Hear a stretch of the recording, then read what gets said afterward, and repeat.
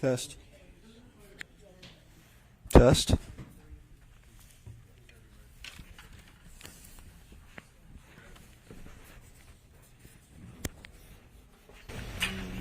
So, set the microphones. See if we. This is your last day, right? That's cool. Yeah. Yeah. I think DIB next week. Yeah. Nope. They're the enemy. Were right. They were.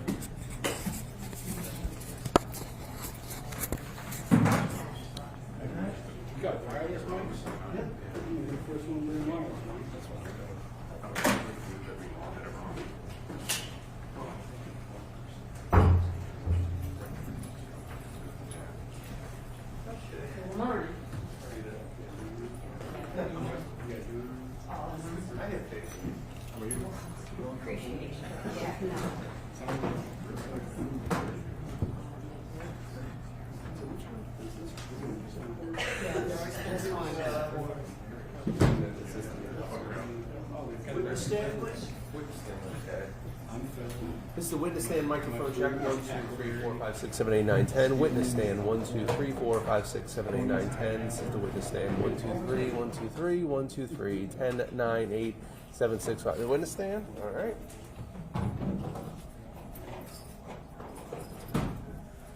We are on podium now. Podium. 1, 2, 3, 10, 9, 8, 7, 6, 5, 4, 3, 2, 1. Podium. Okay. That's good.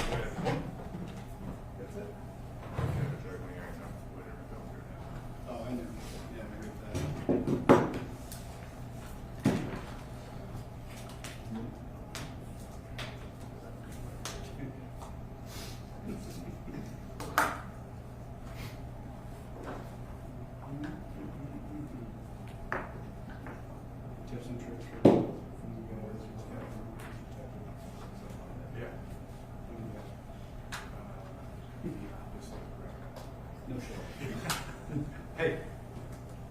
Thank you very much.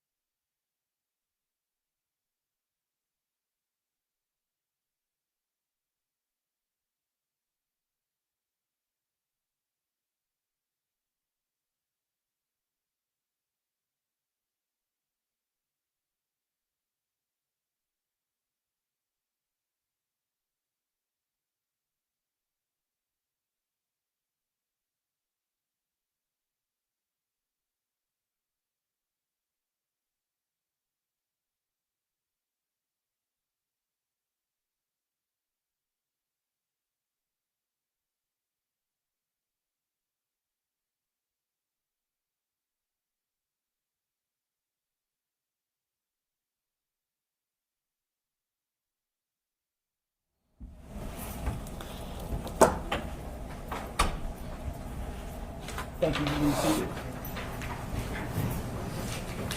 We are back on the record in file 24-21841-FC, People versus Dale Warner. To my understanding at this point, there are some additional records to make with respect to exhibits. Yes, Your Honor. Exhibits 194 through 198 are all admitted, subject to defense counsel's objections. The court ruled they were admissible. Same for People's Exhibit 267. Same for People's Exhibit 230, as well as People's 228.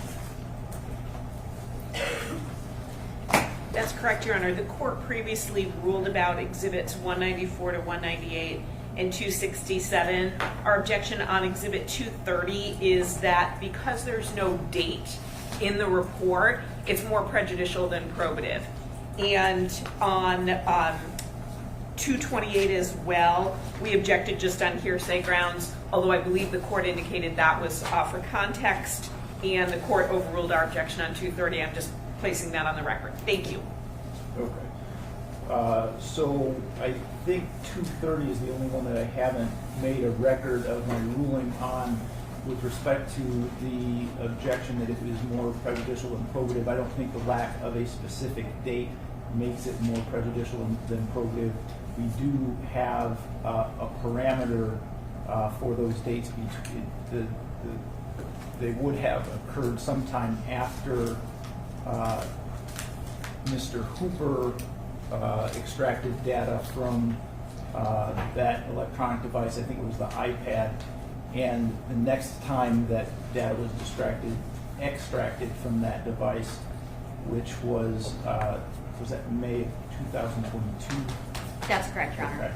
So sometime between Mr. Hooper's extraction in May of 2022, I think that is a sufficient understanding and does not make that information more prejudicial than probative, so I will overrule that objection. Anything else we need to address on the record before we bring the jury back? No, thank you, Your Honor. I just want to make sure that I'm good on the.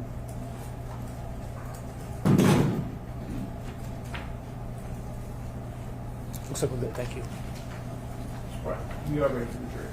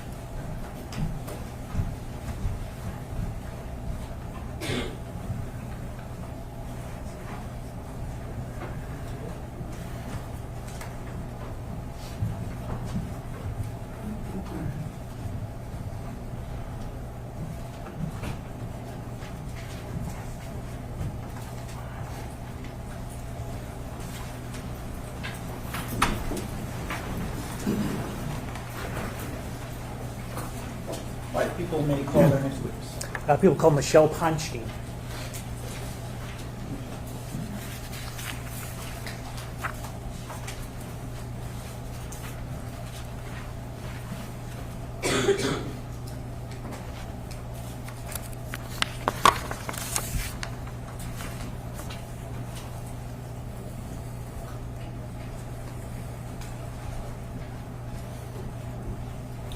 If you'll raise your right hand, please. Do you swear or affirm to tell the truth, the whole truth, and nothing but the truth under penalty for perjury? I do. Okay, you can go ahead and sit down.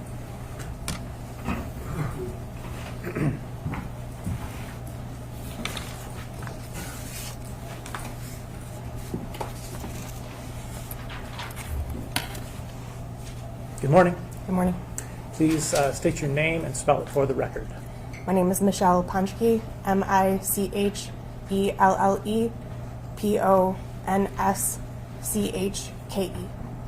And what do you do for a living? I am a laboratory manager for the Michigan State Police forensic laboratory in Lansing. I work in the trace evidence unit. Okay, and what is trace evidence? Trace evidence typically refers to small pieces of materials that can transfer easily between two surfaces. We typically analyze things like paint, glass, fibers, other materials that also can be compared to each other. We're usually comparing things that we know the source of to something that we don't know the source of to see if they could have been created by the same types of materials. And how long have you worked there? It'll be 13 years this coming end of March, so just under 13. Okay. And what is your educational background? I have a bachelor's degree in chemistry and I have a master's degree in forensic science. Okay. And do you have specialized training when it comes to paint analysis? Yes, I What do. kind of training is that? The Michigan State Police Forensic Laboratory has an internal training program for all of the disciplines that we do in the trace evidence unit. The paint training program entails a lot of readings and analyzing various mock paint samples. I've also done a lot of comparison cases that are with known answers that trained analysts then examine my work. I also had to complete a competency case with a known answer that then I had to testify on the results in a mock court. There was also an oral test and a written test that I also had to complete and successfully pass in order to do casework. So is that different from the annual testing that the outside company does? Yes, so in addition to that, once I got signed off to do paint casework, I also do proficiency testing. It is part of our laboratory system that we get proficiency tested in every type of exams that we do. So we have an outside company send us cases that they know the answer to, we do not know the answer to, and we analyze the samples and report our findings in terms of whether or not the samples came from a similar source or were made out of similar materials. So I do a paint proficiency test every year. I think the first year I did one was 2015, and I have been doing one every year since then and have gotten the right answer every year. So, so you get the outside company knows the correct answer, they give you the test, and you compare the two samples. Is that how it works? Yes, that is correct. Okay, and either what are your options when you're comparing two samples? Usually the outside company provides one known sample and two unknown samples, so two question samples, and the goal is to report out whether either of the question samples could have been painted by the same paint source as the known paint sample. So it could be that both question paint samples were painted similarly to the known. It could be that one was and one was not.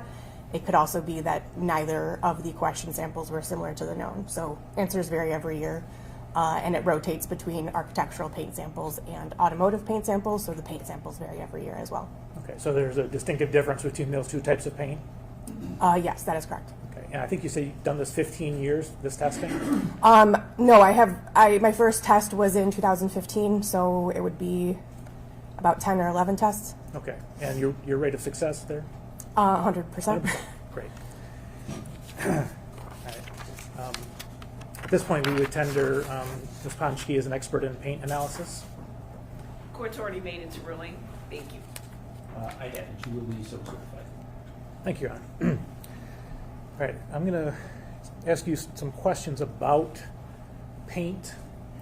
I mean, obviously, I think we all can know what paint is basically, but from your perspective as a chemist and a paint analyst, what do you know about paint that the general public doesn't know, generally speaking? Sure. So paint typically is made up of a solvent, of some binders or one or more binders, additives, and maybe some other contacts, but pigments as well, sorry. So by the time that I'm analyzing it, I'm usually looking at it in its dried state, so the solvent at that point has evaporated, in which case I'm looking at the binder, additives, and pigments, and I'm using various types of instrumentation to compare those binders, pigments, and additives to see if they could be similar to each other or characterize them, as it were. So paint has a lot of different features to it that we can analyze and compare, and also is mass produced, so one type of paint cannot be absolutely identified as the source of another type of paint because it is so mass produced, but we can determine whether paints are similar or dissimilar because they can be made so specific for their uses. Okay. And just for the record, I'm showing the witness people's proposed 300. So you already covered this a little bit, but what is the purpose of you comparing paint samples? The purpose of comparing paint samples usually is to verify whether a question or known sample could have been painted similarly. It also can be used to corroborate witness statements or eyewitness statements. We also are using it as characterization, so sometimes there's, agencies just want to know what type of paint it can be, so we can just use our instrumentation to verify the types of paints that are present in various places, so it can be used as kind of an investigative lead. In cases of hit and runs, if automotive paint is left behind, we can analyze that paint and characterize it and determine using databases what type of vehicle that paint could have come from too. Okay. All right, and as you are doing your analysis, what are you actually physically working with? I am physically working with actual chips of the paint. It can be in the form of paint that I remove from various places. I've been given actual car parts to remove paint from, or I've gone out and removed paint from various sources myself. It also could be chips that an agency has sampled themselves from various places. So it can vary in size, but typically I'm looking at paint chips of one or more layers depending on how many times the actual source has been painted. So they can be very, very small, or they can be larger samples depending on what the source is. Okay. And then you already mentioned there's a difference between automotive and architectural paint. Are there other types of paint that you can put in general categories? Yes, there's also types of paint that we can talk about in terms of like mechanical paint, so tools. Think about your pry bars or other tools that you would have in your garage or your barn. Those can be painted and have a different type of paint. Another type could be non-automotive, so paint that's on boats or scooters or other types of forms of transport, bicycles, that's another type of paint. When I'm looking at paint, I usually categorize it as automotive or non-automotive because that's the easiest, because other types of paint can be used in other forms, and original finish automotive paint typically is only found on automotives. All right, so you said that you are physically looking at chips of paint. How do you get those samples? They can be delivered to me by an agency submitting evidence. Like I said, I also can go retrieve some of that evidence, either by going to a vehicle or going to a scene of a crime or other places and obtaining that paint myself. Additionally, I received clothing from victims of hit and runs, and their clothing can be scraped down to determine if there's any paint chips on their clothing that we can then use for analysis. All right, so let's talk about the chips themselves. Is this slide indicating the size of the chips that you might be looking at? Yes, so this demonstrates paint chips that could have been removed or were removed from debris. So like I said, clothing can be scraped down. There's a lot of debris that comes off of that clothing. It can be dust particles, fiber particles. If they had been outside, a lot of plant material can be on them too. I look through that debris and pull out any potential paint chips to look at further. So this slide demonstrates various paint chips that were removed and placed on a glass slide, kind of to give you an idea of how small some of those paint chips can be. And again, is this further blown up? Yes, so this is those same paint chips on that slide, but further zoomed in. Okay, and again, you just zoom in a little bit more? That is correct, yes. Okay. All right, so how do you go about, once you have your samples, how do you go about actually doing the comparison? So a comparison involves a lot of various steps. The first step is usually microscopy or visual examination that can be done with the aid of microscopy, because like you saw, most times I'm looking at paint chips that can be very, very small. So while I can see them with my naked eye, a microscope can help a lot. So usually doing a microscope or a visual examination via microscope first. It can be using an individual microscope or a comparison microscope. A comparison microscope is basically two microscopes with a bridge across, so I can see two different stages of a microscope at the same time and compare qualities of paint chips to each other. Then moving on, if all of these samples look similar to each other and I don't see any differences, I move on to other steps of visual examinations. One step involves fluorescence, so looking at the fluorescence properties of the paint samples. Do they fluoresce? Do they not fluoresce? Are they fluorescing similarly to each other? Again, looking for any differences. If I don't see any differences, I move on and continue moving on through my analytical scheme that then includes instrumentation, that then looks at chemical components of the paint, actually looking at chemical bonds, elemental data, and every step I'm looking for differences in ways that I can rule out whether or not these paints could be similar or dissimilar. As long as I don't see any differences, I continue moving on with my analytical scheme until I run out of instrumentation to use. Okay. All right, let's go over some of those in a little bit more depth. You talked about microscopy. Can you explain with this slide what we're looking at? So this is a paint chip that was photographed with the use of microscopy. So on the top, you can see this is an automotive paint chip. So you see all that decorative flake, which is used to give your car that shine and impart color to it. So at the top, that K1 image shows the top-down view of a paint chip, and the image on the right, the K1 with the 4 layers exposed, shows what I am actually looking at when I do a comparison, which is exposing all of the layers of the paint chip and then comparing that to another paint chip if possible. If this was the only paint chip I had, or an agency just wanted to know what kind of year, make, model this could have come from, I would only be looking at this and assessing the various layers and analyzing each individual layer to characterize them. In terms of a comparison, I would probably have another chip that hopefully is similar in color and similar in layer sequence, and I would be comparing and looking at each individual layer of that sample as well. Okay, so first step, visual microscopy. And if you're trying to compare a known and an unknown sample, and you saw differences between the two, what would you conclude, if anything? I would conclude that they did not originate from the same source, at least as represented by the known, because all I know usually about the known is the paint sample given to me. So I can't assess the entire known, but I can assess the known as the paint chip is given to me. So as represented by that paint chip, the question could not have originated from that known. Okay. And at that point, if you say these can't be from the same source, what do you do? I would stop my analyses, and that would be the end of it. Okay. And if you can't distinguish, what do you do at that point? If I could not distinguish differences between them, I would continue on with my analysis. So when I had said hopefully they're similar, that means I just meant that hopefully if I've got 2 paint chips, I like doing my work, so I like keep going. But if they are different at that point, I would cease, and that would be the end of my analysis. If they are similar in all layers, in layer sequence, color, thickness, things like that, then I would keep going. And what do we have here? So this is an example of a microscope that I use in the lab. It's called a stereo microscope.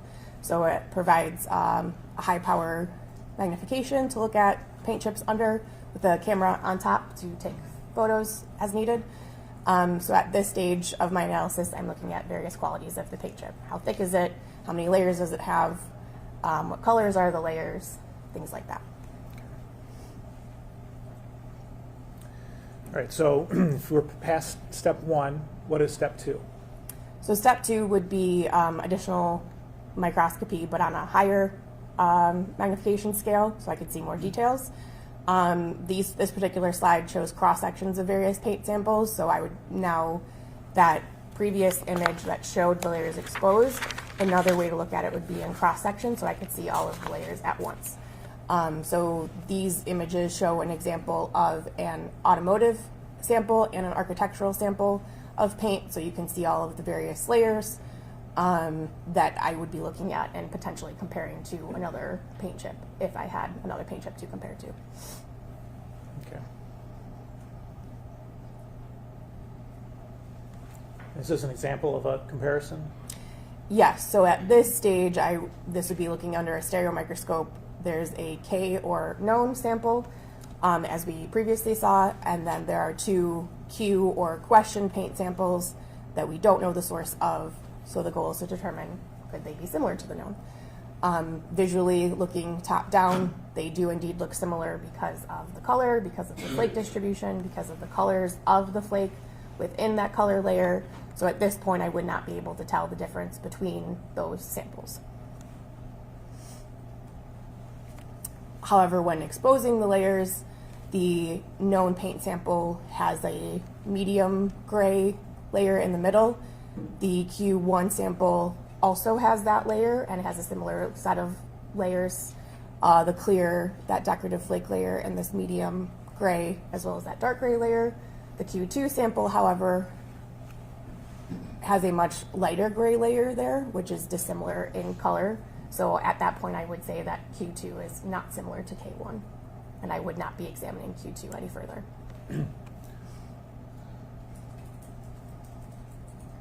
So I got a little bit ahead of myself. All that we just talked about was under the stereo microscope, correct? That is correct, And yes. that's still, that was all step one. Correct. Okay, so you get through the end of that process, you can't distinguish, now we go on to step two. Correct. Okay, great. Describe what step two is. So the next further step would be using a comparison microscope. Like I described, this image on the left here shows the comparison microscope, two microscopes with a bridge across the top, so I can visually examine two microscope stages at the same time. The image on the right is an example of an image taken under a comparison microscope, so that is indeed two different samples that are photographed at the same time under the same magnification. So I can compare under high power magnification using a polarized light microscope, because that's what the two sides of our comparison scope are made up of, which just provides higher contrast, because I'm now looking under very high magnification, so not much light is coming through. So providing higher contrast to see more specific characteristics of the paint. So now I'm comparing side by side a question and known sample, and at this point I could be comparing cross sections, but I also can be comparing actual samples of individual layers of paint as well. So the left and the right image here that you're looking at, are you saying those are the same or dissimilar? Those would be considered similar. Similar, okay. And what other kinds of things can you do with the polarized light microscopy?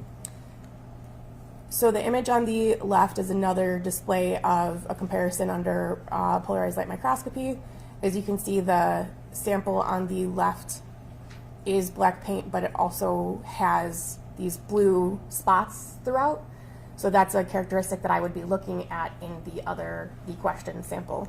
And the sample on the right there is also black paint, but does not have those blue spot characteristics throughout. So at that point, I would say I think these are different, but I'm going to keep looking because I'm already at the microscope, so I'll look for any other dissimilarities. So then the image on the right then shows these two paints under crossed polars. So if you think about your polarized sunglasses, you're now adding more contrast to it to see any other particular characteristics that might show up better under cross polarization. These particular samples do not have any characteristics that show up better under cross polarization, but it's just an example of another feature that I can use under the microscope to compare samples. I can also do fluorescence. So these are the exact same two black paints examined under various fluorescent lighting conditions. So I'm looking at the color of the fluorescence and the strength of the fluorescence to see, do they fluoresce similarly, similar in color, or similar in brightness. These fluoresce slightly differently. The sample on the left consistently fluoresces a little bit brighter than the sample on the right, which I would say is probably a difference that I would note, but because I have already determined that they have those blue flakes in the known sample that were not in the question sample, this is another reason why I would say that these are from different sources. Okay, so now is that the end of the second method that you would use to distinguish between paints? Correct. Okay, all right. So again, you get there, you see a difference in the known and the unknown. What do you do? If I see differences, I would stop my examination. Okay, and if you don't? And if I don't, I would keep going and move on to instrumentation. Okay. And is that what the FTIR is? Yes, so Fourier transform infrared spectroscopy, or FTIR, is examining the actual chemical bonds of the paint. So when I'm analyzing paint, I'm directing an infrared light at the paint sample, and any chemical bonds that can interact with infrared light result in a spectrum with peaks. So each individual peak corresponds to chemical bonds within the sample. So if they have different chemical bonds, their spectra would look different. And if they have all of the same chemical bonds, at least chemical bonds that interact with infrared spectroscopy, their spectra would look identical. So the first few steps you were actually looking visibly, can I visibly distinguish? And now we're like, can we chemically distinguish? Correct. Okay. Is this the instrument that you would use? Yes.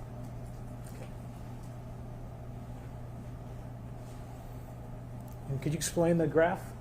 Yeah, so this is an infrared spectrum of a sample of yellow paint from a pry bar. So this is an example of the peaks that I was referring to. All the peaks are pointing down, and each peak corresponds to a wave number or a specific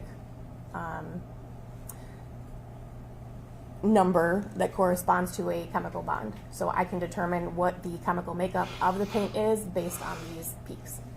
Okay. And so again, just to be clear for the jury, the peaks are actually the down. So for example, and you tell me this, looking here at 1750 on the scale, is that what you're referring to? Yes, I believe the peak is labeled 1722. My eyesight is correct. But each peak that has a label pointing off of it, 1723. Okay. So yeah, the points down are the peaks. Okay. And you know from your training and experience what that means, that they have a down peak right there?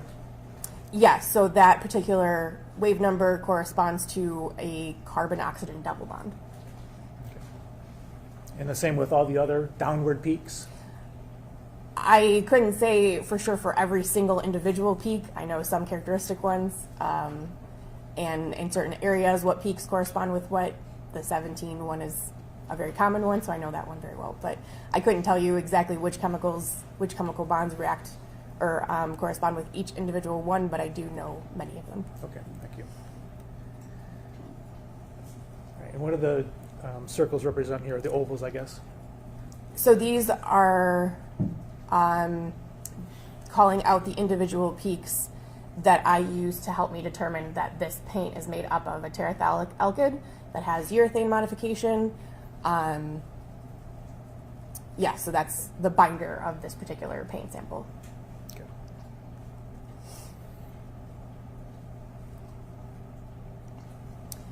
This spectrum also points out that the paint also contains kaolinite and titanium dioxide and calcium carbonate. That was the other one. So those particular peaks that are circled help me characterize it, the additives that are present in that particular paint. Okay, so I think this one was binders, Correct. and this one is additives? Correct. Okay. And what about this one? So this is a comparison between two pry bars. So each individual spectrum is corresponding to a different sample of pry bar paint. There are no differences between these two spectra, so at this point I would continue on with my analyses if I was comparing these two paints, because I cannot tell the difference via infrared. And what's different here? So in this case, these two spectra, also from two separate yellow pry bars, have the same binder, so they're both made up of terephthalic alkyds, but they have different additives. So in general, these spectra look very similar, but they're ultimately different because they contain different additives. So there are different peaks that correspond to those additives that are present in one and are not present in the other. So is there an imaginary dividing line between the left and the right side of this slide? What do you mean by So imaginary? it just looks like the ones on the right are more different than the peaks on the left. It just corresponds with various chemical bonds, so I would say that there's more chemical bonds that are represented on the right side of the spectrum that are what are causing me to say that they're different. Okay.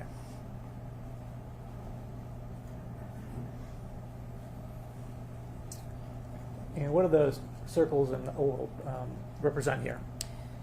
So as previously discussed, one of the spectrum contain kaolinite, which are those two peaks off to the left that are in one sample and are not present in the other, so that's a difference. This also shows that one of the samples contains barium sulfate, which are those two peaks off to the right that are present again in one sample and not the other. And because these are both two different types of additives that are present in one sample and not present in the opposite, that means these two paint samples are different. Okay, what about this slide? This slide shows again two paint samples. One is from a pry bar and one is a sample of questioned yellow paint, so paint we don't know the origin of. And in a comparison between these two, I would say they are different because they have different binders and additives. So nothing about these paints are similar except for maybe their color. All right, so we're on to another step now, correct? Correct. Okay, and so again, same thing. If you can't distinguish between the two, now we're here to scanning electron microscopy, energy dispersive spectroscopy. Correct. Okay. Could you explain that to the jury?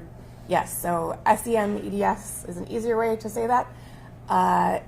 This point, I'm comparing samples under a very high power microscope that uses an electron beam to create an image. That electron beam interacts with the sample, and electrons and X-rays eject from the sample, and I measure those using the instrumentation. Those energies that eject from the sample very much correspond to particular elements. So using that instrumentation, I can determine what actual chemical elements are present in each paint sample. Okay. And is this the SEM EDS here? Yes. Okay. And then the image on the right, what is that? That is a cross-section of an automotive paint sample that was generated by the scanning electron microscope. As you can see, it's all black and white or grayscale because the image is generated by electrons. So if you've seen an image of a very zoomed in fly head, that was probably an image taken under an SEM. However, if you've seen it in color, that color is imparted later because the image itself generated by the microscope is in grayscale. And is this a readout from that instrument? Yes, so this is the energy dispersive spectrum of a layer of paint. So now the peaks are pointing upwards, but each peak corresponds to a specific element on the periodic table. Okay. So what elements are present here?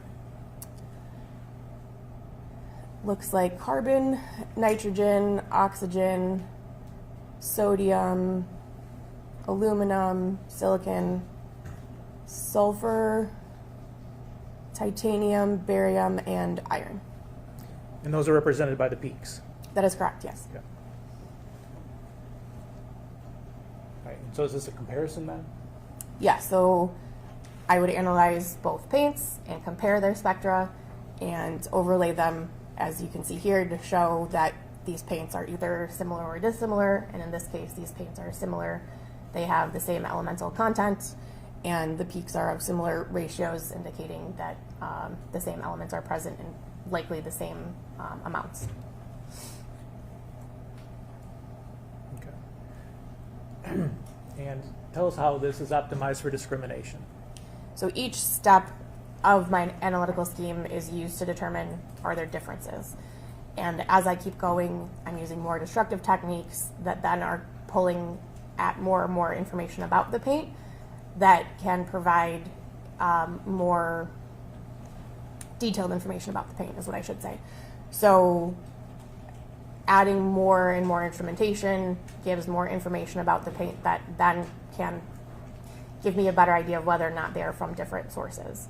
So going from visual examinations, do they look similar, down to now the elemental content, are they made up of the same stuff? If they were dissimilar at previous steps, obviously, like I said, they would be done with the exam, but once we get down to the elemental level, it's harder to say whether or not they could have come from different sources, because they're, at that point, I only use exams that show they're made up of similar content. All right, so as you reach your conclusions, what are some examples? So we use an association scale in the trace evidence unit when we're comparing materials. So one of the examination conclusions could be that they're dissimilar, so they did not originate from the same source, which would be an exclusion. I could also say that they're similar to one another, and that they could have originated from the same source or any other source that is similar to this, because like I had said, paints are mass produced, so there are other possible sources of this paint that are also similar that I could not differentiate. It's also possible that I can't reach a conclusion, or samples are too small to do the entire analytical scheme on, in which case I can't reach a full conclusion. All right, so you mentioned that you kind of have an association scale, is that correct? Correct. All right, can you explain how that works? So when I complete my analyses, I report out my findings, and each report includes a conclusion with something from the association scale to kind of clarify what that conclusion means. So like I said, two paints that are dissimilar to each other on our scale is an exclusion. They did not originate from the same source. There's other levels of association. So two paints that are similar to each other would fall at the middle of that scale, which is a level 3 association, which means that these two paints are similar to each other. In all of the exams that I conducted, I cannot tell the difference between these two paints. However, again, because they're mass produced, there are other sources that could also be indistinguishable from these paints. Okay, so this is used by the Michigan State Police, your unit? That is across the board? correct. Okay. So let's talk about the specific. So you said that 3 is when you cannot tell the difference. What would be the difference between a 3 and a level 1? So a level 1 is used when the paints can be physically fit back together, kind of like puzzle pieces. We call that a physical fit. At that point, we would identify that these paints we would say that this known source is identified as the source of the question paint because they fit together. That fit would not be expected between any other paint sources, or two paint samples, I apologize. So that can only happen when we have a physical match between two paint sources. Okay, so is this an example of that? Yes, so on the left we have an image of a vehicle hood that had paint missing from it, and various paint chips have now been fit back to the hood. The image on the right is a zoomed in image of that to show a paint chip lined up with the hood, so you can see that the edges align, that there are scratches or striations that also correspond across that crack. So at this point, an analyst would say that that is a physical fit, and that question paint chip originated from the hood. So you've got a top piece and a bottom piece, correct? Correct. And you're saying that one of those is from maybe the scene of a hit and run, and the other one is from the car you're trying to match to. Is that about right? Yes, that is correct. Okay. And then because it matches up perfectly, you're saying this came from that car. Correct. Okay. Is there any other way to get a level 1 match? Association, I'm sorry. No. Okay. So again, what's level 2 now? So level 2 is a high degree of association.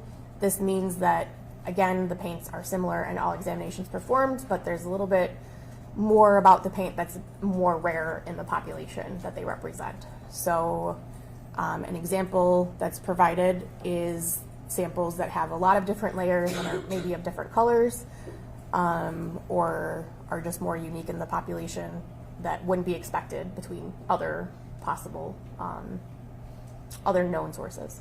Okay. So is this an example of that? Yes, so that's an image of, under the comparison microscope, of two paint samples from a vehicle.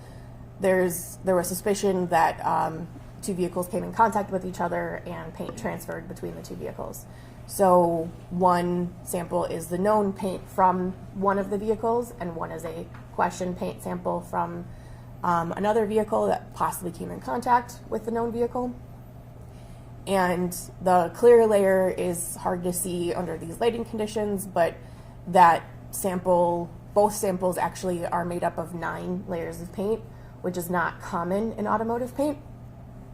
So because both samples have 9 layers of paint and each individual layer of paint is similar, was similar under all examinations performed, this makes it a little bit more unique of an association in that there are more layers that are similar, and 9 layers in an automotive paint sample is not common in automotive paint.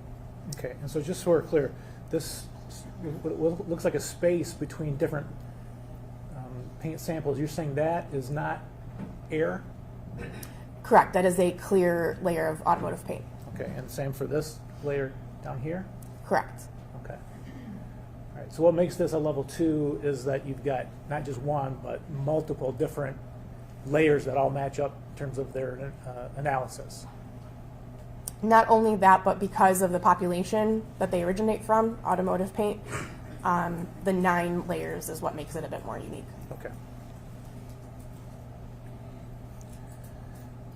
All right, so you're saying, I think you already mentioned that a level 3 association, excuse me, is when you can't distinguish. You go through all of your steps, the 5 steps that we talked about, the visual steps, the chemical steps. You can't distinguish. That's where we're at level 3? Correct. Okay. And then are you able to tell, for example, like at a level 3 association, the manufacturer of the paint? No. And are you able to tell within a manufacturer, if you know like the manufacturer of it, are you able to tell like the batch that this came from? No. Okay. All right, so let's go over level 4 and level 5. So level 4 is a limited association, which means that all of the exams were indeed similar. It's just that there's something about them that, about the samples that makes the paint a little bit more common in the population, or that there was something about the sample, maybe one of the question sample was smeared onto a surface, so it's a little bit harder to examine and compare, which makes the association a bit more limited because I can't measure or examine as many properties as I would like about it. A level 5 is an inconclusive, which means that there are differences between these samples, but I can't assess if these differences are due to them being of different sources, or if there's differences because of things like contamination or because of the source of where these samples originated from, things of that nature. Okay. So if like paint had dirt in it when it was applied, would that be something that would make it inconclusive? That could be a reason, yes. Okay. All right, and there are a couple other results that you could return with? Yes, so these are outside of the associations. Unsuitable for comparison means these samples, I can't draw a conclusion between the two because these samples aren't suitable to be compared to each other. Elimination means that these samples did not originate from the same source, they're different. Inconclusive non-association means that there are dissimilarities between the two samples, and there's limiting factors that prevent me from determining how important these differences are, and it's a safer bet to say that it's inconclusive. Okay, thank you. All right, now let's turn to this case. Did you examine the tank that's at issue in this case, tank 34? Yes. And what did you do? I collected various paint samples from one end of the tank. I was informed that one end of the tank had been suspected of being welded and painted, so I collected paint samples from that particular end of the tank and along the length of the tank. I believe I collected 6 or 7 samples in total. Okay. Secretary, could you get Exhibit 237, please? Not 237, 301. And hand it to the witness, please. Sure. If you could open it for her.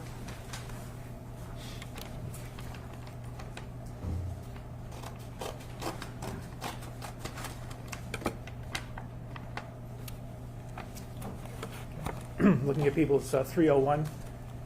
You recognize those things? Yes, so People's Exhibit 301 is an envelope labeled container LV6. It contains various envelopes that I would have collected.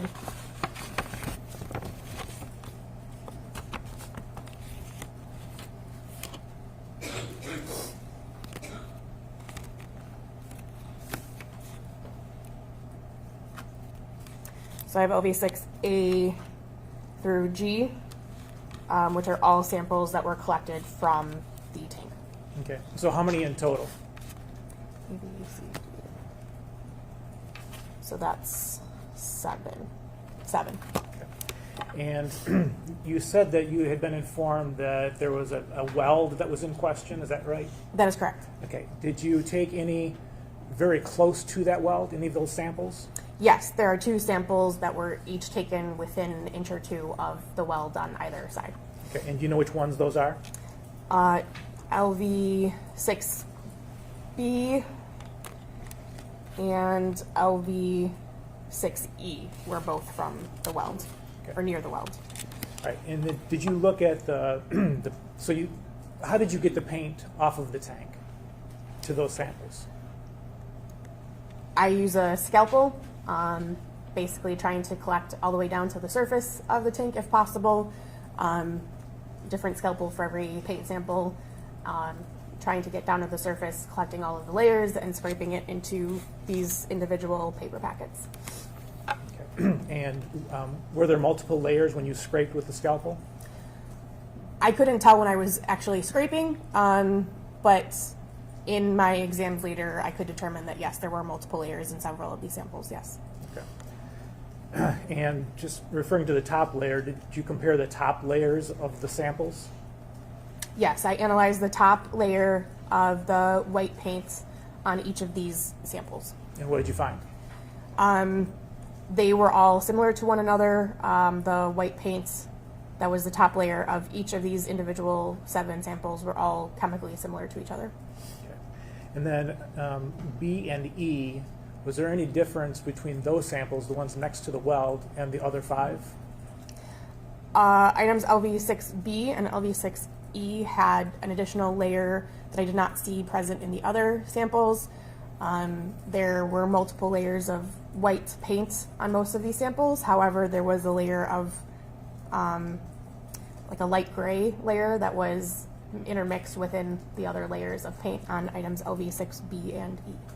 Okay, and you say light gray, is that, you observe that color under the microscope? Yes, so to the naked eye it would probably look white, but under the microscope it looked gray when compared to other white layers. Okay, and just on those 2, not on the other 5? Correct. Okay.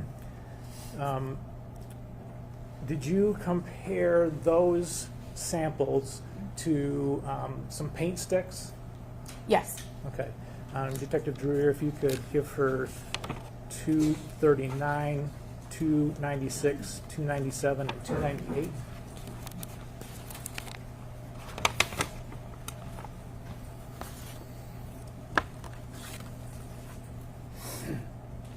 You recognize those?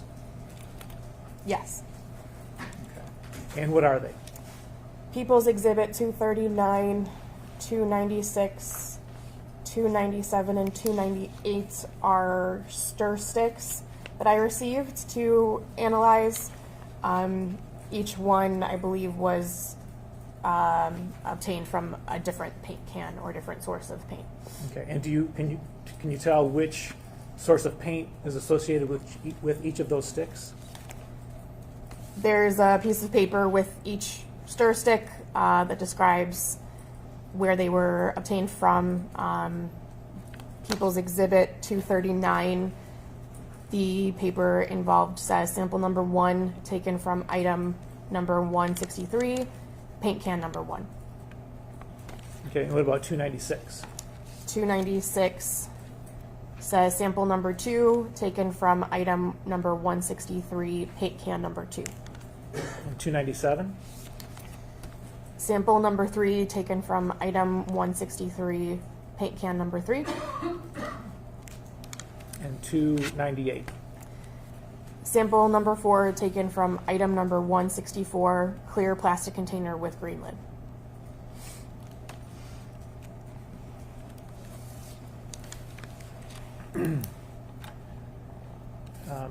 Did you also examine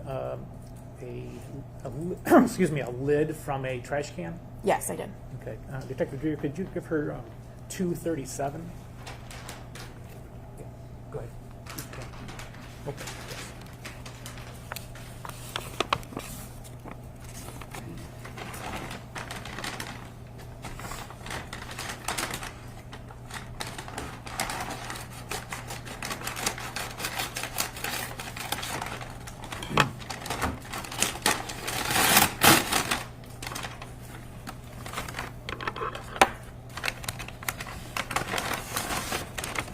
Do you recognize what's in what's People's 237? Yes, People's Exhibit 237.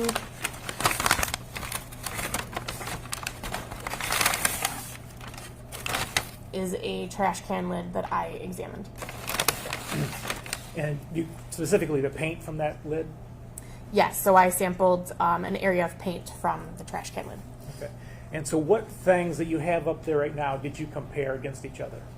So samples from LV6, the top layer of paint was analyzed, and because the top layer of paint chemically was similar amongst all of the samples, only one of the samples then was used to further compare to the stir sticks.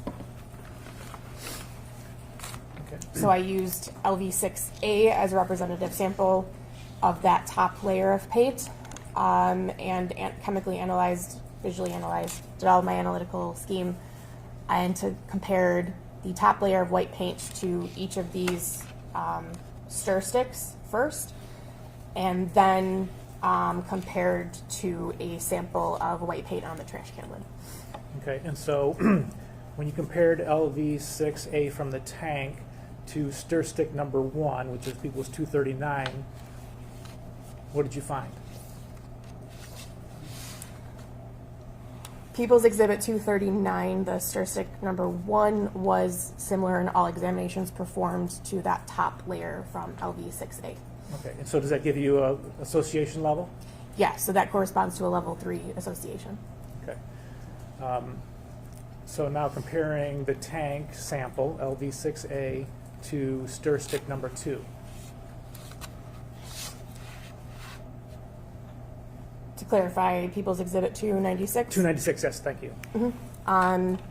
So People's Exhibit 296 was also similar in all examinations performed to the top layer of LV6A. So also level 3?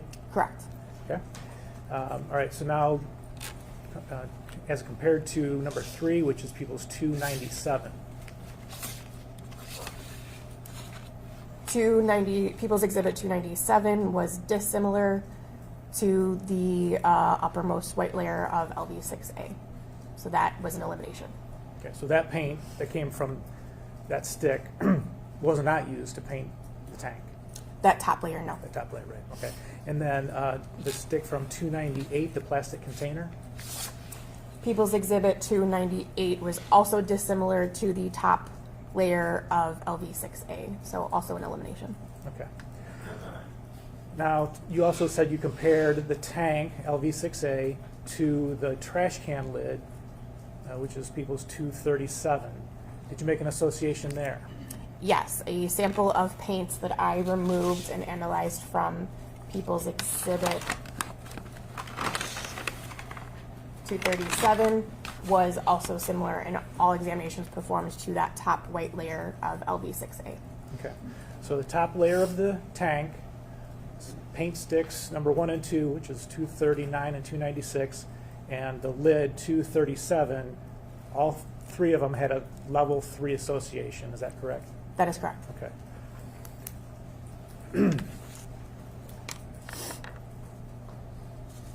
Now, again, I just want to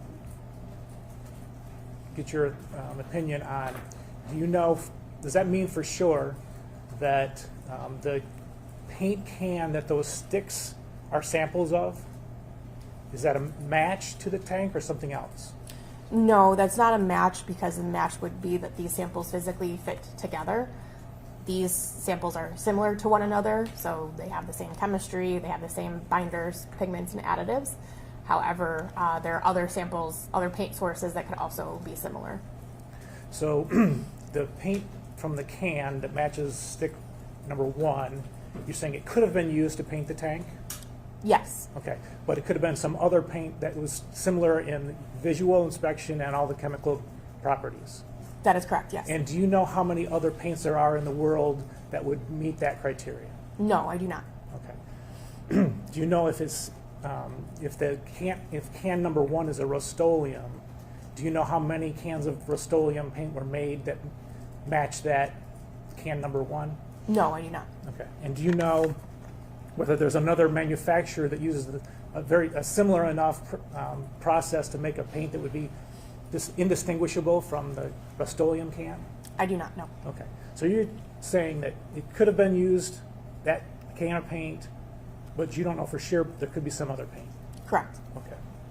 Did you make any reports in this case? Yes, I did. All right.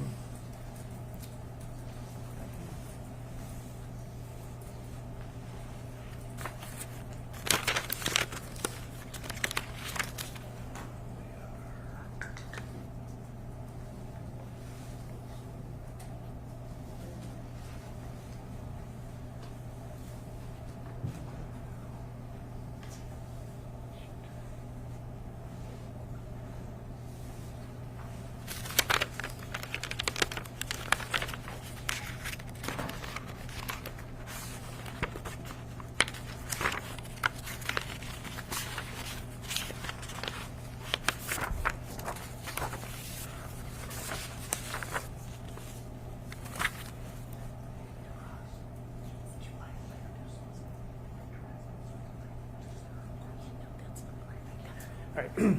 That's all I had at this time. Thank you. Oh, here they are. Here underneath.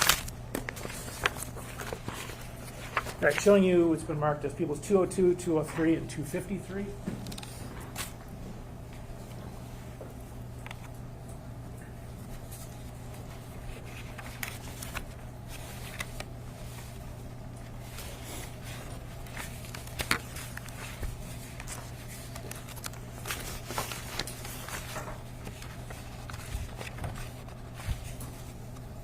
People's Exhibit 202, 203, and 253 are all reports I authored in this case.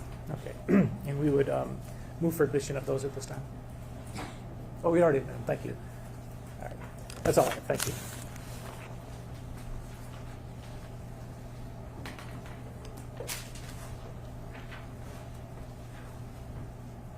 Ms. Punchke, good morning. Good morning.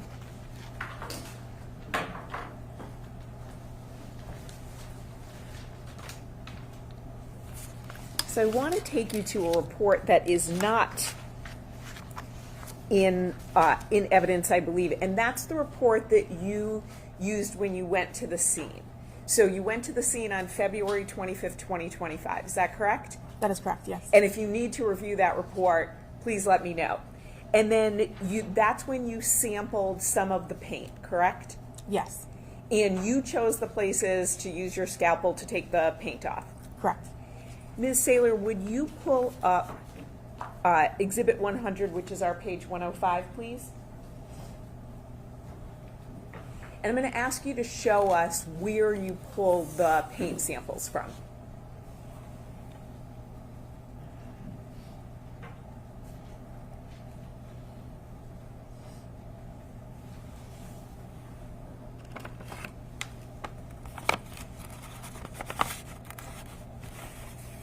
Well, while that's coming up, I'll ask you a few other questions and then we'll go back to that. So when you were doing your work, sorry,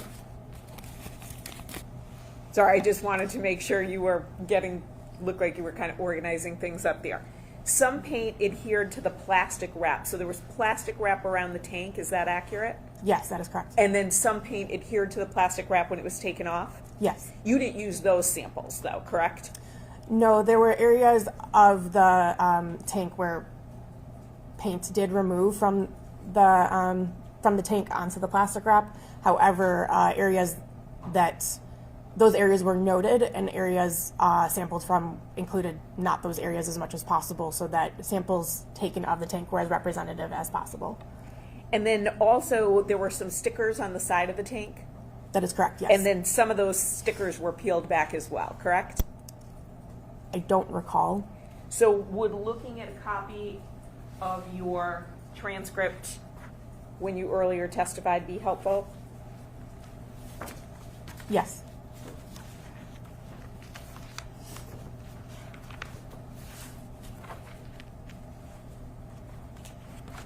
And I apologize, Ms. Saylor, I believe that you took up the transcript, but I should ask you to take up the report. So if you want, there you go.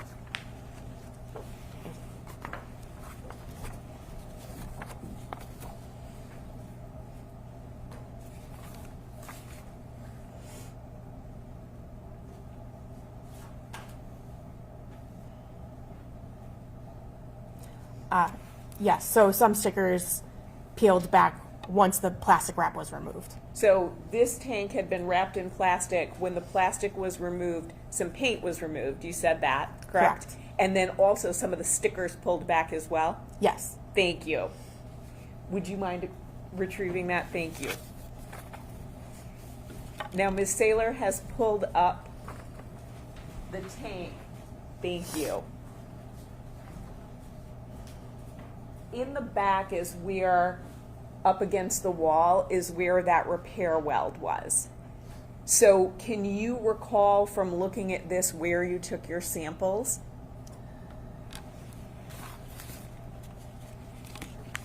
And are you looking at a report to help refresh your memory? No, actually, sorry. Can I look at the actual paint samples themselves? to Sure, refresh my memory? absolutely, yes. We So- just have to note on the record if you're referring to something that's not from your memory. So go ahead. Understood. So items LV6A, LV6B,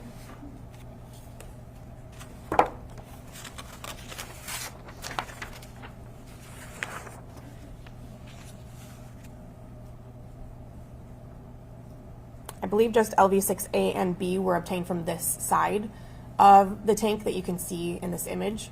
LV6B would have been taken from closer to the weld above that War Ag sticker, and LV6A says it was taken directly above the sticker, the War Ag sticker. So those were on this side of the tank. And then, so that's A and B. Correct. Then we have C, D, E, and F and G. So you took 7 total. Yes. So those were from the other side of the tank? They were either from that end cap of the tank or on the other side of the tank, yes. So when you say end cap, are you talking about the end cap that's closer to 34? Would you zoom in on that, Ms. Saylor? Are you talking about that end cap? No, I apologize. I'm talking about the other end cap where it was suspected of being welded. So which one was taken from that end cap?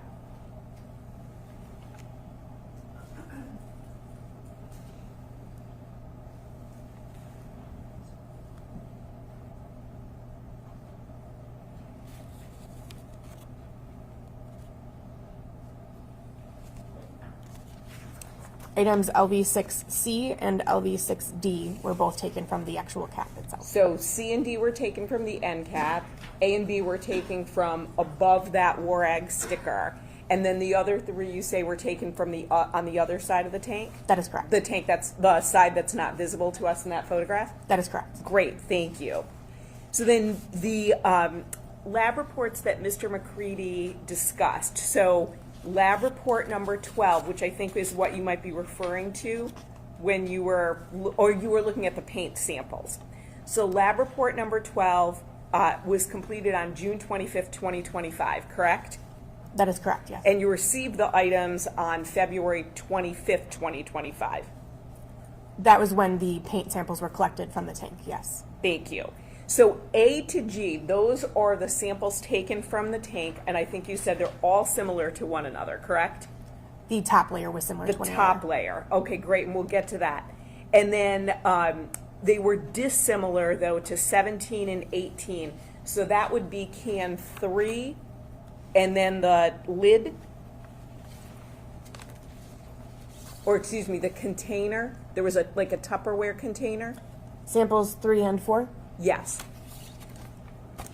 So samples 3 and 4 correspond to my item 17 and 18, and yes, the top layer of the white paint from these LV6 items were dissimilar to those items. So essentially you had 3 paint cans, and I know you didn't have the physical cans themselves, they were stir sticks. But so you had 3 paint cans and then like a little Tupperware container that had paint in it. And so the Tupperware container and can 3 you said were dissimilar, but you thought these were similar to cans 1 and 2, correct? That is correct, yes. Thank you.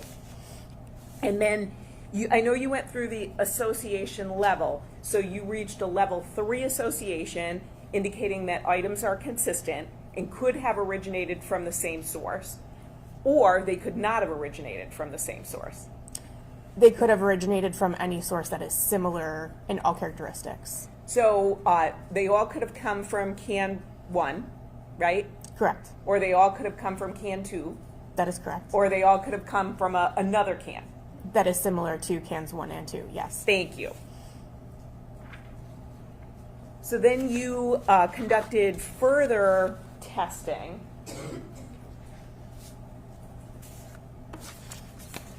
And that would be report 13.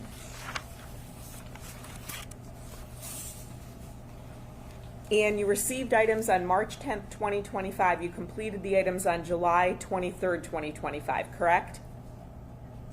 That is correct, yes. And this is a situation where you were looking at the layers of the paint?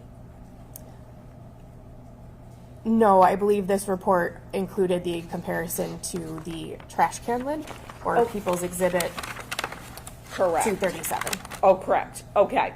So you had the trash can lid.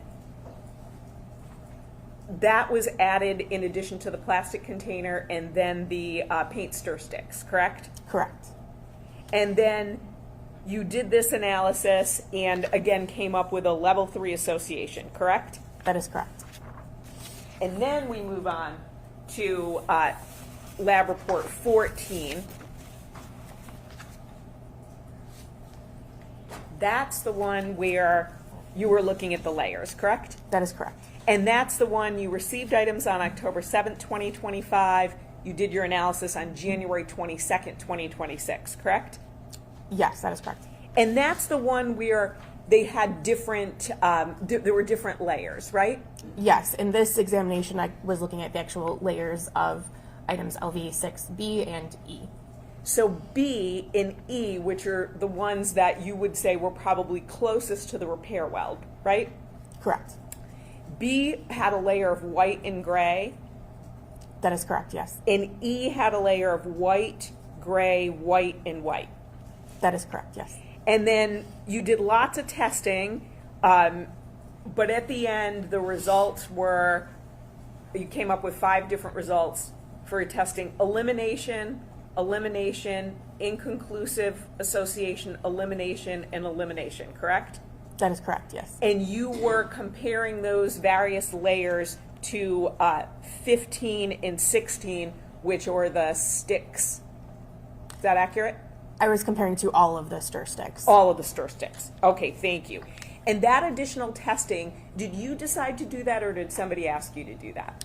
I was requested to do that. I had, after completing the 2 prior reports, so People's Exhibit 202 and 203, I had advised Detective Juror that I had seen additional layers of paint and asked if it would be helpful for me to analyze those layers of paint and do further comparisons, and he requested that I do them. Thank you. Now, is there a level of subjectivity to the paint analysis? I don't believe so, no.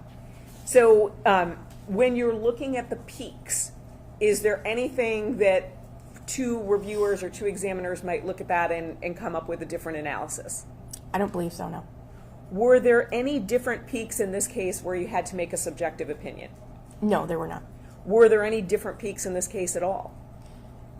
Depending on the paint samples, yes. Okay, so talk to me about that. So, of the known stir sticks, People's Exhibit 239 and 296 were chemically similar to one another, so I could not tell the difference between those two, including their infrared peaks. People's Exhibit 297 and 298, they were dissimilar to the other two People's Exhibit 239 and 296. So I was able to categorize the stir sticks into 3 categories essentially. So I was provided 4 stir sticks, and there were 3 different chemistry profiles, let's say, that originated from the analysis of those 4 stir sticks. So let me ask you a specific question. A is from the tank, and 16 is the stir stick for can 2, correct? Correct. Now, what does this mean? Spectre of item LV6A and item 16 had an inversion in their 1385 centimeter-1 peaks, making it look like there were 2 peaks in that region. It has been determined under CR number 12 that this was due to a 1385 centimeter-1 peak appearing in the background being subtracted out of these spectra. What does that mean? Can you repeat that? I'm sorry. Sure. And do you want to see that? That would be very helpful, yes. Great. It's page 91, please.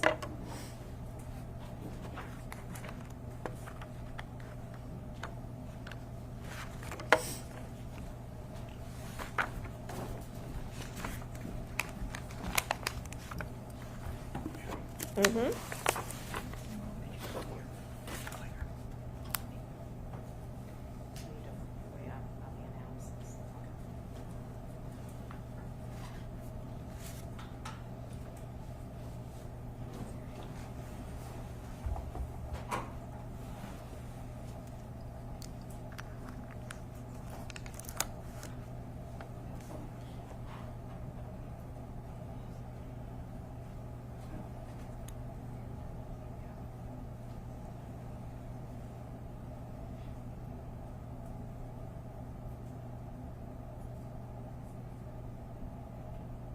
Okay. Thank you. So you're the analyst, correct? Correct. I saw that. And so you typed those words, right? Yes, I did. Okay, so tell us what they mean. So an inversion means that instead of the peaks going down, there's peaks going up, which is not something that happens frequently, but can happen. Usually that means there's background interference on the instrument. So I can diagnose that as an issue with the background itself, and not necessarily an issue, but something that can occur on the instrument. And because I can see that it happened in the background, and I can see that there are peaks that are inverting in both spectra, or even in one spectra, I can figure out that it came from the actual background that I collect prior to analyzing samples, in which case I know why those peaks are inverting, because that's taking it from the background and adding it to the spectrum. Is there another reason why peaks might invert? It's very possible, but not that I'm aware of. So you made that determination that this was something that was related to background, correct? Yes, correct, yes. Thank you.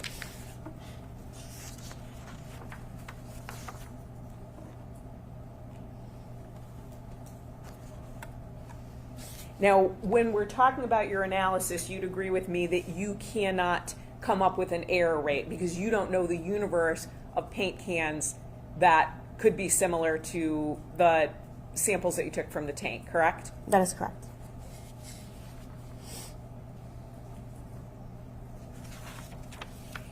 And I think when you were talking to Mr. McCready, you were very candid. You have absolutely no idea how many cans of Rust-Oleum exist in the world, right? That is correct. And there's not, is there a way for you to find that out? Can you ask the manufacturer?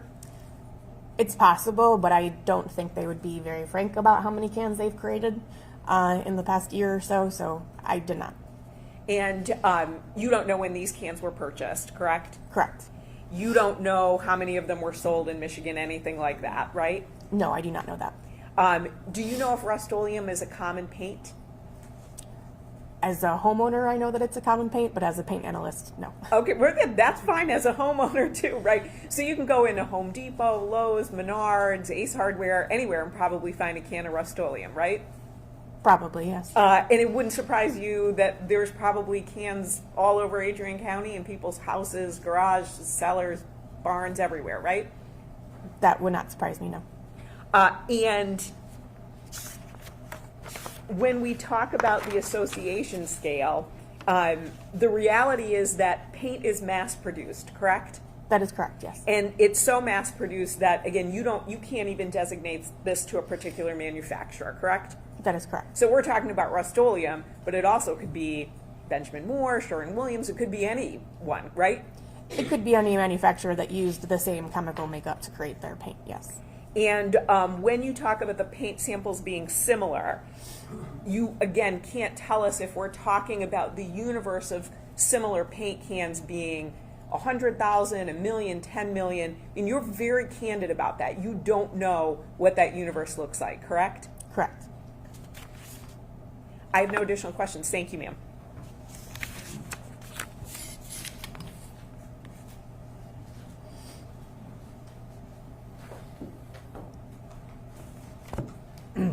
Does your unit practice peer review?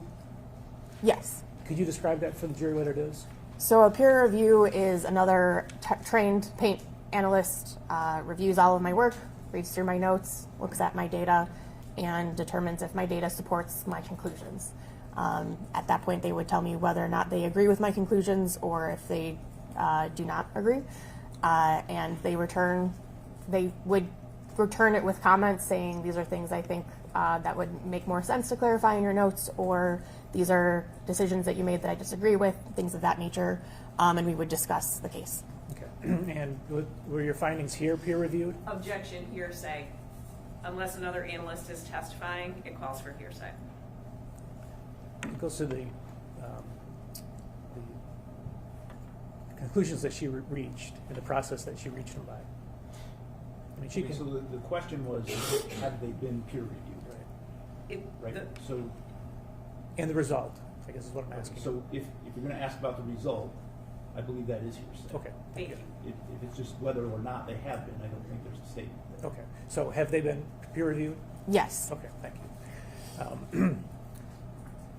Second of all, you said that there was next to the welds, next to the weld on either side, this gray layer that would appear white to the naked eye. The question is, were you given a sample of something to compare? Were you given a sample of spray paint to compare to that gray layer? No, I was not. Okay. All right. The last thing, Your Honor, if I may, I'd like to publish the trash can lid to the jury at this time. No objection, thank you. You may go ahead.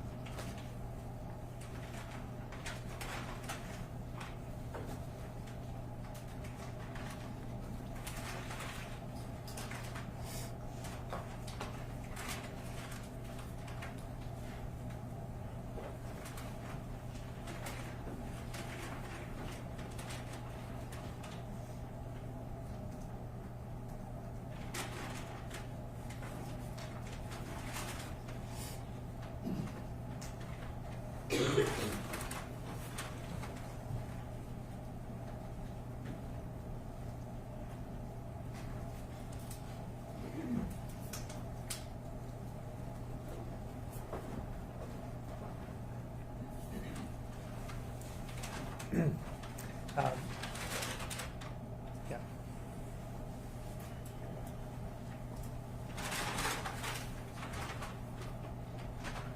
That's all I had at this point, Your Honor. Thank you. Any further questions, Ms. Sharkey? No, thank you, Your Honor. Okay. As far as the people are concerned, she may be released from her subpoena. No objection, thank you. Okay, thank you, Ms. Paczki, you are free to go. Approach, Your Honor. You may.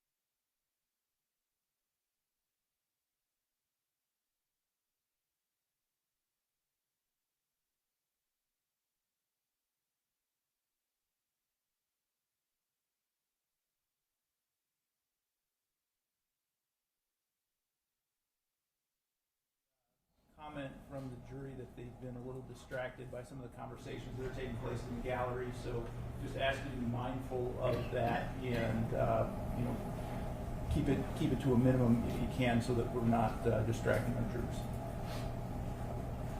Are we otherwise ready to bring them back? Yes.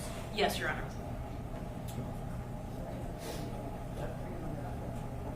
Oh, shoot. I may not be hooked up. Let me make sure. Yep. Yep, we're good. Yes, thanks.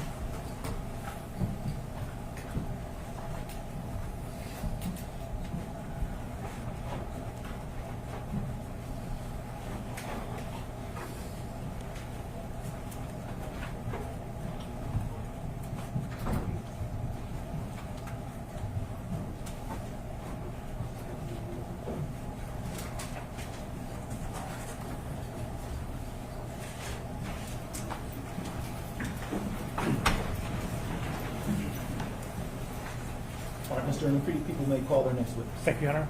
People call Amanda Set.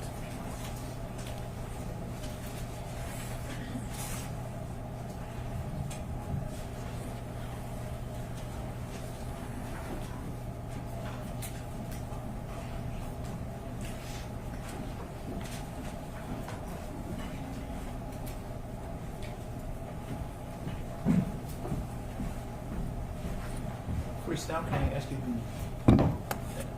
raise your right? Do you swear or affirm to tell the truth, the whole truth, and nothing but the truth under penalty for perjury? Okay, nice.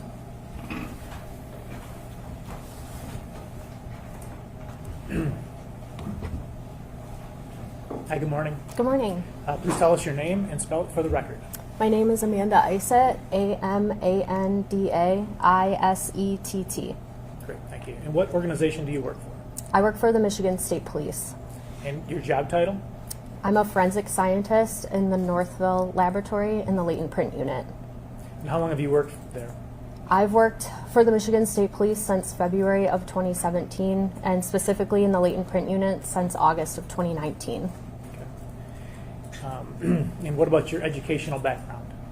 I earned a Bachelor of Science degree in neuroscience from the University of Michigan in 2013, and I earned a Master of Science degree in crime scene investigation from the George Washington University in 2016.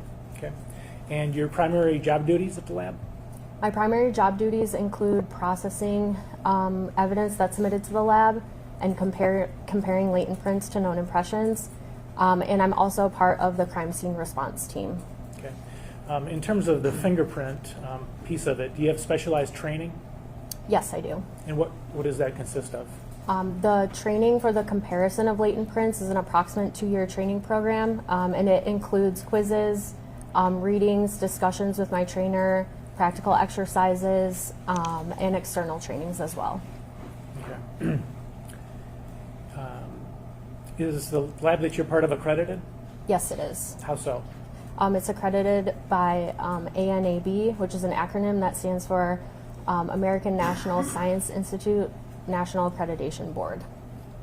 And in terms of the fingerprint analysis that you do, is there something in place for quality review of your results? Yes, there is. And what is that?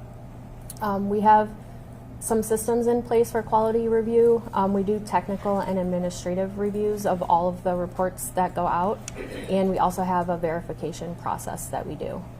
Okay. And so every time you release a report, it gets verified? Every time I release a report, it's technically and administratively reviewed. Okay.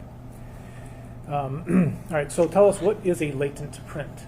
A latent print is the chance reproduction of the friction ridge skin. So the friction ridge skin is the specialized skin that's on the palms of your hands and the fingers and the bottoms of your feet, and it's left behind when you touch an object.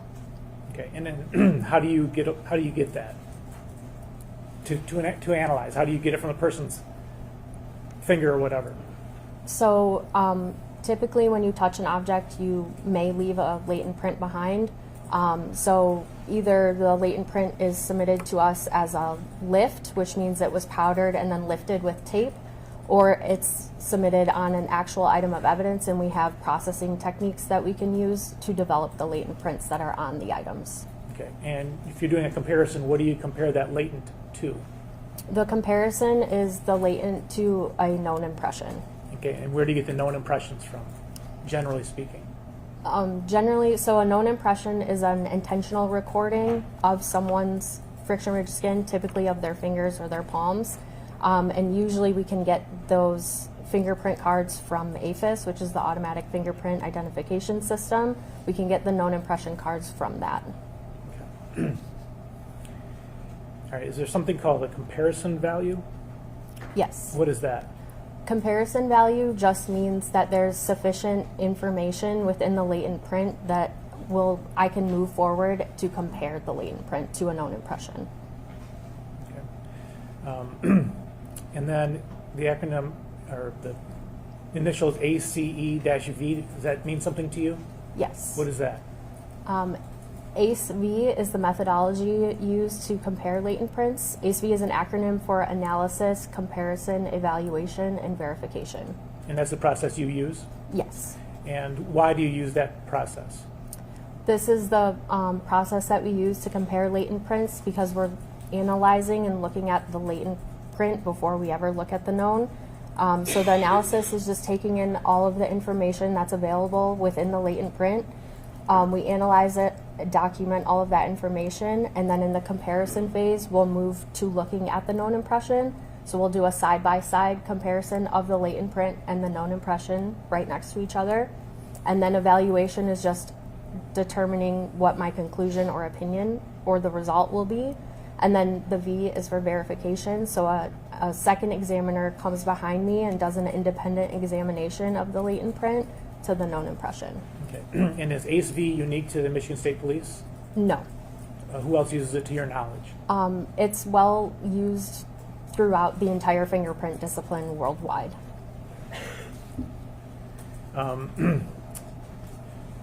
Do fingerprints change over time, or how are they generated, I guess is the question. So you are born with your fingerprints. Your fingerprints form in utero. They are highly variable and discriminating, and they are persistent, which means they do not typically change over time unless some injury or scarring occurs. And you said variable and discriminating. What does that mean? Highly variable and discriminating just means that the friction ridge skin and the features within the friction ridge skin is variable between not only yourself but also people around you. At this point, we would tender Ms. Isett, is that right? As an expert in fingerprint analysis. We'll leave it in the discussion of the board. I will so certify you guys. Thank you. All right, so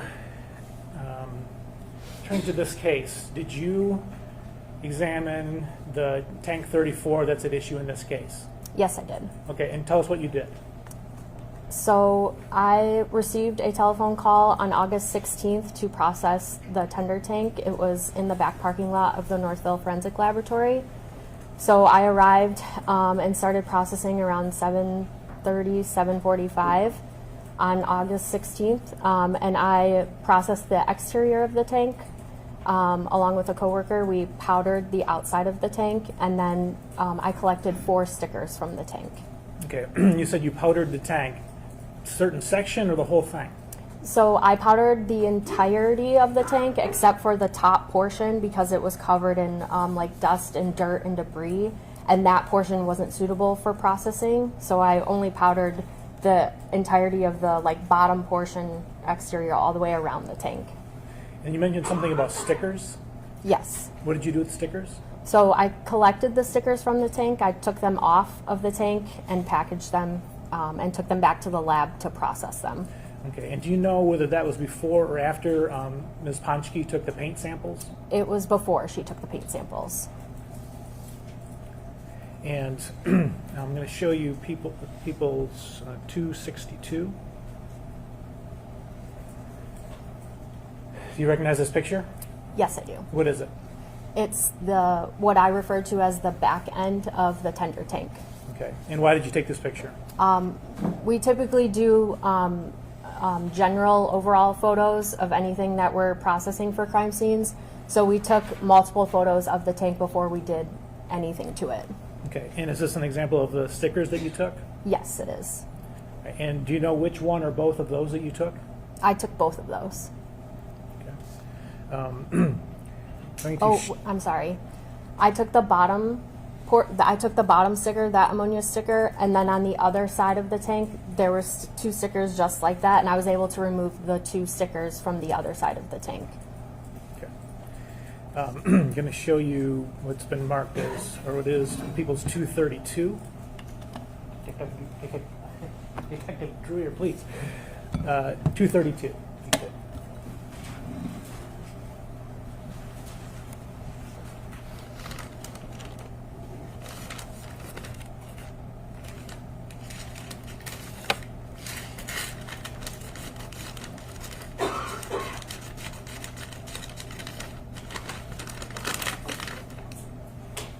If you could remove that, please. Can I put my gloves on first? Sure.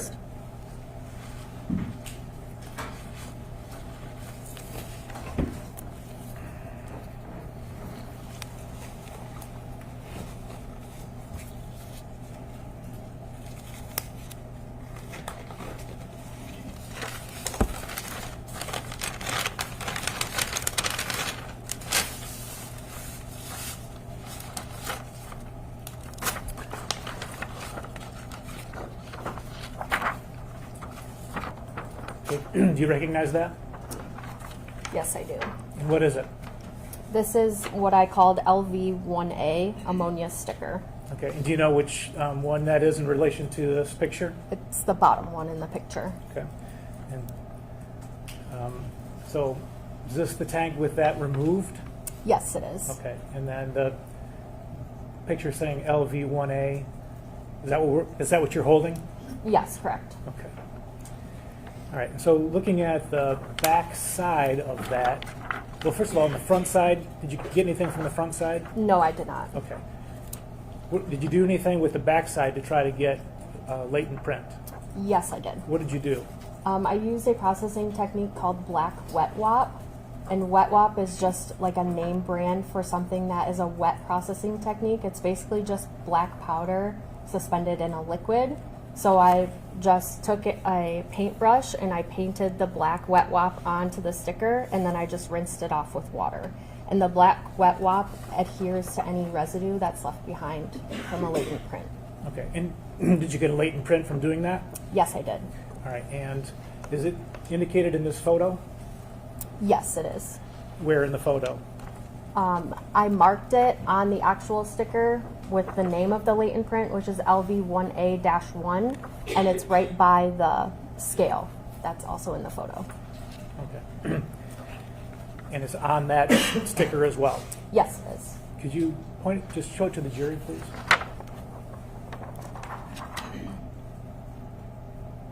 Okay. All right, did you do anything at that point to help you in your analysis once you had the latent?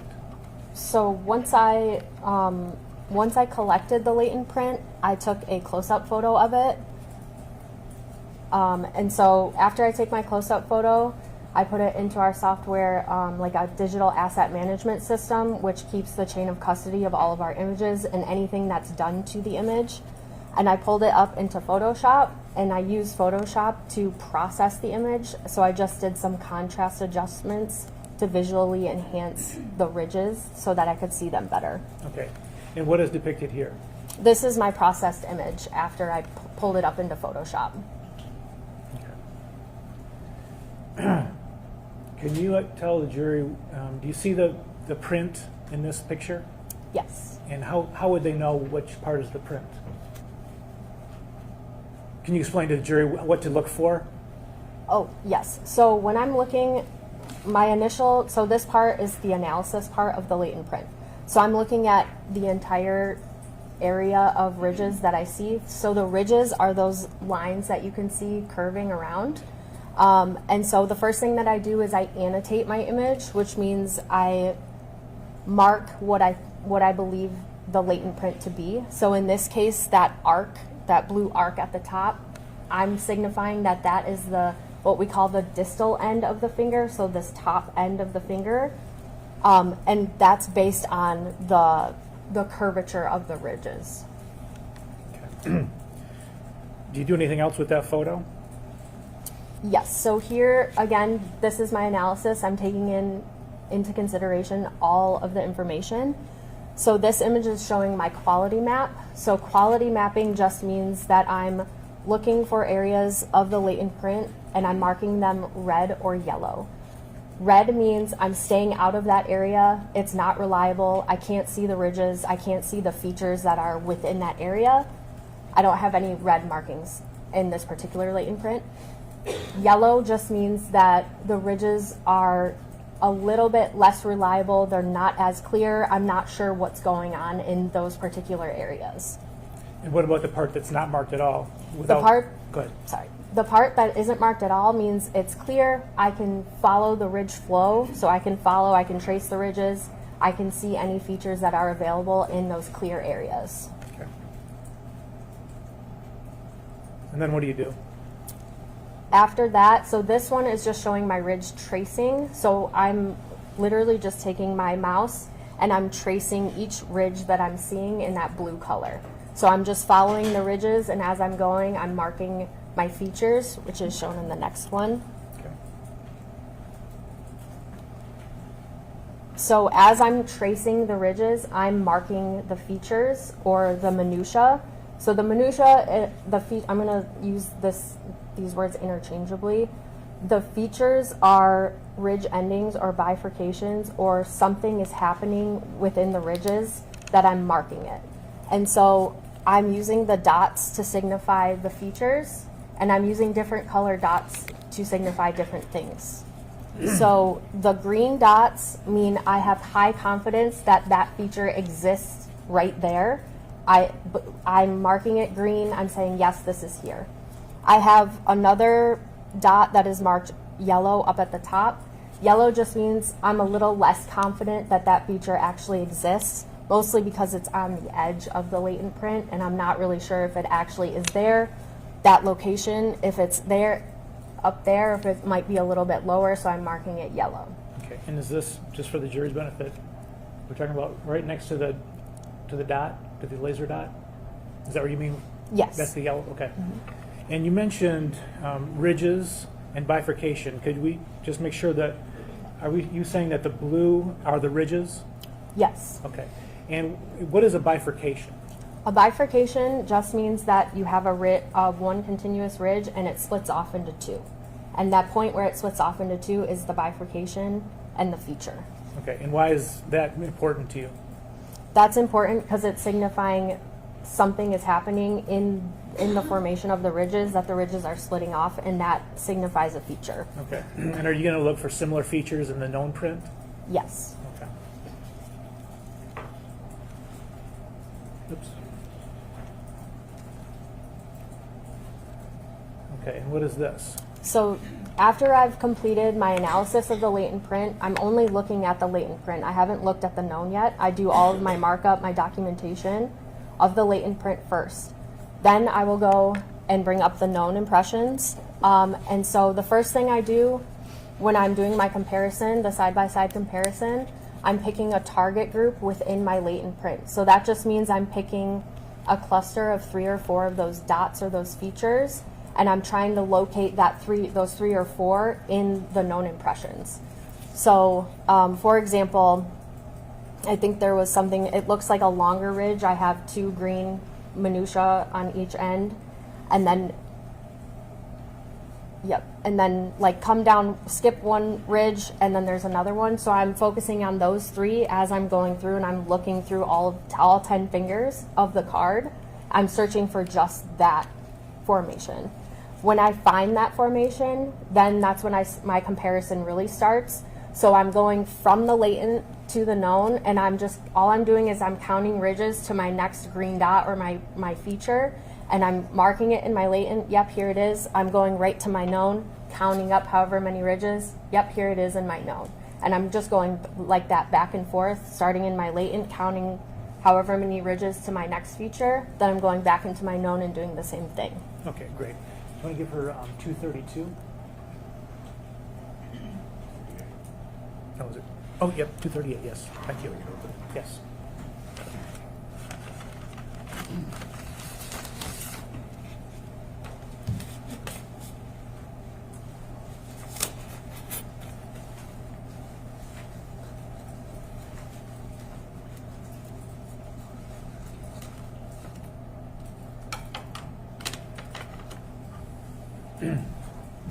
Okay, could you tell us what people's 238 is?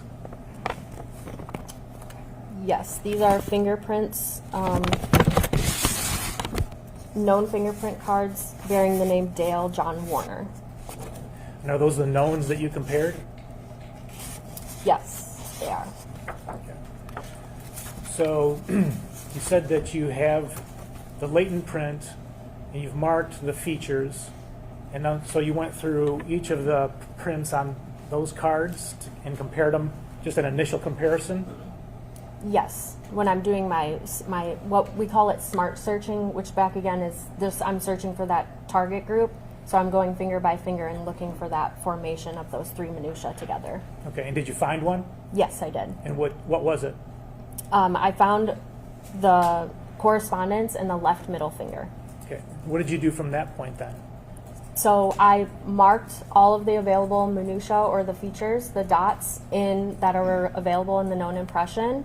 And then once I reached my conclusion, I made an identification to the left middle finger. Okay, so looking at the the right side, and it's got the you can see part of an M and then IDDLE at the bottom left corner. What is that?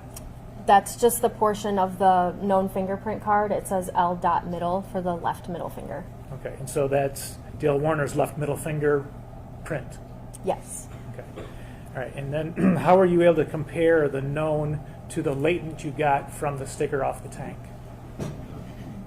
How did you compare the two? The known to the latent. Correct. So I just, like I said before, I pulled them up in Photoshop and did a side by side, marking the minutia in the latent and the known impression. Okay, so referring to the markings on the known print, can you explain the green and red and yellow here? Yes, so all of the green minutia that are marked, or features that are marked in the known impression, were corresponding with those or similar to those in the latent print. I have a few orange dots that are marked. Those features that are marked do exist in the latent print. I just did not see them until I looked at the known, so I marked those in orange. Okay. Are you saying that they are there or they aren't there between the two? They are there. Okay. You just didn't recognize them right away? That's correct. Okay. All right, and you've got, so is there just the two colors, green and orange? Yes, marking my minutia or features. Okay. And then the red circle, what is that? The red circle shows that I had marked something in the latent print that it did not exist in the known impression, and so I crossed it out in the latent print because it wasn't actually there in the known impression. And what is your opinion of the discrepancy? So in the latent print, that area had like a bubble in the sticker, and the ridges were not flowing as like straight through. And I have it marked, I don't know if you can see it, but with like a teal colored, like a blue colored line. There was like a defect in that area. And so what I thought was a minutia actually was not a minutia or a feature. So was that a difference in the two, or was it due to something else? It was not a difference in the two. It was due to the distortion in the latent print, that bubbling area. Okay. All right. And so you said, what was the result of your comparison? My result was that it was Dale Warner's left middle finger. Okay.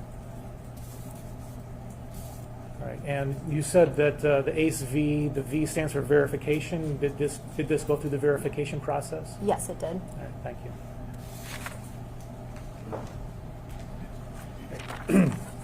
That's all I have. Thank you.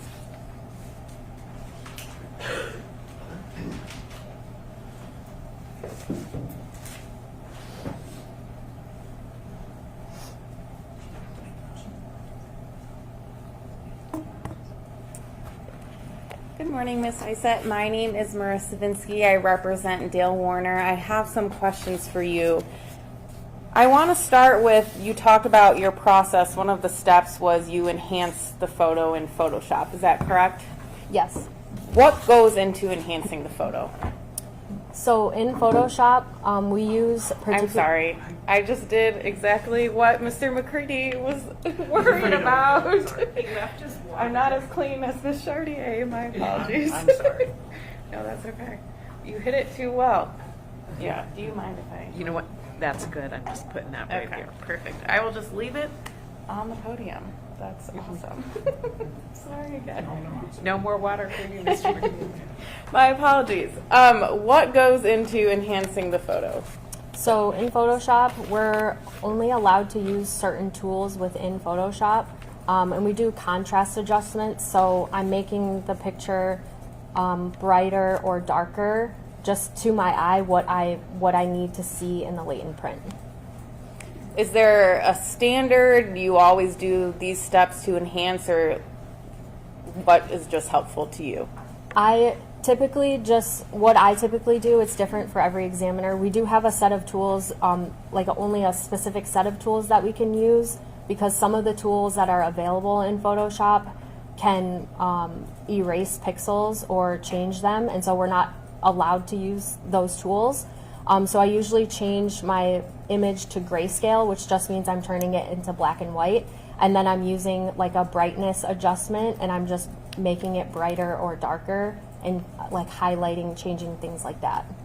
Are there other tools aside from the brightness and the darkness grayscale that you are allowed to use? Yes. What are those tools? There's other tools we can use. They're called levels and curves, but I don't typically use those. So in this case, you changed it into grayscale and then worked with the brightness and the darkness to help you best. Yes. You talked about various dots that we saw on the screen: red, yellow, orange, green. How many dots did you identify that were similar to the known print versus the latent print? I believe I identified 7 green and then 3 orange. Were there any points where it was maybe yellow or something you had to think about that you had to make a subjective opinion during your process?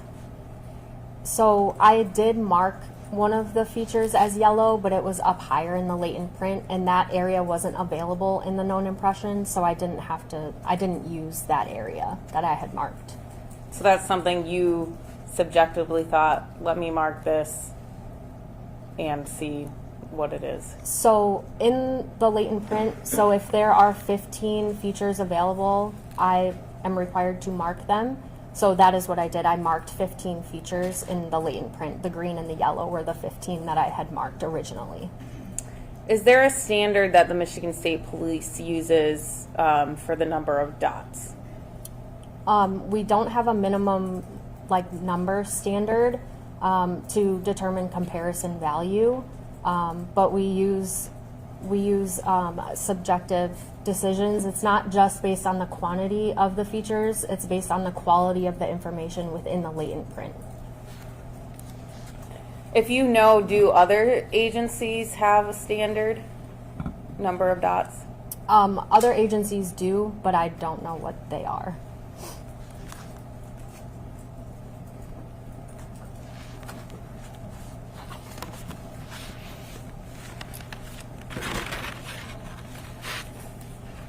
So summarizing, you said you notated 15 features. Is that accurate? Yes, in my analysis. And 7 of them were green. That I used with the known impression. Okay. After you compared the two, that's when you came up with the 7 green dots. Yes.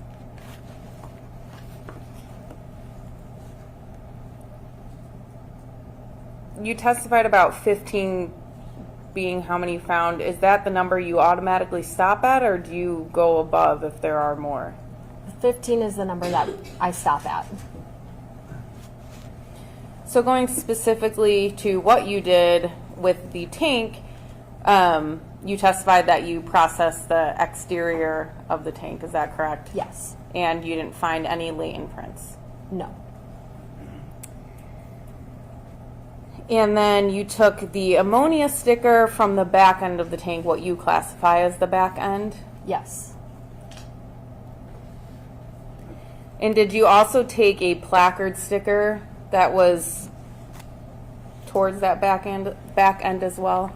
I took a portion of a placard sticker, yes. Okay, Ms. Saylor, will you please pull up the government's exhibit 100, which is our page 105.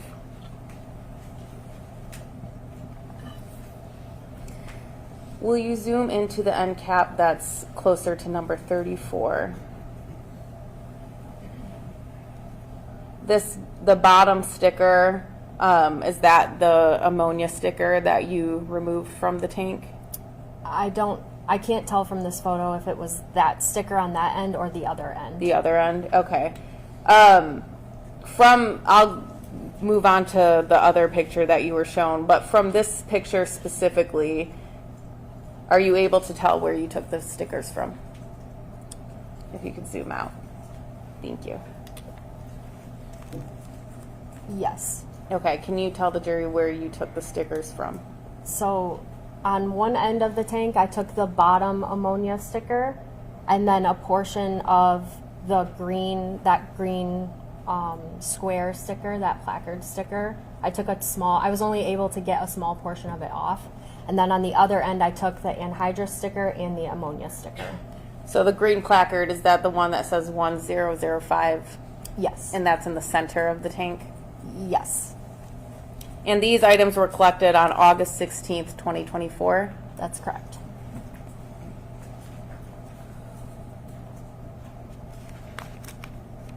The stickers that you took, I'm going to refer to them as the item numbers that you listed in your report. So item LV1 there was 1A and 1B. So item LV1A is the ammonia sticker that you took from what you call the back end of the tank, correct? Correct. And this is the end that's actually furthest away from the weld that is described as non-manufactured. That's correct. And then the placard, you said you took a portion, that was LV1B. Yes. And then the 2 stickers that you took from the side that was closest to the tank, or closest to the weld, were LV2. Yes. And the item that you claim you were able to develop the latent print from, was the ammonia sticker that's classified as LV1A. Yes. And again, just for clarification purposes, that was located on the end cap that was opposite of the non-manufactured weld, That's correct. and essentially the furthest end away from it. Yes. And in your report, I think you actually labeled the sticker not welded side. Is that accurate? Yes. Okay, thank you. I think I'm done with that picture for at the moment. There was one print that you claim you found on that sticker. Yes, on the ammonia sticker. Can you describe to the jury where on the sticker the print was? And if you want to use the exhibit that you have in front of you. Just gonna put my gloves on again.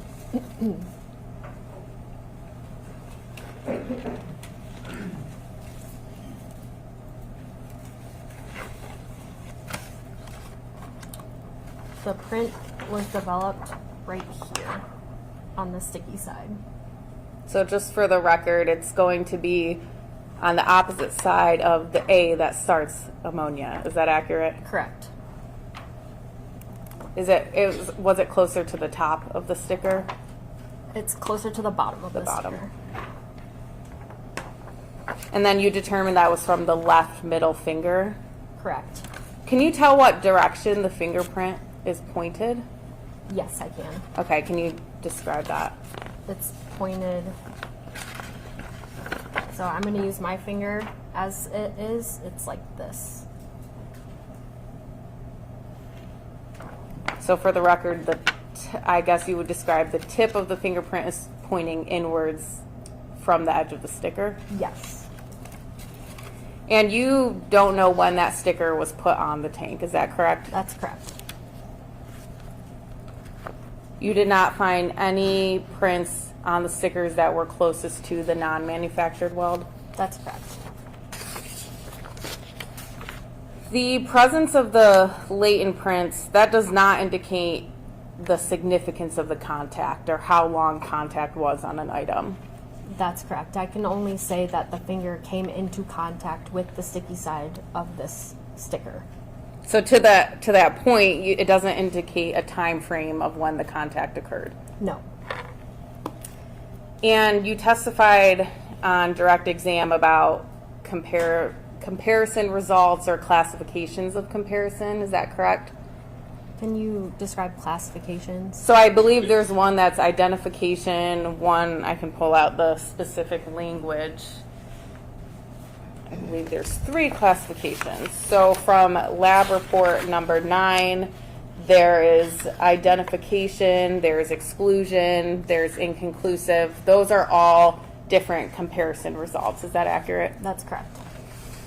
When the comparison result is deemed identification, that does not mean that there is an exclusion of all other people, correct? That's correct.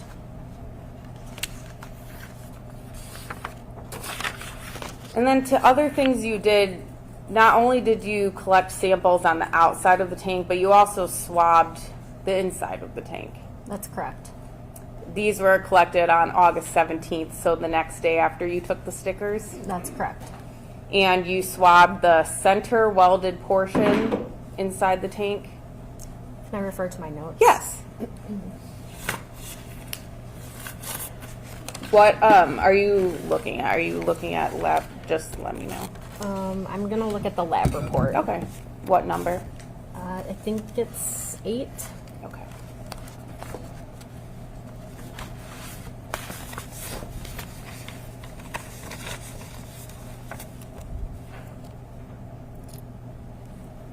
Yes, it's record number 8.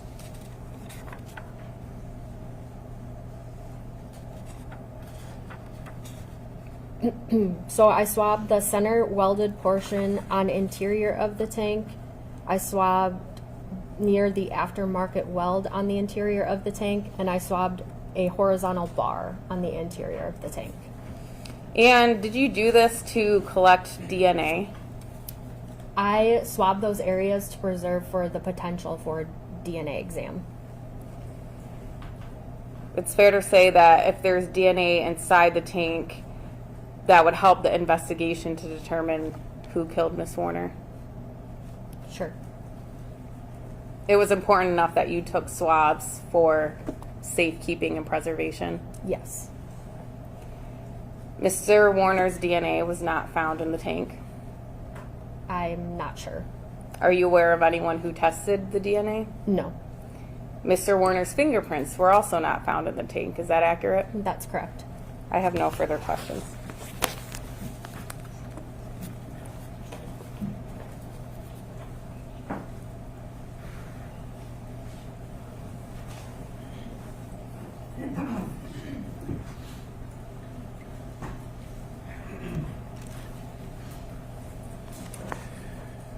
So, when you were there processing the tank, did you make an independent decision on your own to swab the inside? No, I did not. Did you think at that time, or why didn't you want to do it yourself? The interior of the tank was extremely rusted and very textured. So when I entered the tank, I was searching to see if I could process the inside of the tank for latent prints. And the interior of the tank was so rusted and textured that I did not process it for latent prints. And I was not going to swab for DNA preservation either. Okay, for the same reason, because it was so rough? Yes. Okay, and why did you if you didn't think it was worth doing? It was at the request of the investigating officer. And who is that? At the time, it was Sergeant Juror. Okay. And can you describe, what actually happened to the swabs when you were trying to collect? Yes, so when I was swabbing the portions of the tank, the swabs were just coming apart because the surface was just so rough. All right, thank you.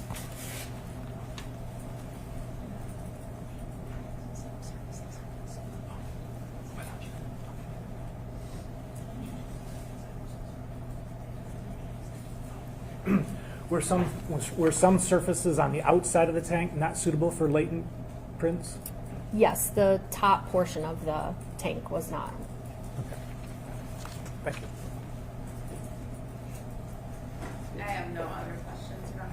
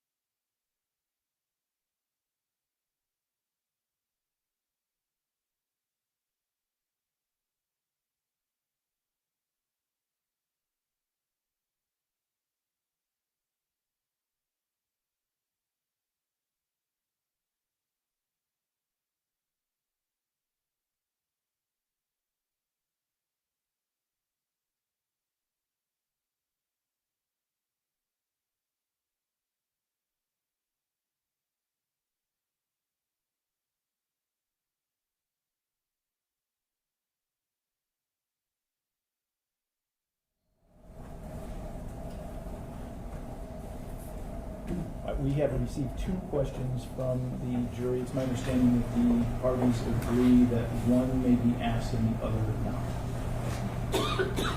That's correct, Your Honor. yes. Would rust inside the tank affect the ability to retrieve a latent print? Yes, it would. Because the rust can degrade the surface of the latent print, the surface that the latent print would be able to come into contact with, the roughness of it doesn't allow for a latent print to be left behind. Mr. McCready? I have no follow-up.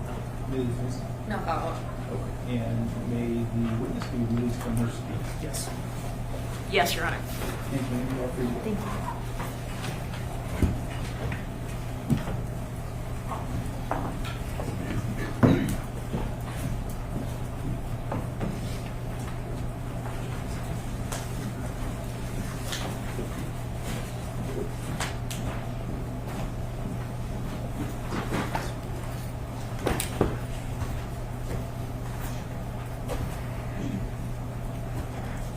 All right, ladies and gentlemen, it is almost noon, so we're going to break for lunch. We'll be back at 1:30. During the trial, do not read, listen to, or watch any news reports about the case.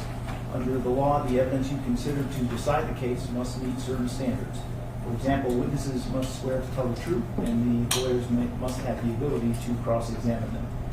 Because because news reports do not have to meet these standards, they could give you incorrect or misleading information that might unfairly favor one side. So to be fair to both sides, you must follow this instruction. Thank you. We'll see you at 1:30.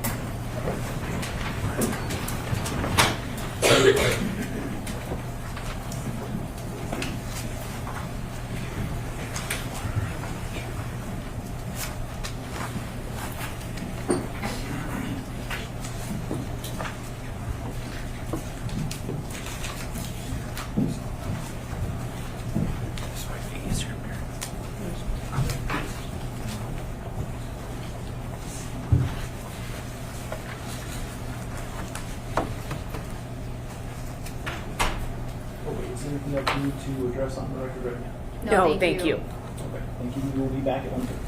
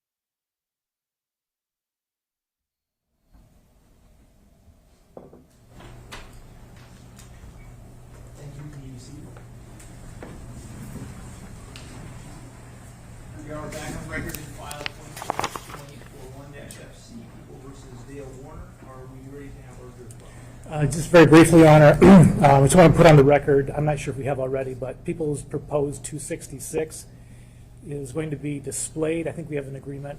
It's going to be displayed but not introduced.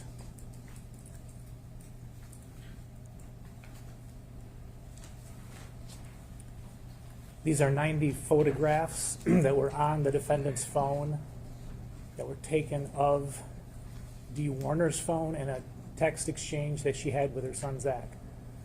So we're agreeing that the contents of the conversation between the two are not admissible, but we want to show the photographs just to show that they were on the defendant's phone. All right, is that accurate, Ms. Shardy? It is. My understanding is that Mr. McCready is going to just sort of zip through them so they won't be up enough for anyone to be able to read them. That's correct. Okay. Although, I mean, you could just show her on your iPad. I don't know why we've got to put it on the screen if I it's could not do that being too. introduced. Yeah, that, I think that because someone could take a still photograph of it. No? Come on, show. Okay, all right. Great. So I guess we're going to show. But I guess the media could take a photograph of an exhibit that's not being introduced and capture the text exchange. That's the issue. I mean, I don't think that's here or there in terms of admissibility, though. In terms of whether the media can see it. But the public can see it, and we. Right, but that, I don't understand how that affects its admissibility. Well, they're not. It's not being admitted, is my understanding. Right, so I think we're on solid ground displaying it for what it is, which is an attempt by the defendant to get a text exchange off of Dee's phone.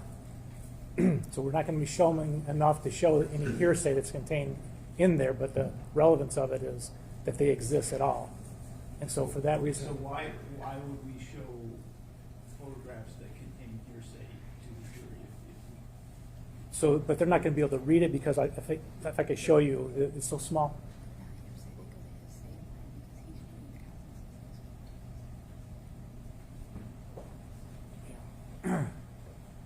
So, a couple things. If I could show them up there just so Your Honor can see, it's going to be almost impossible to read them. But also, whether or not the statements themselves are hearsay, they're not being admitted for. Even if they were being admitted, they would not be admitted for the truth of the matter. They'd be admitted for the defendant's access to them and his state of mind, his intent. But the question of the witness would be, did you find screenshots on Mr. Warner's phone? Yes. Approximately how many? 90. Right? I mean, we're not going to say they don't exist. So to show them to the jury to prove that they exist, that's what the witness's testimony is going to be. So if they're not being admitted, which they're not, putting them on the screen to show, I mean, I think is irrelevant. It's unfairly prejudicial. I don't even see why we would be putting something up on the screen that's not being admitted as an exhibit or as a demonstrative aid. This isn't a demonstrative aid. It's just, did you find things on the phone? The answer is yes.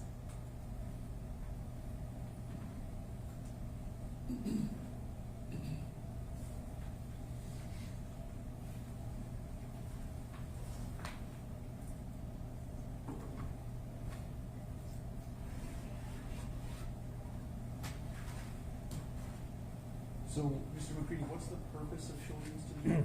So we've established a pattern here of what we call, generally speaking, stalking, the tracking her whereabouts, etc. And so, and trying to clone her phone was another piece of evidence. This is along those same lines. Where I mean, the testimony was also she had her phone with her all the time. She was very secretive. The inference is clearly that she would not have wanted him to be in her phone, taking 90 or 91 screenshots of her conversation with Zach. So that's another instance of that stalking, and that was also part of our 404B 768.27A motion. So, the import of them is that he did this at all. I mean, if it's whether we can show them or not, I mean, we would then seek to admit them under the theory that it's not for the hearsay that's in the text at all. It's for the fact that they exist. The court All right, so I'm just trying to make sure I'm staying on the same page. I think the goalpost just shifted from we want to show them but not admit them to we want to admit them. No, I'm saying that if there's a problem with just showing them, then we would seek to admit them. But I'm fine with just showing them. But the alternative shouldn't be not to show them at all. It should be to admit them. We're trying to find a common ground, happy medium. All right, Ms. Sharday, you want to respond to that? Sure. So the court already ruled that evidence of this sort is admissible. So we've heard testimony about the attempted cloning of the phone and other things along those lines. The question, what did you find on the phone? I found 90-some photographs of text messages between Ms. Warner and her son. All of that the court's already ruled is admissible. I am struggling to see why we have to show it on the screen. I mean, the witness is going to say that's what she found. We're not disputing that's what she found. So what's the point of showing it? I mean, and I really don't understand the relevance of it. If anything, it's cumulative, and it's not coming in as an exhibit. And if the point is, well, they can't read it, so it doesn't matter, well, then why are you even putting it up on the screen? I mean, again, to show that it existed, there's literally no dispute. The witness is going to testify it existed. I don't think that prevents them from presenting the evidence they want to present. The fact that a witness can testify about something doesn't preclude them from introducing other evidence of the same thing. So can I see some of these? I don't think I've seen these before.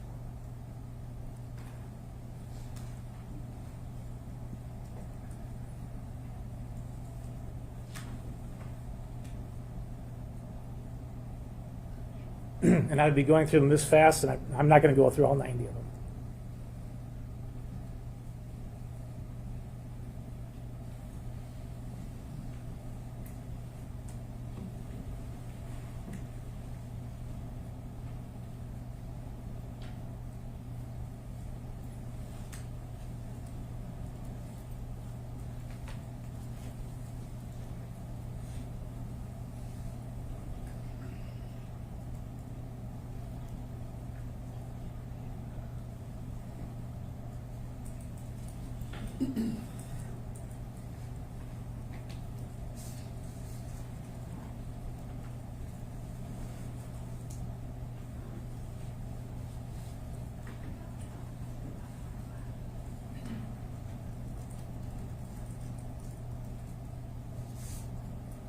I can stop anytime you're on.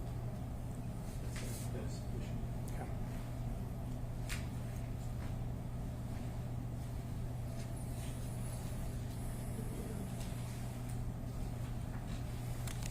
All right, I would say for the record that I was not able to read anything that was displayed on the screen.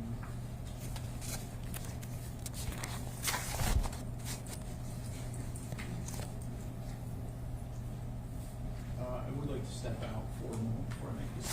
Thank you, Hunter.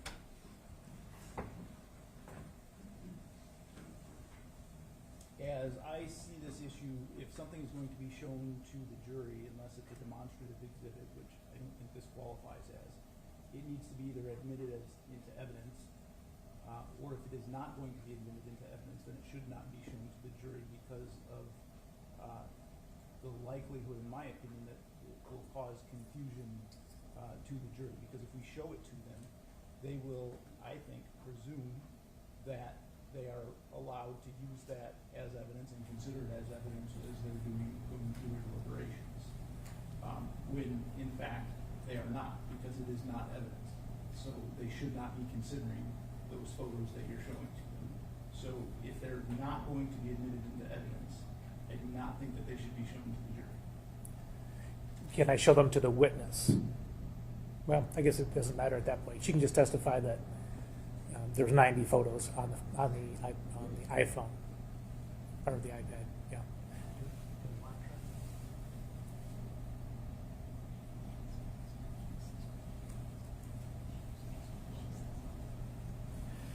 So I guess, Your Honor, we'd be seeking to admit them as an exhibit under the argument that the things that are on there, whether they be hearsay or not, are not being admitted for the truth of the matter. We don't care if any of those statements are true or not. I'll be arguing that they're true, just that they exist at all, that they were on the defendant's phone, and that they're photographs that were taken, not screenshots. So yeah, we would be seeking to admit them then at this point. Do we know anything about the content of the messages? I mean, I have looked at them obviously, but can I tell you right now what it's all kinds, it's 90 pages of just everyday conversation between Dee and her son Zach over business matters, personal matters, everything in between. All right, Ms. Chartier. Thank you. So the conversations are hearsay. There are private conversations between Ms. Warner and her son, as Mr. McCready said, about business, about their feelings about certain people, about their feelings about Mr. Warner, about all kinds of things. Even if the photographs themselves are relevant, the content of the messages is unfairly prejudicial. It's extremely distracting to the jury to wade through 90 pages of private messages between two people. And so for that matter, because I think it's unfairly prejudicial and distracts from the key matter in this case, they should not be admitted. Thank you. What is the content of the messages that is prejudicial to Mr. Warner? So the fact that the jury is going to have 90 pages of messages, that is distracting to them and a waste of time. So there are conversations about the business, there are conversations about Ms. Warner's feelings about Mr. Warner, I believe, and it's been easily a week and a half to 2 weeks since I've looked at all of them. But I think that Mr. Bach may also indicate some of his feelings about Mr. Warner, although I think that might be fairly minimal. But there's just a lot of irrelevant information in there. So again, while the photographs, the fact that there were photographs may indeed be relevant, which I believe the witness is going to be testifying to, and that certainly is evidence, the content of the messages, which is in the photographs, is irrelevant.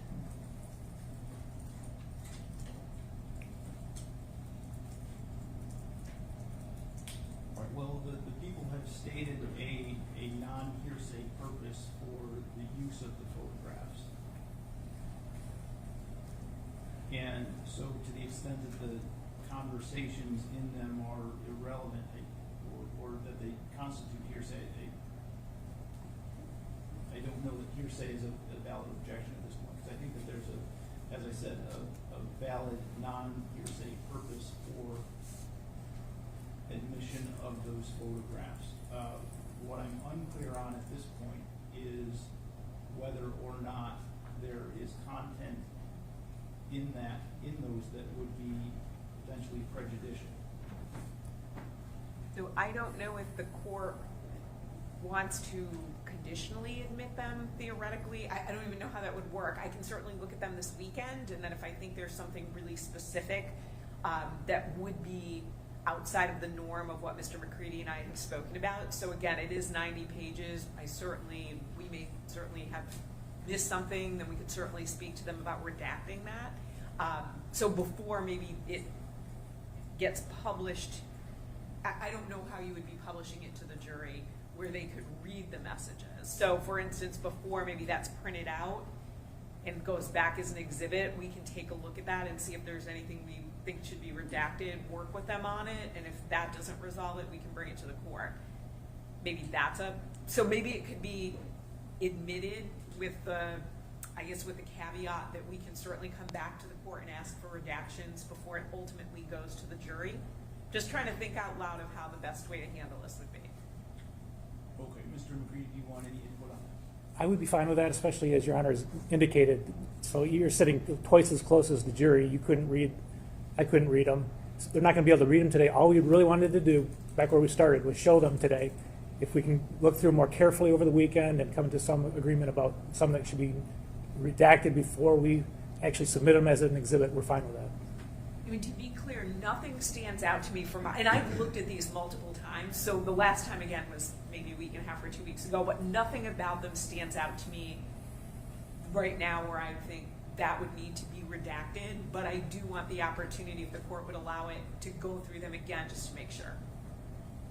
No, I think that's wise, particularly since I haven't had a chance to review the content of those messages. So I think that sounds like an appropriate way to proceed. So I will admit those, however, require that they not be published to the jury other than in the manner that Mr. McCready just demonstrated until we've had a chance to go through the content of the messages and redact anything that might be prejudicial if the jury didn't see it. Thank you, Your Honor. Okay. Anything else we need to address before we bring our jurors back? No. No, thank you, Your Honor. Okay.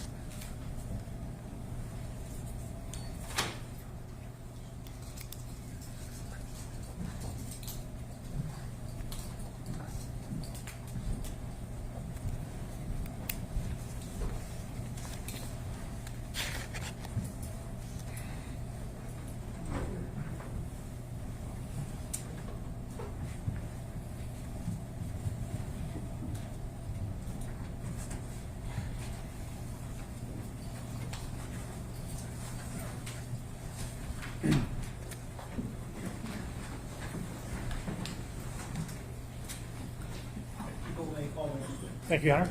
People call Danielle Vandenhoeven.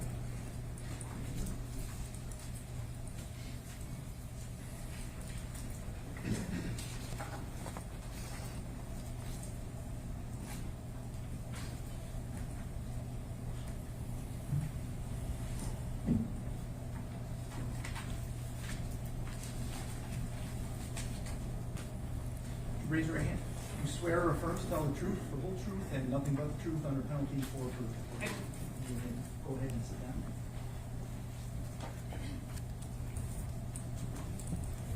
Good afternoon. Good afternoon. Please tell us your name and spell it for the record. Danielle Vandenheuvel. It's DANIELLEVANDENHEUVEL. Okay, and where do you work? I work for the Michigan State Police. And what do you do for the state police? I'm a digital forensic analyst. And what does that mean? What do you do? A digital forensic analyst, we preserve, extract, and analyze data from various forms of technology. And to do that, we create the best possible copy of data from that device. We can then analyze it and provide reports to investigators to review. Okay. So like iPhones, iPads, some things like that? Yes. Okay. Did you review an iPhone 12 Pro Max in this case? Yes. Okay. And showing you what's been admitted as people's 228. You recognize this cover page? Yes. And what is this? This is a device information page that is provided once a device is extracted. Okay, and what is this device specific to? This is an iPhone 12 Pro Max. Okay, and do you see the device name? Yes, Dale's iPhone. And do you see the owner name? Yes, Dale Warner. And the account that's associated with the phone? warag@me.com.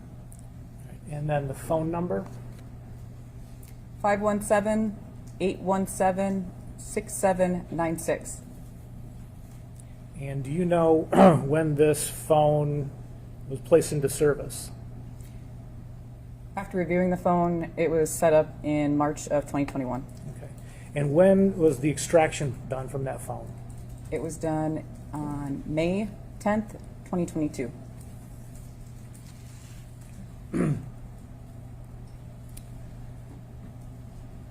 So this Exhibit 228, this is, would you agree, page 2 of the cover page, or the cover sheet?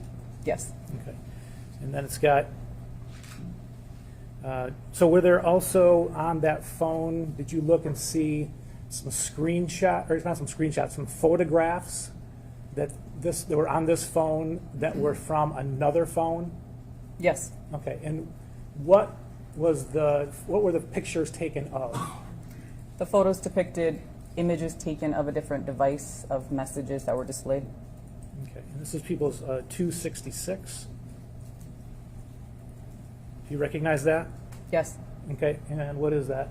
That is the photo found on the iPhone depicting another individual's device. Okay, and could you read at the top of the page who the texts were between? Can you zoom in at all? No. No. I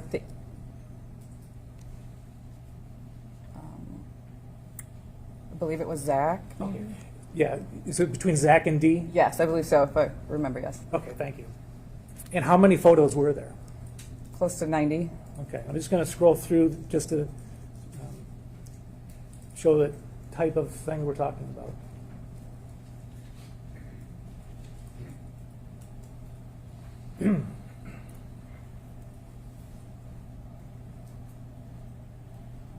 And does the iPhone have a section for photos? Yes. And is that where these were found? Yes, they were from a synced directory.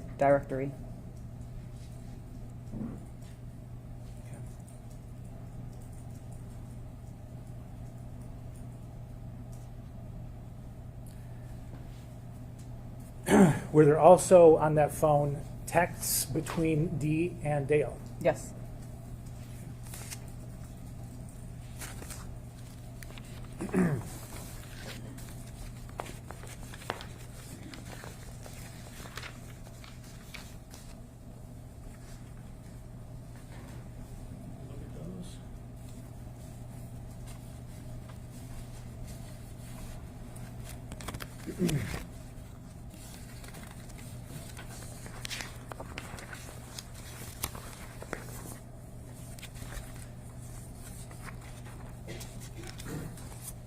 So I've shown the witness people's 194, 195, 196, 197, 267, and 198.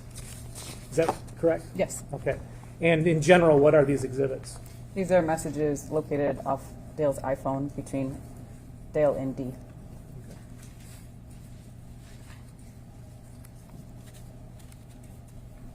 If you look at 194, the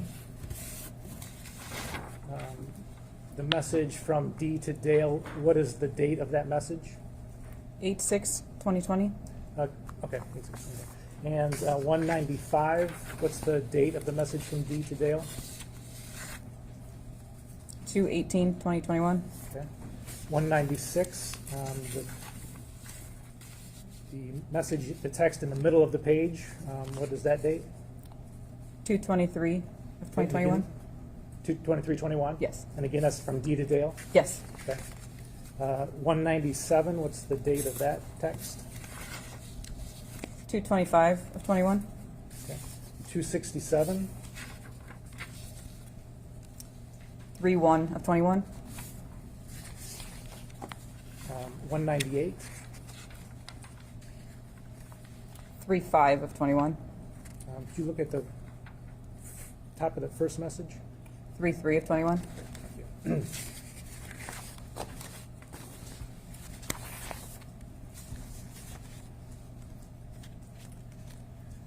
Okay, did you also look at an iPad Pro? Yes. This is people's 230. What was the date of the extraction for the iPad Pro? It was May 12th, 2022. And again, the device name was? I believe Dale's iPad. Oh, sorry, I'm not, I thought it was for something. There we go, sorry. Dale's iPad Pro. Yep.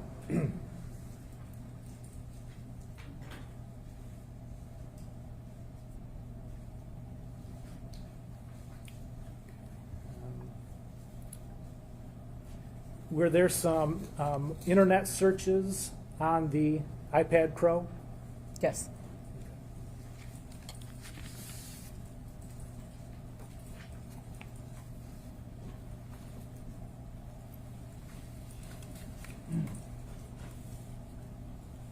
Any of you people 230?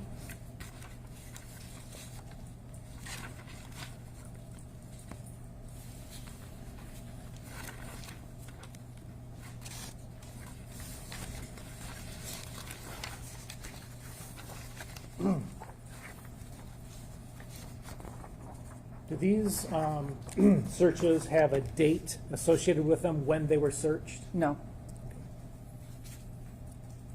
Looking at the first, but we know that they were on there when it was extracted on May 12th, 2022, though, correct? Yes, they had to be previously. And looking at the first search, can you indicate what browser or what search engine was used? Google. All right, and what was the thing that was searched for? Search chemical cremation. And the next search?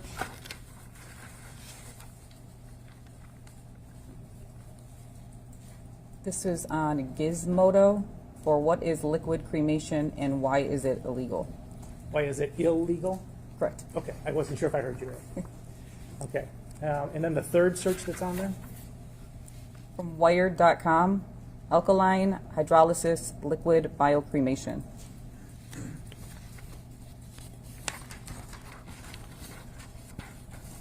The fourth search? This is from Google, what to do with 1,000 gallon propane tank. And the next search? Widower's dating site.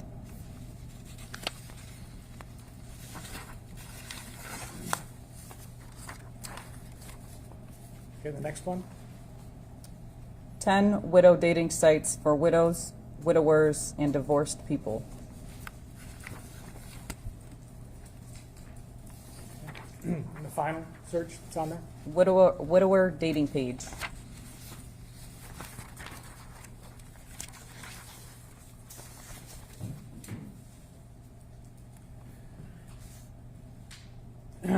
Was there also an iPhone 6? Yes. Showing you, it's been marked as people's 302.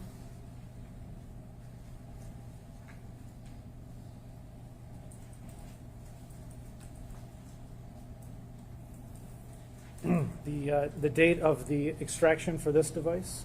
11/15 of 2021. Okay. And the device name? Dale's iPhone.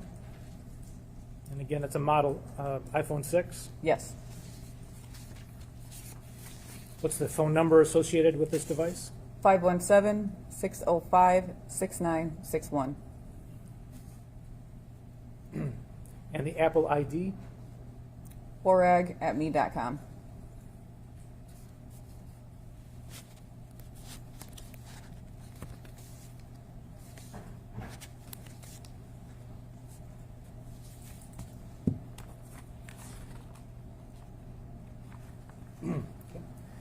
Showing you printout of 302.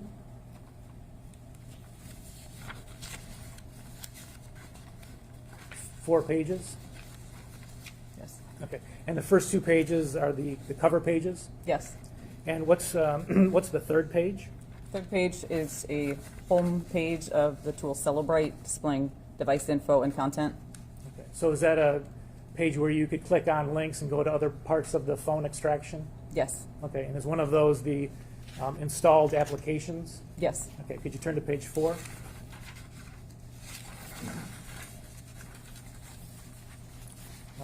Do you see My Cadillac app installed? Yes. Okay. And do you see an app called Vincs, V-Y-N-C-S? Yes.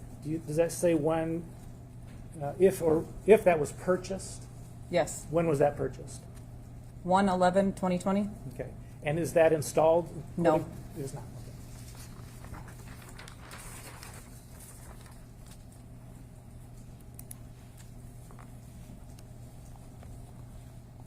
Okay. Okay, so did you also look at a backup? Well, first of all, did you ever have Dee's phone that she actually had on April 25th, 2021? No, not her actual device. Okay. Did you have a backup from the iCloud? Yes. Okay. Did you look on that to see whether she had My Cadillac app loaded on her phone? I did look and it was not on the device. Okay. And what about the Vincs app? No. And the email address, the Apple ID warag@me.com, was that on her phone? No. If I could have my exhibits.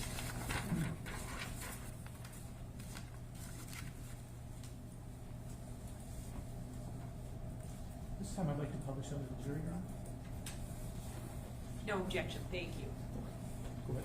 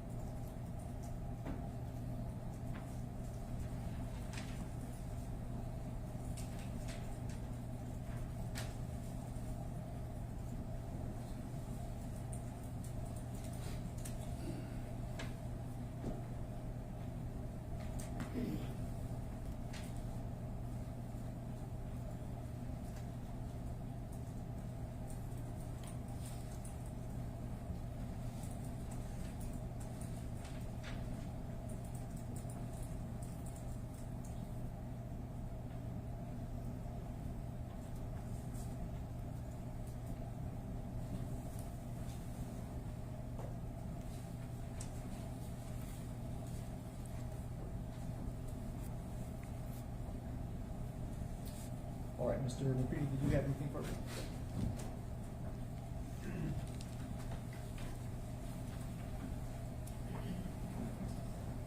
I have nothing further at this time, thank you.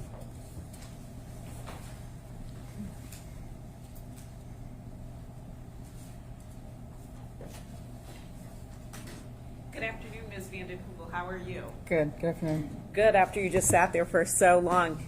When lawyers say they only have a few questions for you, we're usually lying, but I really do only have a few questions for you. Sounds good. So you did work additional to what you testified to earlier this afternoon, correct? Yes. So one of the things that you did was you looked at one of Mr. Warner's devices, and he was using Find My iPhone on April 25th, 2021, correct? There was data usage, yes. Beg your pardon? Yes, data usage Yes. from that application. And so he had looked 3 times, and if you need to refresh your memory on the times, because I know we're going back a ways, feel free to let me know and Ms. Saylor can help you out. So does this sound correct? 8:48, 42 a.m.? I would like to refresh my memory if possible. Sure.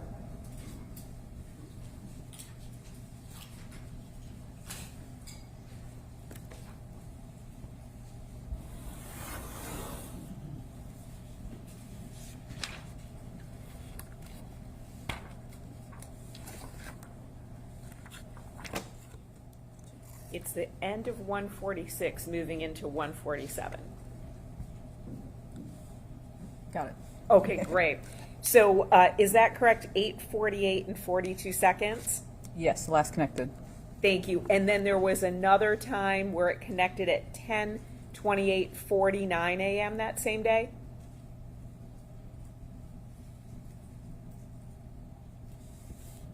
That's on the next page. Yes, correct. And then another time, 2:30:56 p.m., correct? Yes.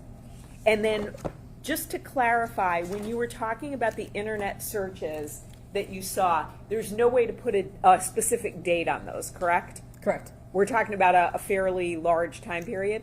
Correct. Great, thank you, ma'am. Nothing additional.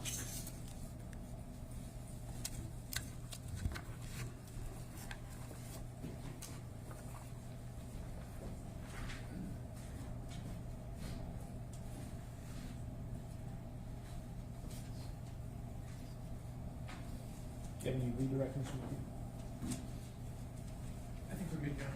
Okay, you have 2 questions that we received from jurors.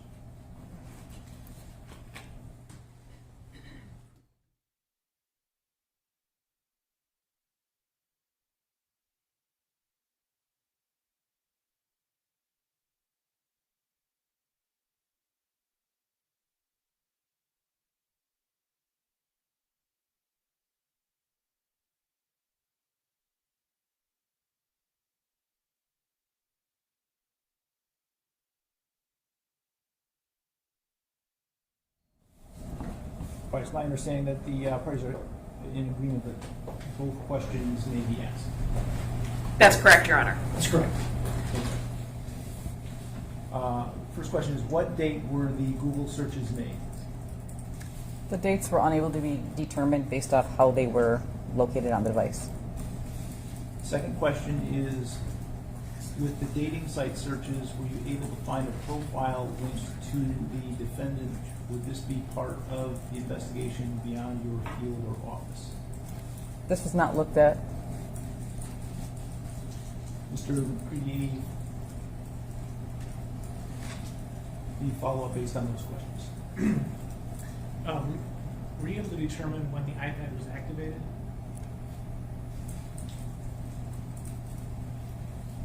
I can't recall exactly. I believe it was in 2020.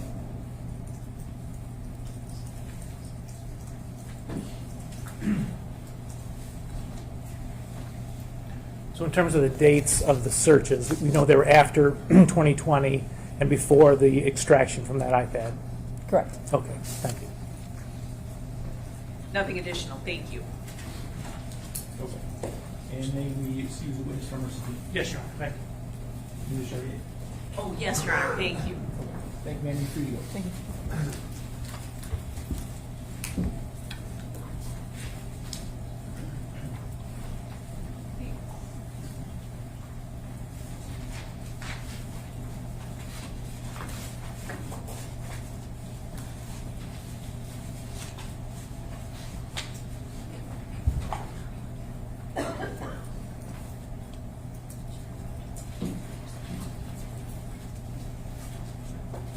you want to take a break now? That's just what we were discussing. I didn't know how long the next witness was, so I think we're in agreement that might be a good time. Yes. All right, why don't we take a 10-minute break? We'll come back and.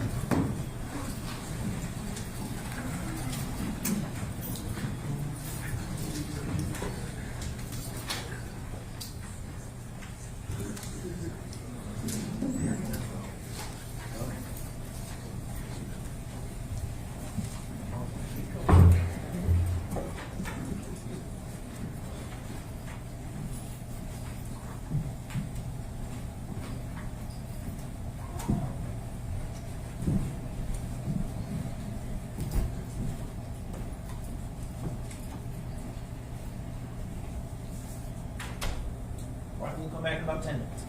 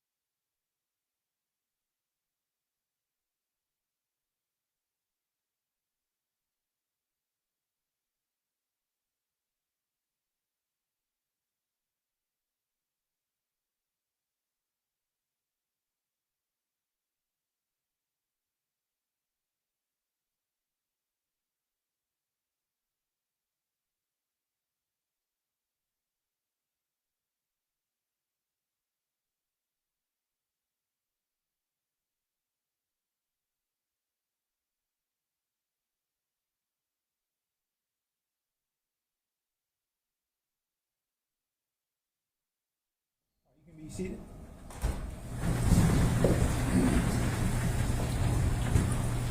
Are we ready for the brief? Yes, Your Honor. Yes, Your Honor.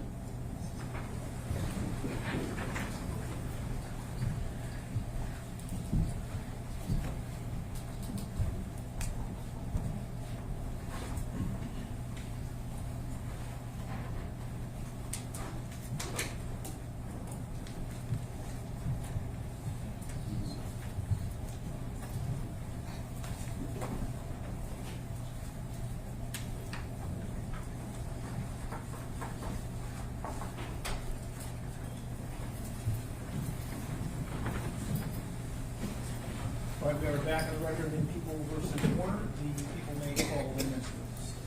The people would call Kevin Greca.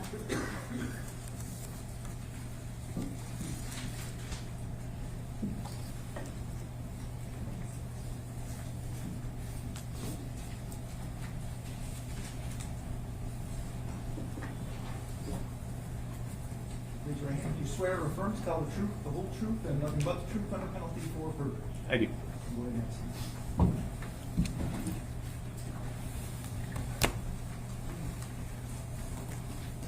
Good afternoon. Can you please state your full name and spell it for the record? Kevin, Kevin, Greca, Greca. Where were you employed in April of 2021? Lenawee County Sheriff's Office. And what was your title? A detective. How long were you a detective with the Lenawee County Sheriff's Department? Approximately 15 years as a detective. All right. How long did you work for the Sheriff's Department in total? 31 years.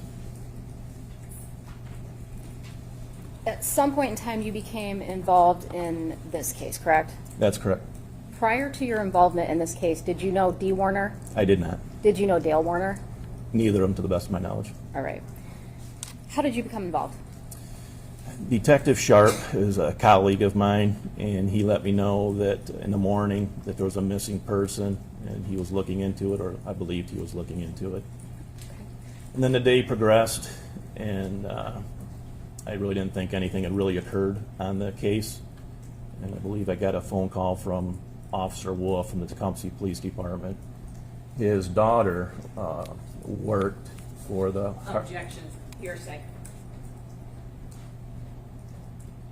I don't want to know what anybody told you. I just want to know what the first thing you did was, okay? Okay. Then I contacted Zach Bach, who was the son. Okay. And when I spoke to Zach, I asked him if he was on a bank account with Dee Okay. Warner. I'm gonna stop you. Do you remember when you contacted Zach? Approximately 3 p.m. Okay, and what date was that? The 25th. Was it the 25th or the 26th? She went missing on the 24th. It's the 26th. Yep. Okay. She was reported missing on the 25th? Correct, to Okay. Deputy Hall. Okay, and so you contacted Zach, and what did you, about 3 p.m. you said? Approximately. Okay, what'd you guys do? He did say he was on the bank account with Dee. I wanted to see if there's any activity on her credit card. So we went to Tecumseh, where they banked, spoke to an individual there, one of the employees, and stated there had not been activity on the account. I believe the last one was like whether it's a massage or getting nails done or something like that, but nothing since she was reported missing. Okay. After you left the bank with Zach, where did you go? Went to the Warner residence on Munger Road. What was the purpose of that? Touch base with Dale Warner. Did you make contact with him there? I did. Did you have a conversation with him? I did. Interviewed him? I did. Did Dale Warner tell you that he believed his wife was at Zach's house? I don't recall that. Okay. Had you been to Zach's house? No. During the course of your interview, did Dale tell you that there was money missing He from did. his safe? Sorry, he did. No, it's okay. And did he tell you approximately how much was missing? He did. Okay. And do you recall what that amount was? I want to say in the $50,000 range. He did give two numbers. I don't recall what they exactly were, but Okay. Do you remember if it was 50 to 100,000? that does sound accurate. Okay. Did you count the money in the safe to confirm how much money was there? I did not. Okay, but there was some amount of money left, correct? I don't recall seeing any money. I asked about a gun. I'm not sure it was that day or the next day, but I believe it might have been that day. Okay. If she has any firearms and if the firearm was there. So the defendant never showed you any sum of money at all that day, or any day? There was money everywhere throughout the house, in the vehicle. Okay. As far as him actually bringing it to me, I don't recall him ever bringing me money to see it or count it. Okay. And you discussed going to the safe to look for a firearm? We were in a room just off the bedroom, and he spoke of a firearm, and he said she does have one because I asked if she has a firearm, whether it's suicide or something like that was kind of where I was going with it, and he said yes she does, and he goes it's right here. But it was just the safe. It wasn't, I said, well, could you please open it up so I can confirm it? And he did, and there was a firearm there. Okay, and you confirmed with him at that time that he hadn't yet checked for the gun before you got there? My perception of it was that. That's correct. Okay. Objection, then move to strike if that was his perception of it. It would be what he knows, not what he's perceiving or speculating. Your Honor, we can play the interview from the 26th again if we want to, where Mr. Warner tells him he hadn't checked the safe yet. So. Okay, well, I would agree with Ms. Sherry at this point that he's required to testify from his personal knowledge, and I don't think that a perception of something constitutes personal knowledge. Okay. How many guns did Mr. Warner show you that day? Do you remember? My recollection of the events, I was there on multiple days. I would say a minimum of 7 days. I had been to Mr. Warner's residence.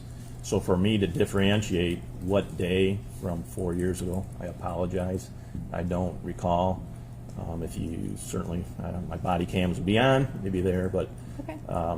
I recall seeing several long guns in the basement, kind of up on a wall, nicely displayed. Underneath the stairwell, I think, was another section of firearms. And then in the closet, if you will, walk-in closet, which is where the safe for the money allegedly was that handgun.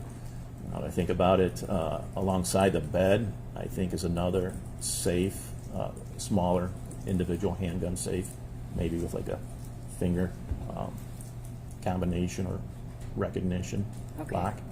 And at that point, did the defendant express any concern to you that any of the firearms were missing? He did not.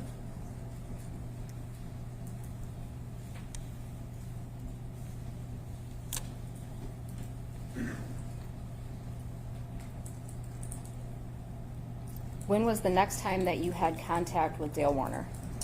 Would have been the next day. Okay. Do you know approximately what time?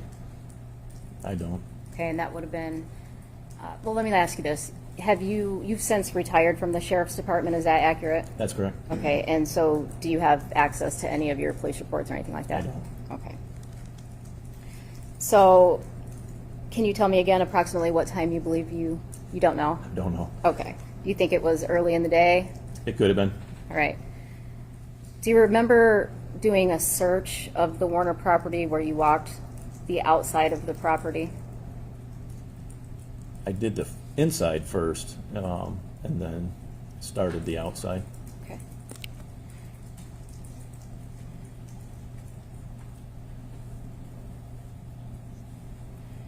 I'm going to show you People's Exhibit 211.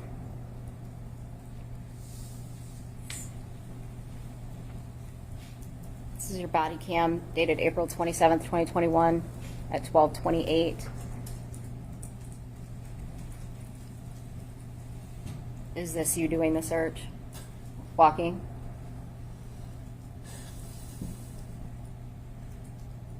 Yeah, that'll be my hand. Yep. Yes. All right.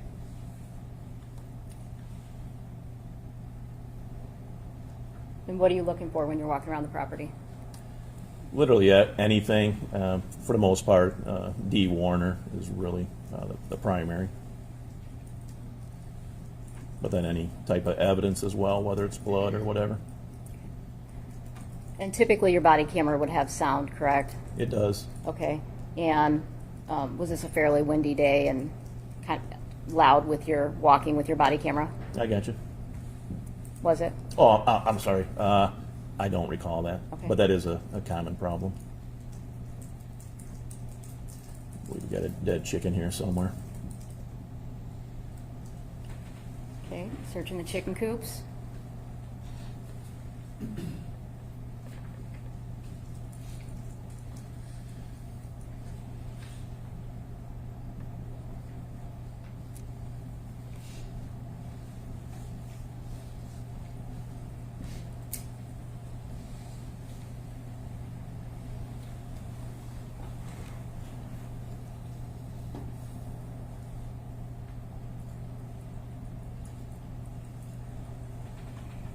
And at this point in time, do you know there's a couple businesses on the property? Total of 3.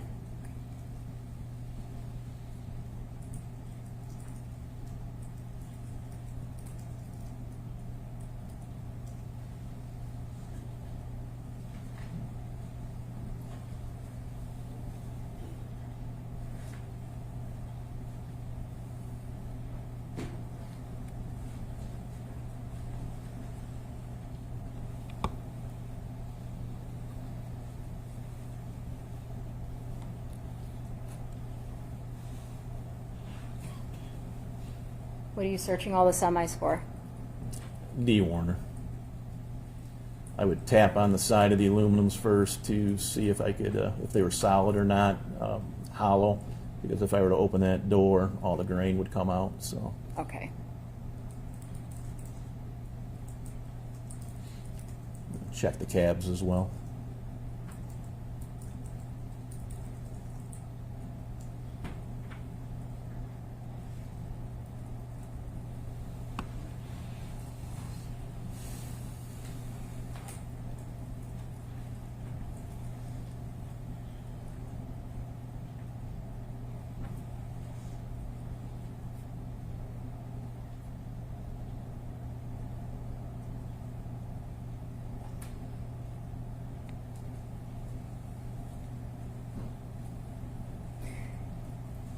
While this is playing, if you can look at that map, People's 263, do you know where you're at on the property at this point?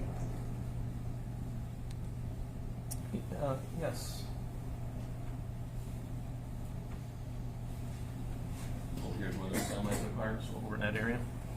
West side of the property.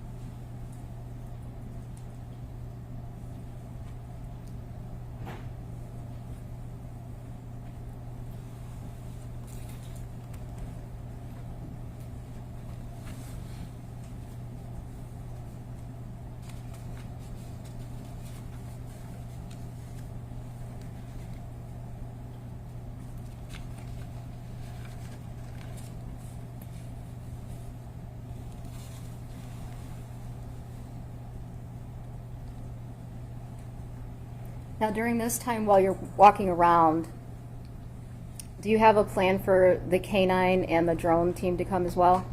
I did. Mr. Warner was not aware of that at that point, but I did. At this point, he wasn't aware? I don't believe he was, correct? Okay. Okay.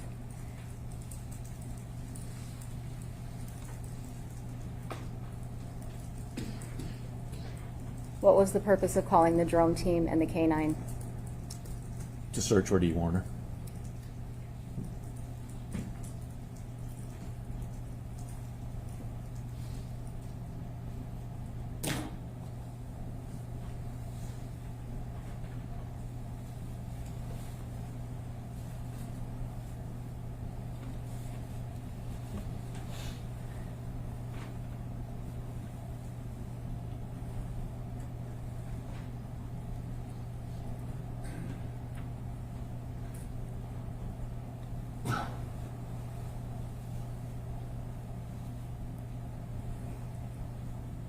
Do you know what area you're heading out to now on the map?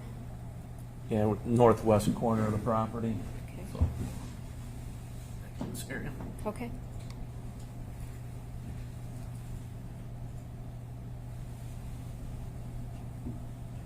Can you describe the items, some of the items that are in the back northwest corner of that property? Pretty much a standard farm operation. And you can see some tile there, farm equipment, disc. I remember a semi cab, like just a cab area. Okay. Coming up to, in this area is like a burn area where they burn their trash in cans to burn the paper off, and then Is that the separate- area you're talking about right there? That is it, correct. Okay, all right. That where the trees branches are, that's the burn area. Okay. The And semi that I was talking about, you can see is blue on the left, the semi cab. the blue item on the left, far left? I don't know if that one is. I think the lighter blue one. I don't remember there being two cabs, but there might have been. Okay. And you also said it was did you say trash pile too? Yeah. Okay. Yeah. Well, I don't want to put words in your mouth. I thought I No, heard that's you say, correct. okay.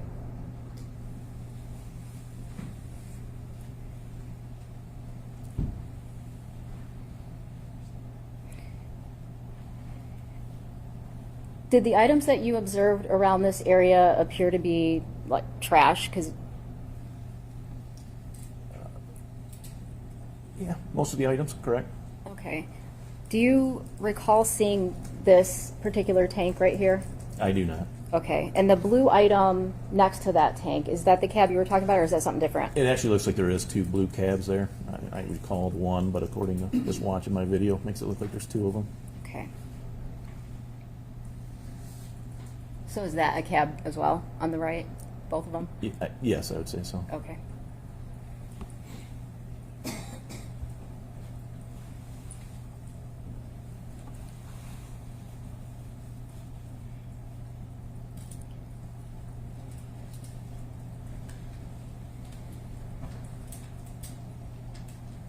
All right, and do you see off to the right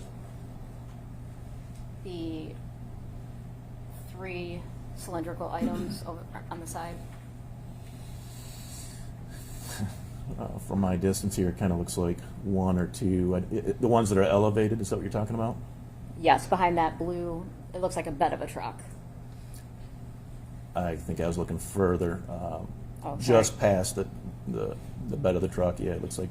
Yeah. Again, sorry, I kind of see two from my distance here, and then the third one, if that's the third one, elevated, if that's what you're talking about. Okay, okay. And did those items stand out to you either? They did not. I don't recall those. Okay.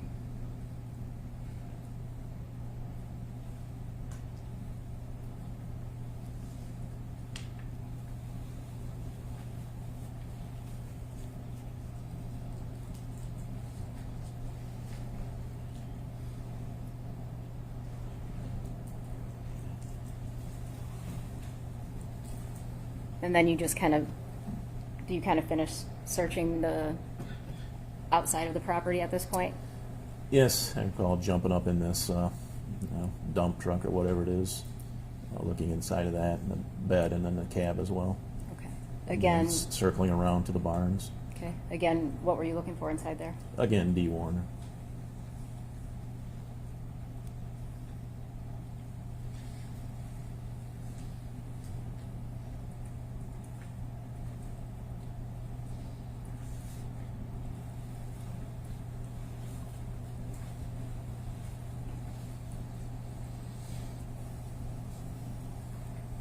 Did any of the tanks, the chemical tanks that you saw on the property, raise any concerns with you? They did not.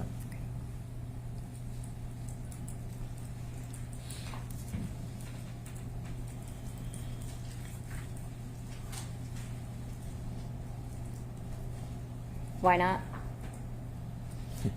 A farm expected to have tanks. Didn't notice anything out of the ordinary with them. Okay. It's one of his businesses is, well, two of the businesses. One would be farm and two would be the fertilizer, so 3 being the trucking business. Okay.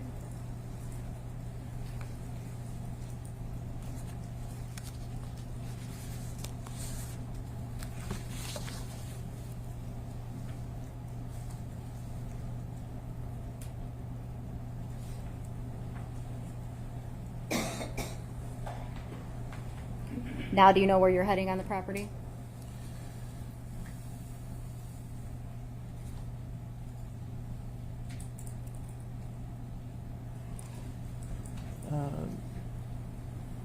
Yeah, heading towards, well,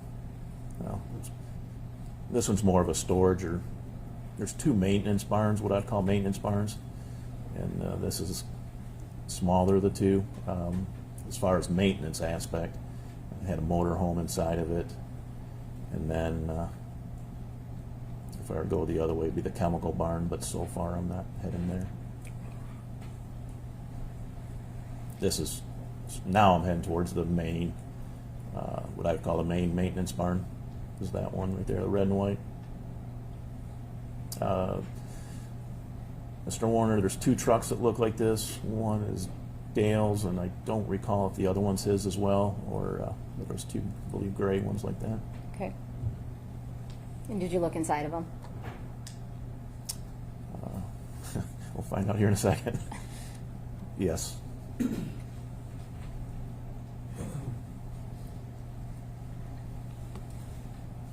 This would be what I would call the granular fertilizer barn.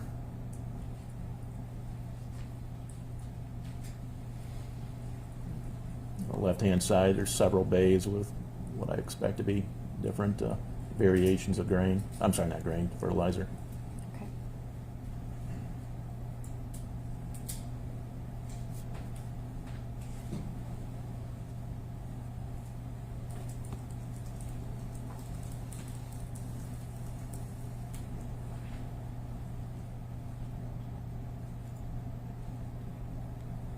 Do you recall during this search at what point in time that you told Dale Warner that the canine and the drones were coming out?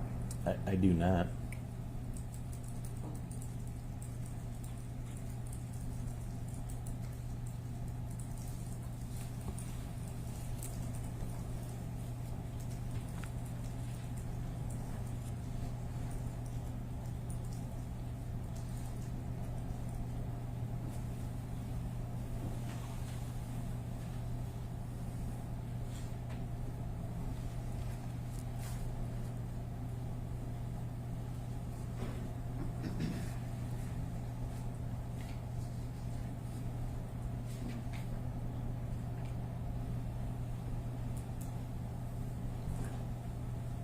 Did you come out the opposite end? That I did. Okay. This is the east end of that barn. Okay.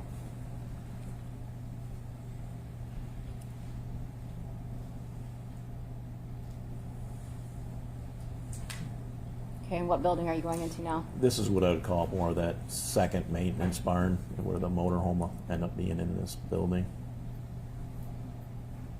If it's there on that day.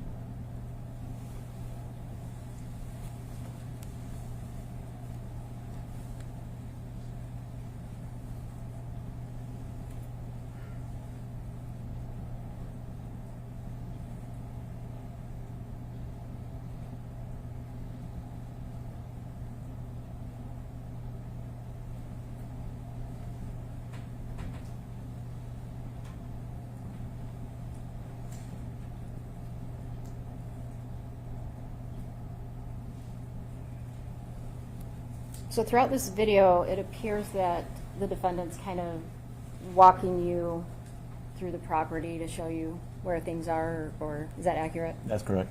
All right, and would this be normal for a consent search? That's correct.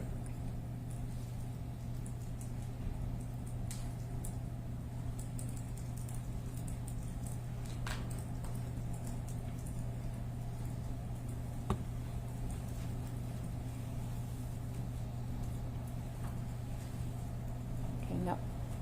What part of the property are you heading towards now, if you can tell? Or wait until you can.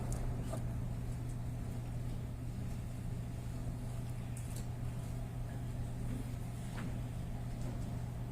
believe we're going to be heading up towards the office area.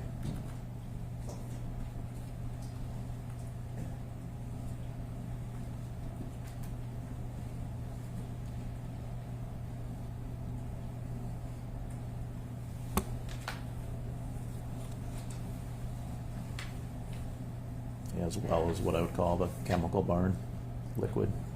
Which, I want you to look at the map and identify which building you're referring to as the chemical barn.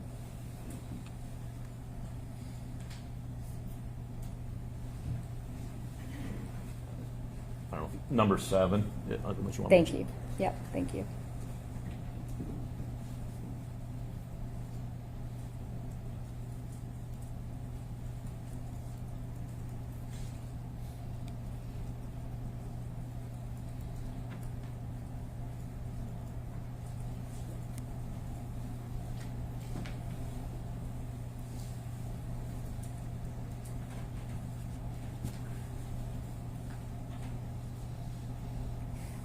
Which side of the chemical barn are you on at this point in time? This would be the north side.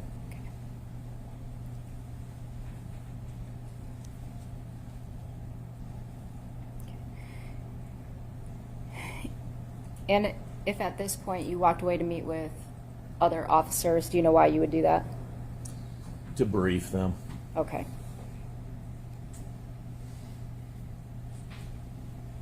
I would have transitioned myself from Mr. Warner to my supervisor, Lieutenant Reckner, for him to continue the Okay, search while so- I brief the 2 officers. Okay, so Lieutenant Reckner was walking around with you at this time? Correct.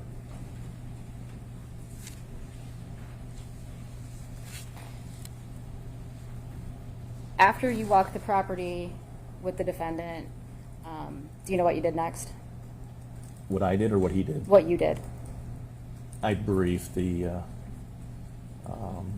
drone operator and the K-9. I believe K-9 arrived first. I think they were pretty close to come at the same time. Okay, so did they get there at some point while you were walking through the property with the defendant? Correct. All right, and after you briefed them, what did you do?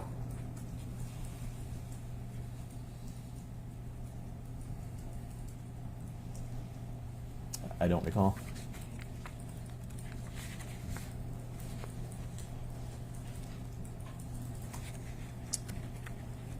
Did you formally interview the defendant that day? On the 27th? Yes. Okay, and was that after you walked through the property? I felt like it was before, but I don't recall for sure.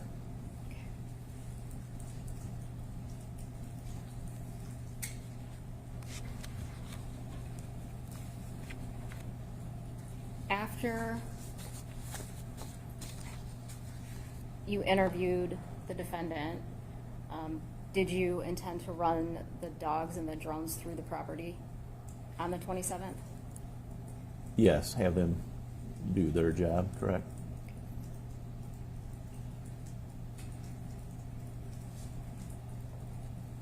And did you do that on the 27th? During the day? We started.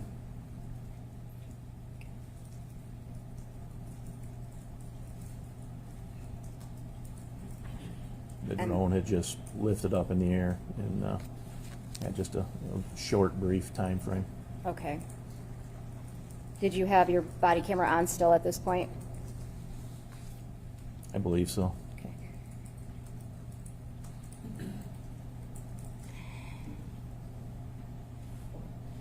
I'm going to play people's proposed 302, 303 body camera from 427.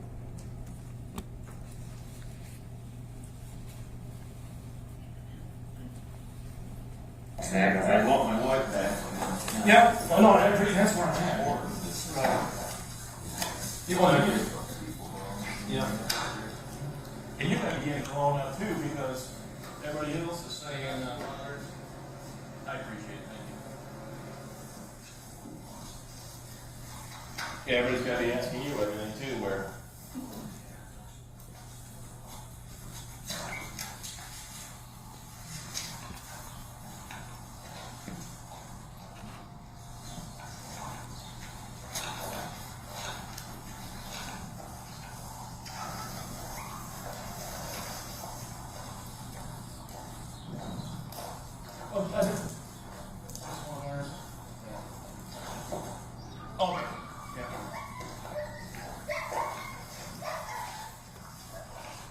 But this goes down here, and this guy right back here, which we just hid everything, but just the drone, to make sure she's not laying somewhere in the field right here.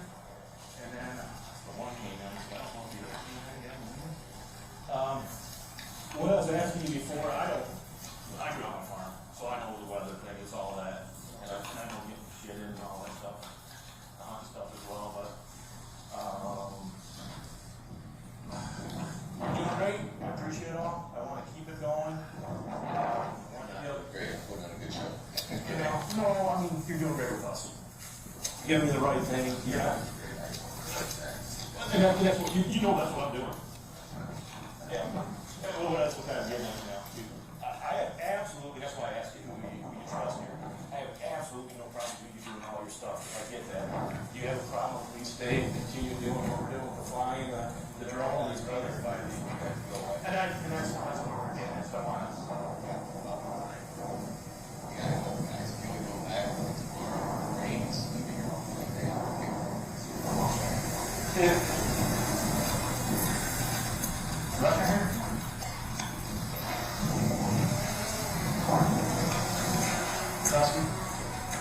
Alright, so he's been great, everything's perfect, did everything, we explained all that, he says, yeah, I want my wife back, do what you gotta do.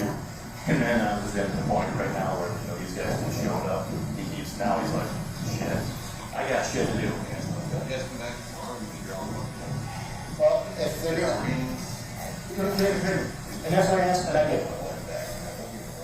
Let me explain it. That's my answer right now, but here's where we're at. If someone's gonna say something, you know, first of all, the sooner the better, you know, if she is playing somewhere, whether it's unconscious or whatever, that's still that potential. The second thing is someone's gonna come back, you got 4 that are not your children. You know, that guy did something this way. If we come back tomorrow, they're gonna say, oh, he just gave you 24 hours to do this or that. These guys, and that's as basic as that's gonna be. You tell me don't go in the house, I won't go in the house. You tell me this, and that's why I asked you, do you have someone here you trust? I'm the same way as you, I don't have a problem. You want to call Doug Hartog, say, hey, Hartog, have this guys, whatever, you hang out with them, whatever. And I have to respect whatever you say, but I'm telling you, those are the things. Once you guys all go home, I mean, we walked around and looked at everything. Yep, you did. I appreciate it. The only thing, the only reason that will take out basically just take bridges and everything else. So if somebody's laying out there, that's all they're going to do is fly. Well, and I understand that, but just coming up from my point of view, it takes 15 minutes for them to fly that, and with us, we're judging on due diligence. So if you could give us 20 minutes, and Okay. Okay. No is no. You said okay tomorrow. If that's the case, but you know what? I'll just the other part. You get this part too. These guys, they came out and now they got to go back and then come back again another day. Okay. you guys were told me this morning. Yeah. You know, we could have gone there at 6. Okay. No. Yeah. I appreciate it. She left here. Right. No, I appreciate it. We'll do exactly what you said. All right. Yep. Like that, and Guys.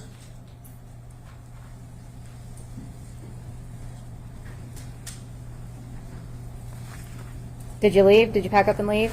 We did. Did you come back on April 27th, 2021? Same day, correct? Okay, do you know approximately what time it was? Can I look at some notes or no?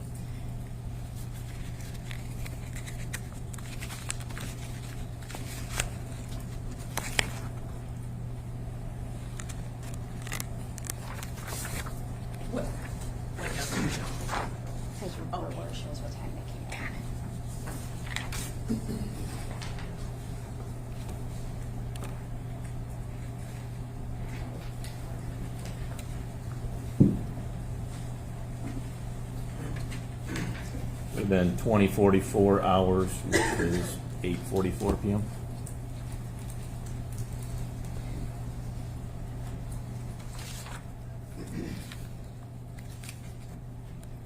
What was the first thing you did when you arrived on the property?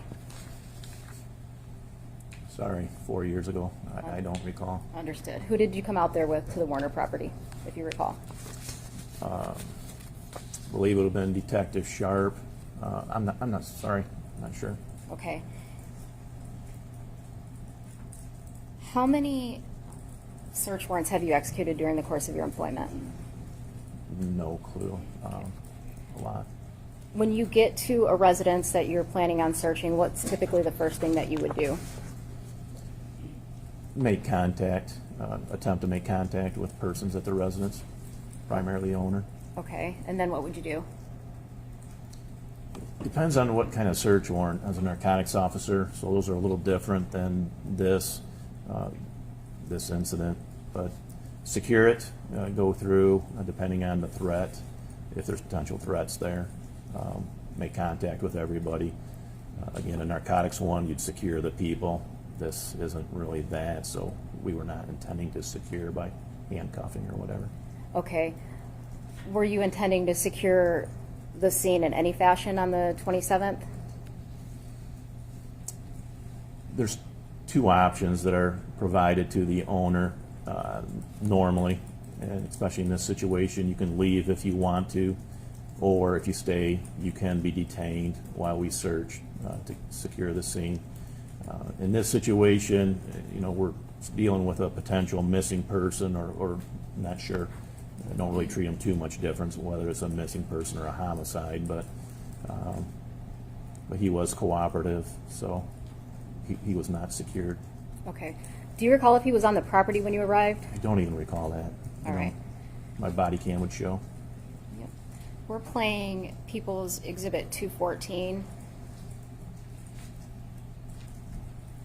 Oh, wait. If I was only there once, I would recall better, but the fact that I've been there multiple times, I don't differentiate. How many times do you think you were out there?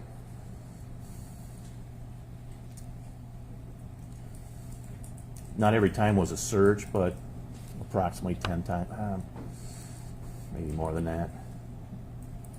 Approximately 12 times. Okay. I'm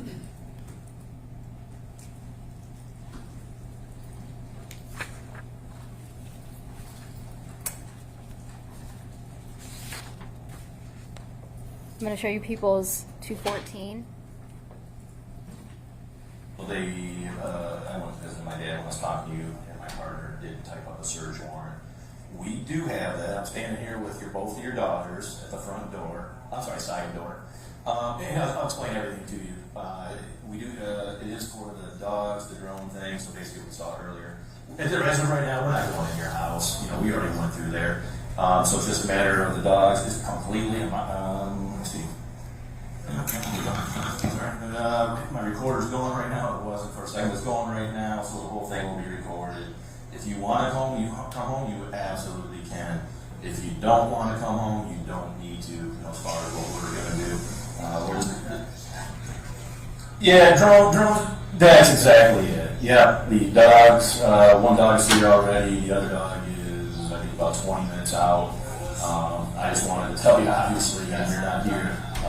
Just like keep you updated. I'm not trying to hide anything from you, but if we come to the process and we come tomorrow that, in the event there's something suspicious or something doing some bull crap activity, then, how can we say anything? This will shut up the other side of the family. You get that? Well, no, you're absolutely right. I'm sorry. You're 100% right. It will not shut up the other family. But at least I've done it. But I've done everything I can at that point. And you. Yep. Yep, and we will, there's paperwork on that, so we will drop, if you're home by then, it's going to take a little while, well over an hour, I'm sure. If you're home, I can give you the paperwork. If you're not home, I can leave it with your daughter.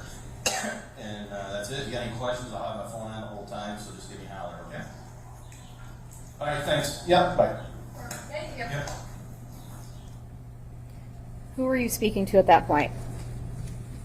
Dale Warner on the phone, and the female's his daughter, Cam. She goes by Cammy, but I think it's probably Cameron. Okay. And then the other smaller one's Angelina.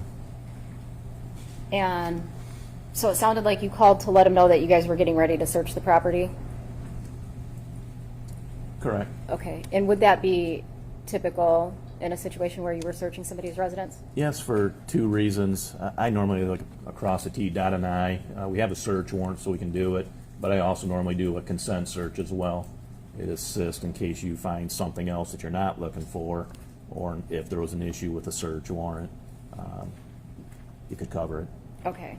And it sounds like you said you can come back to the property if you want. Is that also accurate? That's correct. Okay, so as part of securing the scene, what did that mean in this particular case?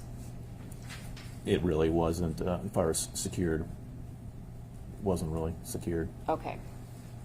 We didn't take any action. We didn't tape it off, or we didn't have them evacuate. Okay. Were you told that the defendant was on the property at some point in time during the search? I don't recall that.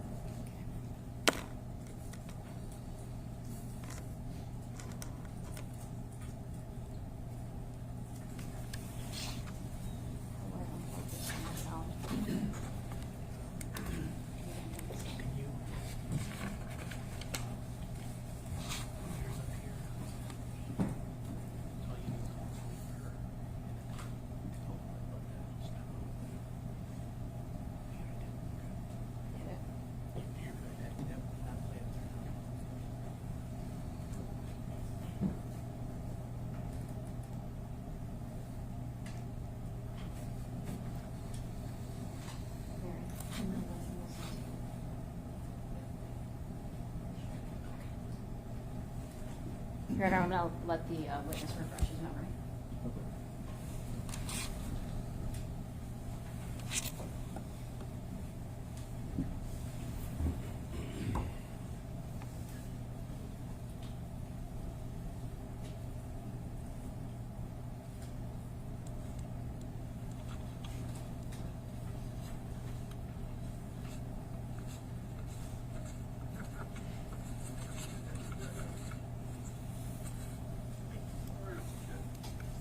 Sorry, the microphone's over here.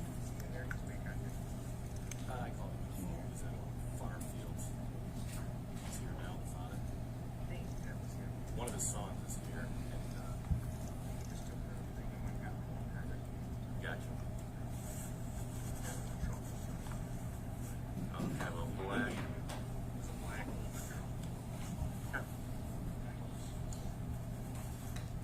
His truck's pretty much like this one here. I think he said he's got a couple just like this. Yeah, it's a black truck. Yeah. He has glasses, right? Yep. Yeah. I.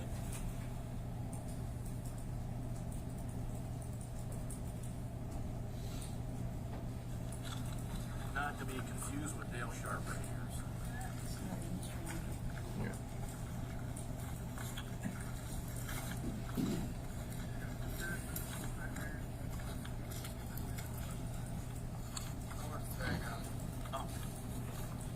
I'm not going to listen to the speaker. Okay.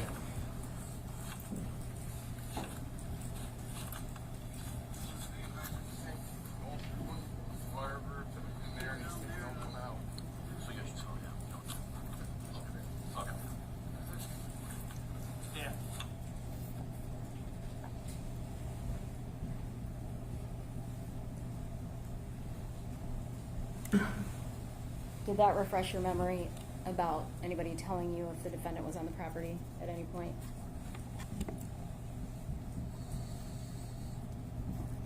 It doesn't refresh my memory, but it certainly occurred. Your Honor, I move to strike because if it doesn't refresh his memory, then he can't articulate that it actually occurred. Was this, All right, so I would agree with that. If his memory's not refreshed, he can't testify about it. And I would grant the request to strike. okay, Thank you. your body cams that are recording, are those recording?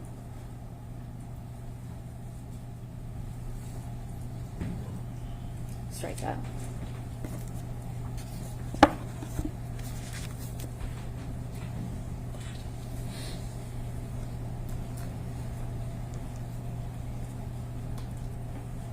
Do you recall having any information about anything being done on the property on April 27th, 2021 while you were there during the search?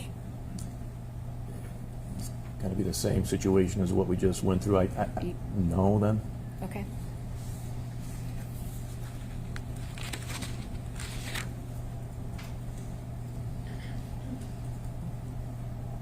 Did the defendant ever make contact with you on the property on April 27th, 2021?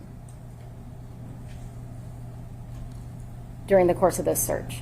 Okay, because earlier, clearly, we had done the walkthrough, and then, again, I'm sorry, I don't recall.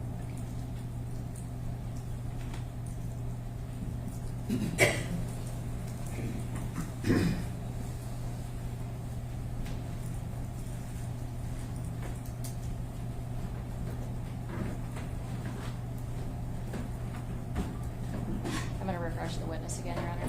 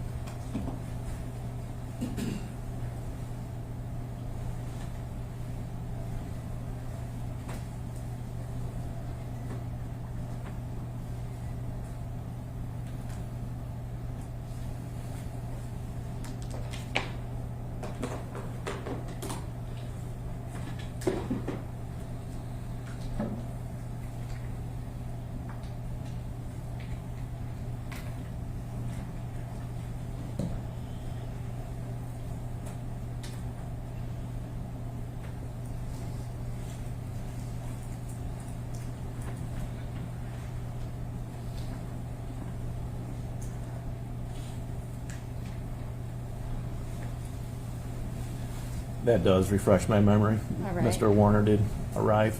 Did you take note of the time that you made contact with him? Was it 21:34? So 9:34? Correct. 9:34 p.m.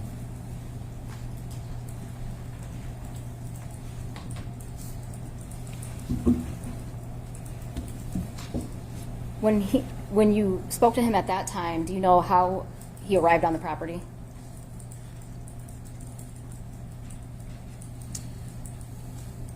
I don't recall. He had been driving his truck, but I don't recall how he arrived that time. Okay. Did you see it when I just showed you the video? I saw him walk up, and it's dark. I didn't see it. Okay. Oops.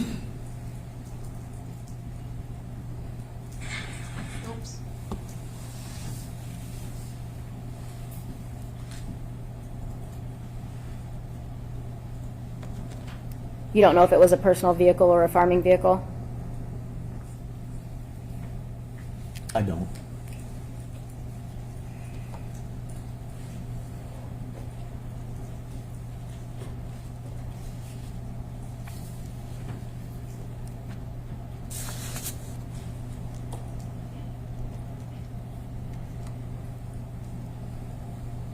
On April 27th, 2021, during the course of this search, did you find anything? Nothing of evidentiary value. Did you come back on April 29th, 2021 to the Munger farm?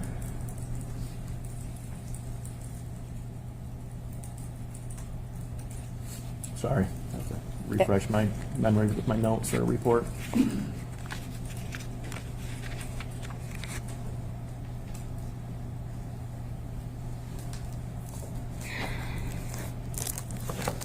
Report from the 29th.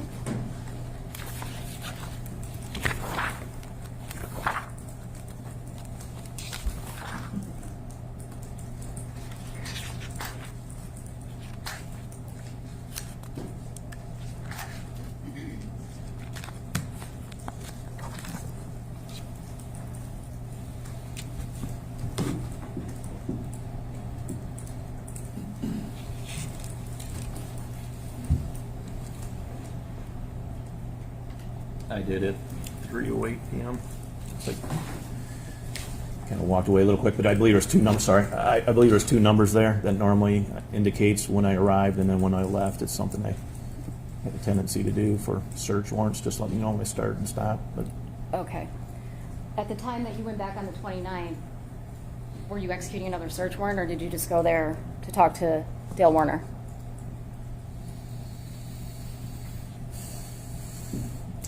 sorry, you walked away a little too quick for me to read what I had done on that day. Sorry. 4 years ago and a lot of contacts.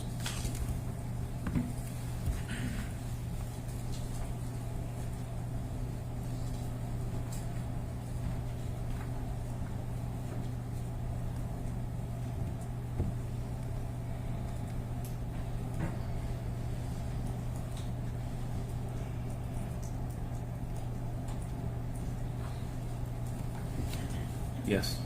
A consent search, not a search warrant.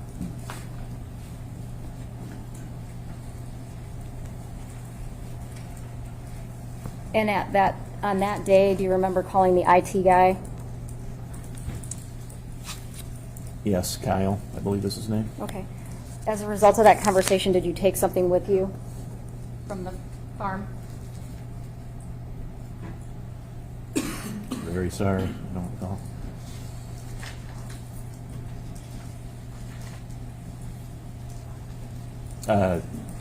Some DNA, I believe. From Kyle? No. Okay. I'm going to refresh your memory about what you got from Kyle.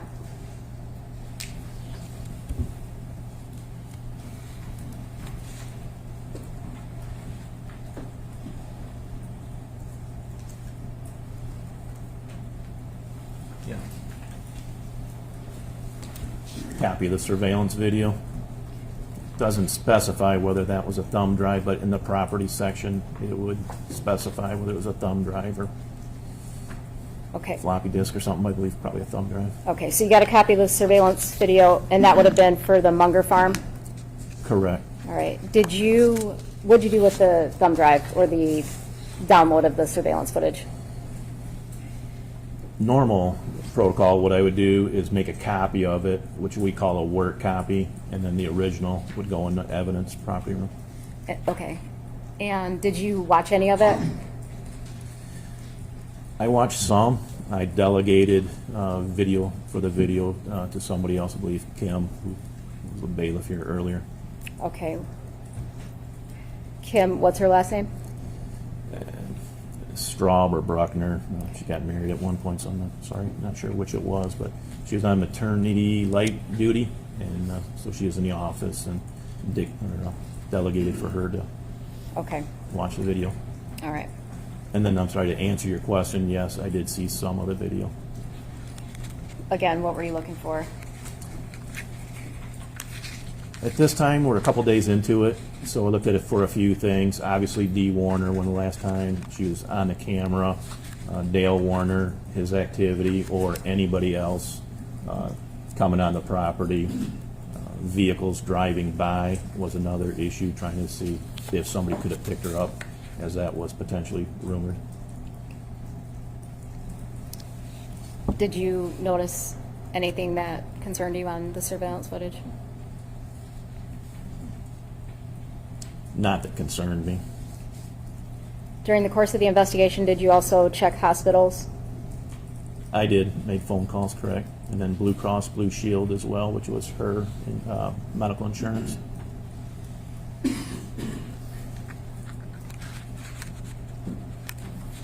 How long did you investigate this case? How long were you on this case? At one point, it became a task force, so then it extended with that as well, with the state police and the FBI.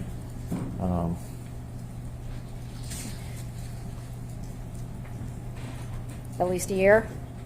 It sounds accurate with the task force part of it, correct? Okay. During the course of your investigation, what did you do? What types of things did you do? Numerous searches, any tips that we came up with. Spoke with Zach Bach early on, requested from him a copy of all the employees from every business, family members, at which point I delegated interviews to Deputy Hall of family members that I just didn't feel were necessary for me to interview, that he would be able to interview. Again, numerous search warrants as well as consent searches. Pretty much every time I'd get a consent search from Mr. Warner as well.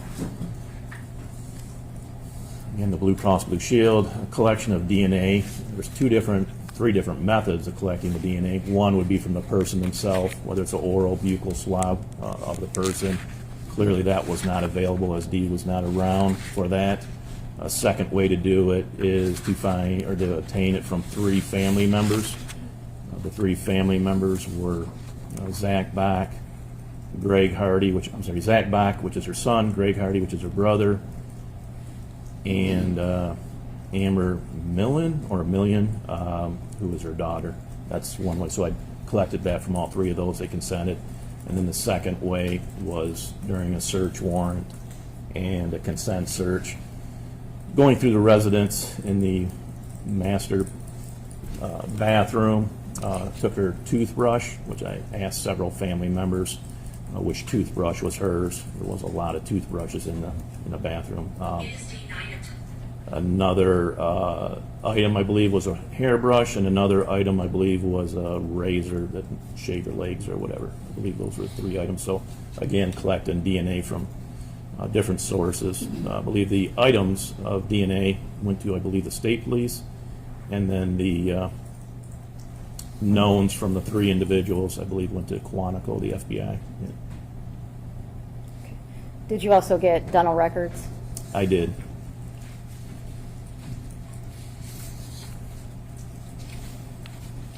I have nothing further.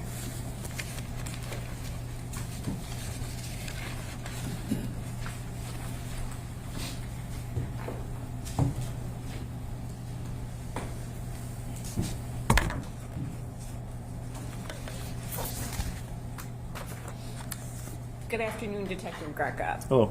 Mary Chartier, I represent Dale Warner, and I want to ask you some questions this afternoon. So, it sounds like you were the lead investigator on the case for well over a year. Is that correct? Correct. So that would have been roughly the end of April 2021. The task force was formed in roughly March of 2022. Does that sound right? It does.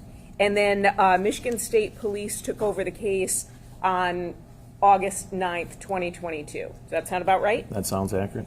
Did you do any work on the case after that time? So once Michigan State Police take over, are you still involved at some level?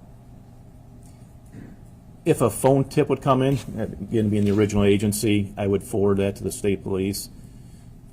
But as far as any active looking into it, no, the state police was adequate to handle it. Were they communicating with you at all about the status of the case, or no, once they took over, you were out of the loop a little bit? Not particularly. If they had a question, they'd ask me. But other than that, no. When the task force was going on, it was Lenawee County Sheriff's Department, Michigan State Police, and then the FBI? Correct. Thank you. Now, when you were working on the case, it sounds like you spoke with Mr. Warner numerous times. I did. And he had another attorney, not anyone sitting at this table. He would let you speak with Mr. Warner even when he was not present, correct? Correct. And Mr. Warner would chat with you in person? And on the phone, correct. And on the phone, correct? Correct. Now, he also gave you full access to his daughter, Lena, too, right? Correct. So even when he wasn't present, you would chat with her. I think at least on one occasion you went to school and had lunch with her, correct? Correct. He didn't try to prevent that access at all? No, he kind of more offered it, so. Now, we saw the video, and if you need to see it again, that's your body camera video where there's a tank on the property on April 27th, 2021, and you walked by it, correct? Correct. Was there anything about that tank that stood out to you when you walked by it? I didn't even recall seeing the tank. I recall seeing other tanks, but they were like fuel. I think one regular gas, one road diesel, and then one off-road diesel. But as far as those tanks there, I didn't even recall seeing those. Did you watch, so while you were investigating the case, did you go back and watch your body camera footage at all, or do you know if anyone else did?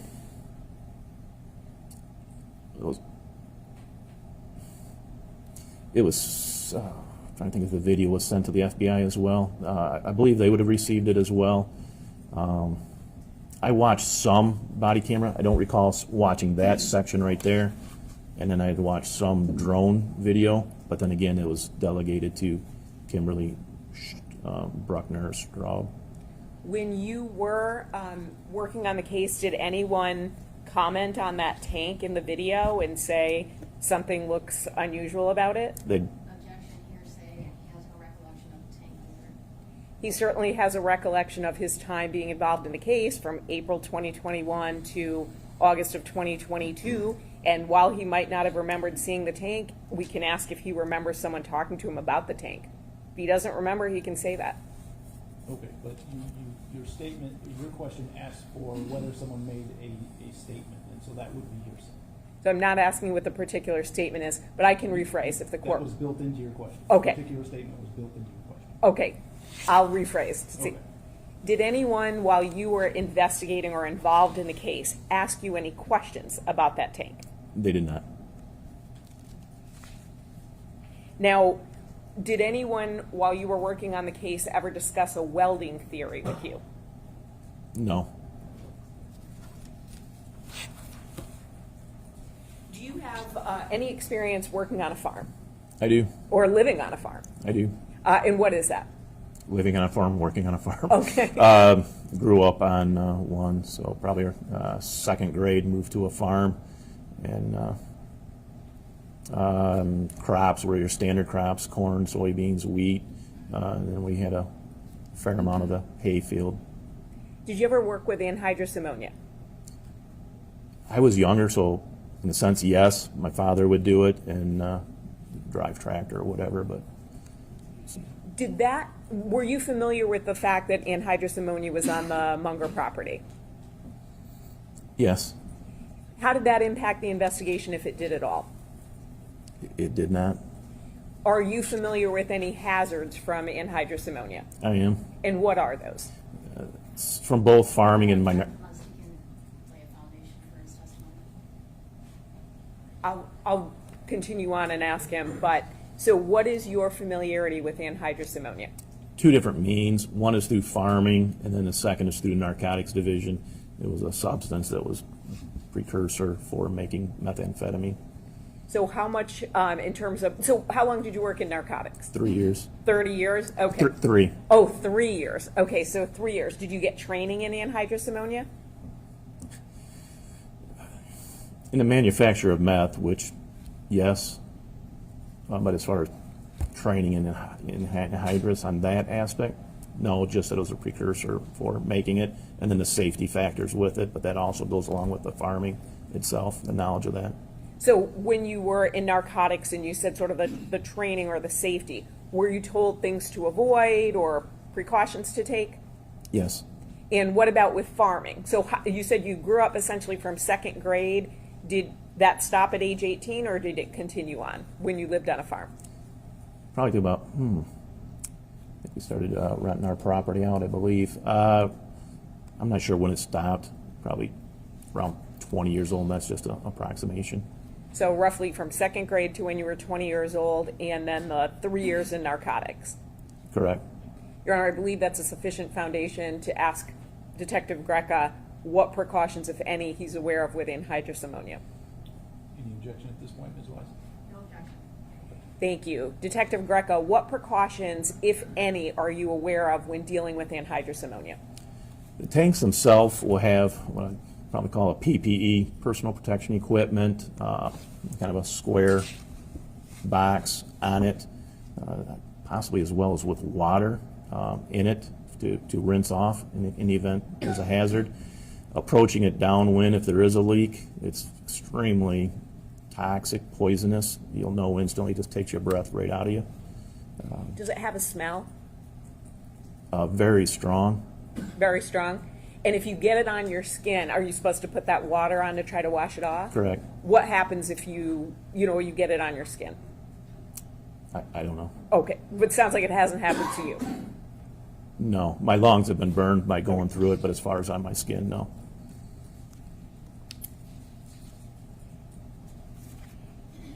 Now, moving on to other work that you did when you were investigating the case, do you recall a family meeting with members of Ms. Warner's family, Mr. Warner's family, and some of his, and Mr. Warner himself on roughly March 9th, 2022? I do. And during that meeting, do you remember what law enforcement officers were present? It would have been myself, Detective Juror, I believe Detective Singleton, and then FBI Pat Geahan. Sheriff was present for the beginning of the meeting. In the meeting, was it at least in part to brief people about the status of the investigation? It was. And then at that meeting, were you also asking people if they would volunteer their phones? I did. And was that, for example, a consent download? It was. Had Mr. Warner prior to that given access to his electronic devices? He did.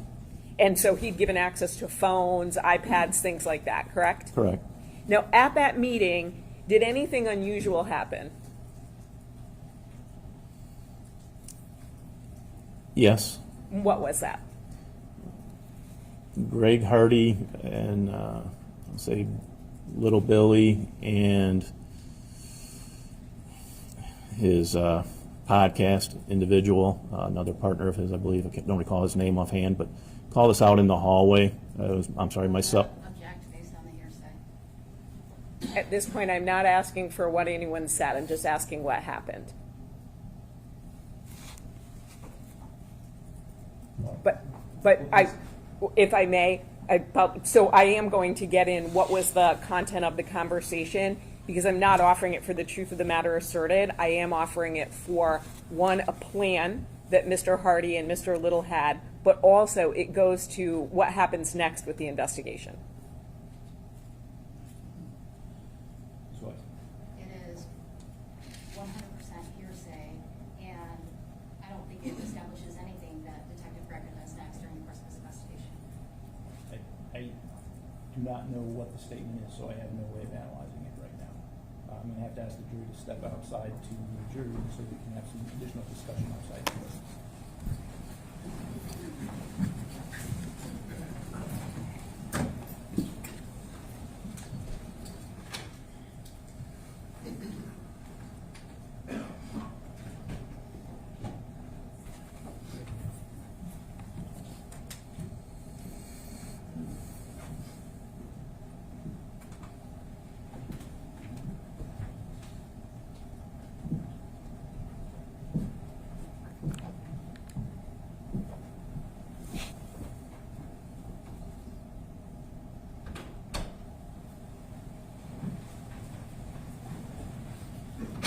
So what are the statements that we are talking about? My understanding of what occurs is Mr. Hardy and Mr. Little want the detectives to pretend that Mr. Hardy is providing his telephone to be downloaded, but they don't really want them to download it, in part because, at least from my understanding, is he's communicating with an FBI agent about the case.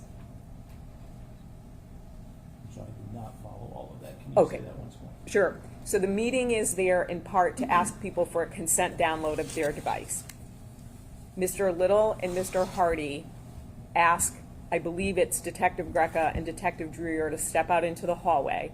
They want them to pretend that Mr. Hardy's going to turn over his phone. They want them to pretend that they are actually downloading the phone and then give it back to Mr. Hardy. But in reality, Mr. Hardy is not consenting to the download of his phone. It goes to the effect on the listener, it goes to credibility, and what happens next with Detective Greca. All right, Ms. White? What effect did it have on the listener in the case? I mean, how did it affect what he did? And I don't see how it's relevant to whether or not Mr. Warner killed his wife. It's relevant to who's being investigated and what steps were or were not taken, who was or was not a suspect. Also, a command is not hearsay. Pretend to take the phone, but don't really download it, but pretend that you did download it.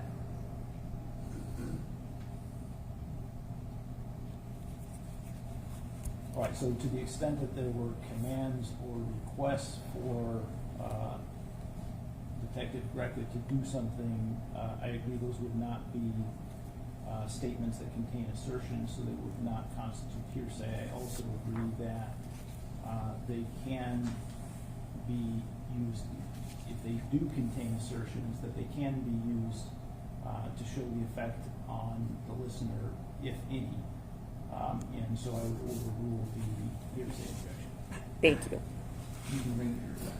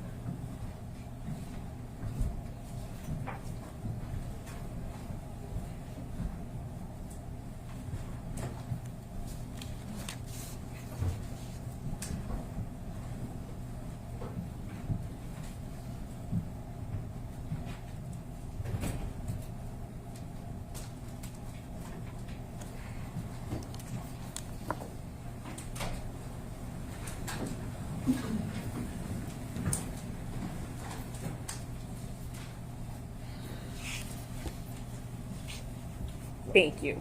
So Detective Greca, going back to that meeting, it sounds like you, Detective, now Lieutenant Juror, Billy Little, who you called Little Billy, Chris McDonough, who is his podcast partner, and then Greg Hardy, the five of you stepped out of the main meeting into maybe a hallway and had a conversation. Is that correct? That's correct.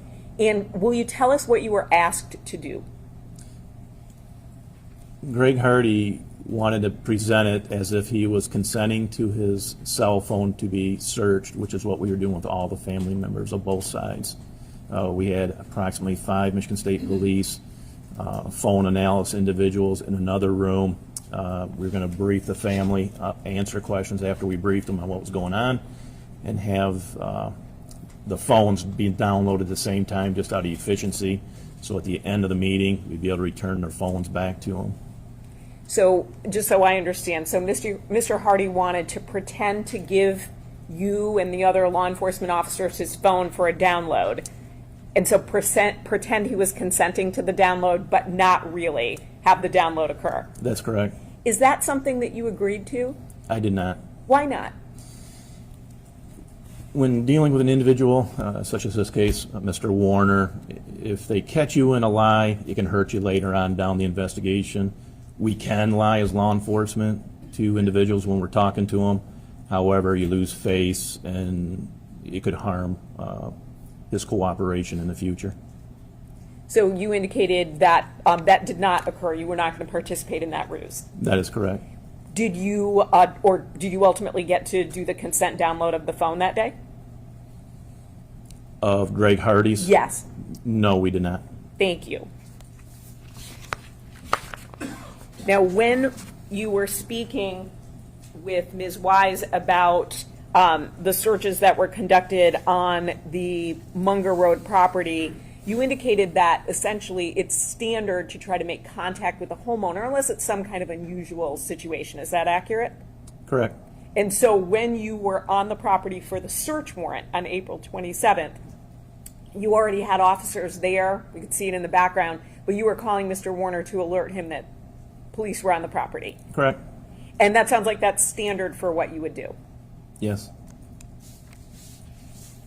You also indicated that there's a strategic reason to ask for consent to search. So that way, if there's a problem with the search warrant, almost belt and suspenders, you've got the search warrant, but someone also consented to the search. Is that fair? Correct, as well as if you found something that was not listed in the search warrant, you could seize it as well. So that sort of rapport building or communication has a valid law enforcement purpose? It does. And so when you were communicating with Mr. Warner, you said you tried to be as candid as possible. Do you think that benefited you in terms of him continuing to speak to you? I believe so. No, I want to wrap up. To be clear, you received a subpoena to testify here today. I did. Did you want to testify in this trial? Yes and no. Okay, so explain that to us. The yes part, just for the truth to be able to come out. And what's the no part? I'm retired. $1.50 an hour, I believe, is what I get paid to testify today. When did you retire? August 20th of 2024. August 20th of 2024. Was that something that you had planned? It sounds like you'd been working for 30 plus years, or was that a bit of a surprise? No, it was pre-planned. Our retirement's based on our best consecutive 4 years. That weekend was a race weekend, MIS. We make 4 days of overtime on that. It's big money, so it was pre-planned. Now, once you retired, did you do any work at all on this case? Any sort of monitoring of it at all? No. I asked you a compound question, so I'll break it down. Did you do any sort of work on the case? I recall one thing. And what was that? There's a lady that was writing me. Her name was Ruth Nortley. She just kept on writing me letters, kind of a pen pal type thing, but she was vested in it. She knew the family quite well. She was an older lady, farmer. She would also, when she would write me a letter, which was at least once a week, she would send me a letter that she had written to Dale Warner as well in a self-addressed envelope, so I could read that, and then she wanted me to forward it to Mr. Warner. So did you continue to communicate with Ms. Nortley just because she was writing to you? Yes, somewhat. But after the investigation, no. But then there was an incident that I wanted to get in writing from her that I felt was important before she passed. She was on hospice. Did you ever get that incident in writing from her? I did not. She had passed. Who did the incident involve? If you remember. Greg Hardy. Object to hearsay. He's getting this information from Ruth Nortley or some Nortley who's writing him letters. I didn't ask what the statement involved. I just wanted to know. He said he wanted to get a statement in writing. You asked him who it involved. Sure. And I don't think we have a foundation for his knowledge of that yet. I suspect we know, and there may be an issue with it, but you can inquire about the foundational issue if you want, and then we can address whether or not it's yours. Thank you. So did you interview Ms. Nortley?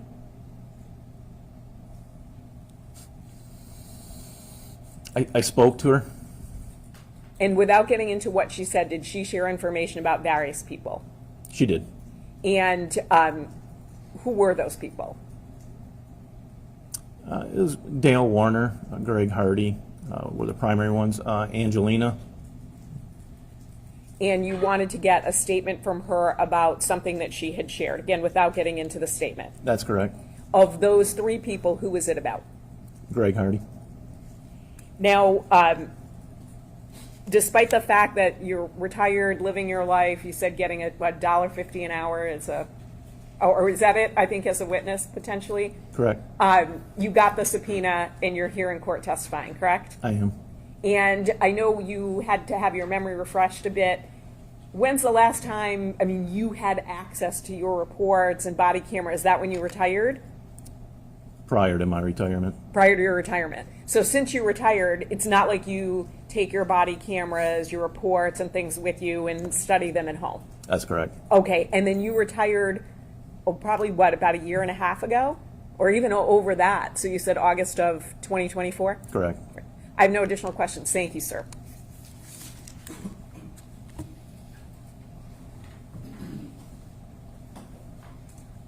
I believe you indicated that the defendant gave you full access to the minor child, Lena? Yes. Okay, and was it your understanding, based on the defendant's multiple statements, that she wasn't even home the last night that her mom was seen?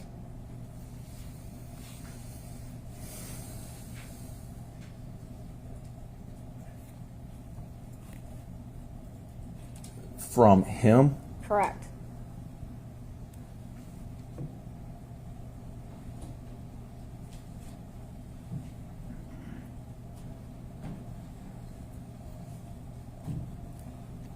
The specific aspect of that, I'm going to say I don't recall. Do you recall if Dale Warner told you if Angelina spent the night anywhere that night? From him, I don't recall. I know the answer to that, but not from him.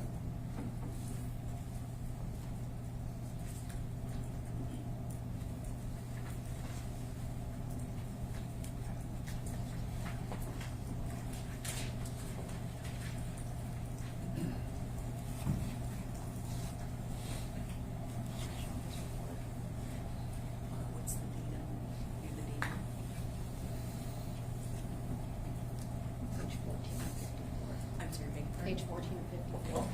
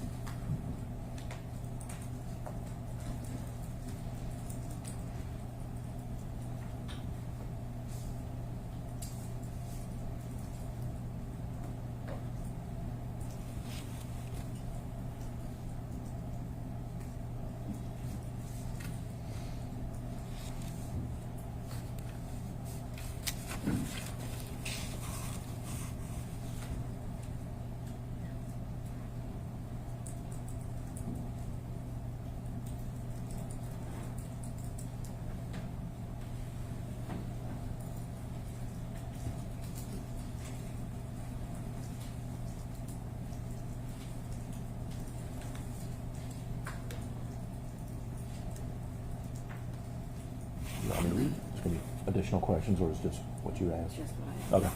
Yep.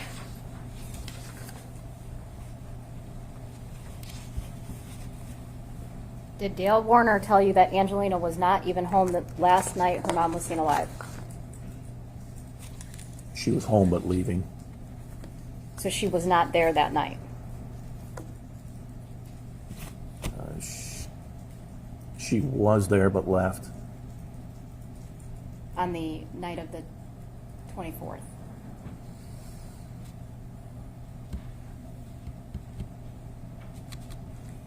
I'm sorry. Can I just see that again?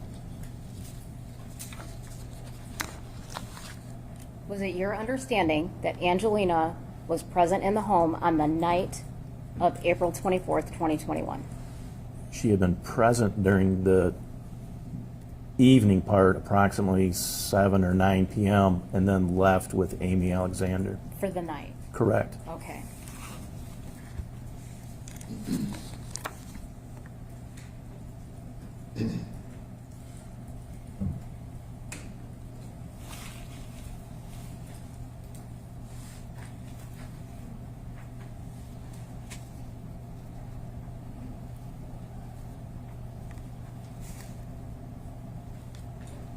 As far as Greg Hardy not wanting you to look at his phone, did you know the reason why?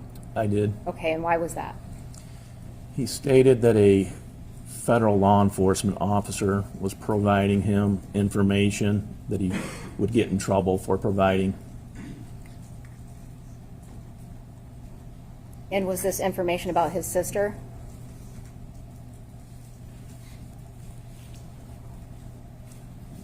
That's what I took it as. Okay. Thank you, nothing further. Detective Greco, was it your understanding that Angelina, while she wasn't home that night, she lived in the house with Mr. and Ms. Warner, correct? That's correct. And was it also your understanding she would at least witness them interact? She would know what she observed of their relationship? Correct. And as it relates to Mr. Hardy indicating that a federal law enforcement officer was giving him information, what would be the problem with that from a law enforcement perspective, providing detailed information to a family member?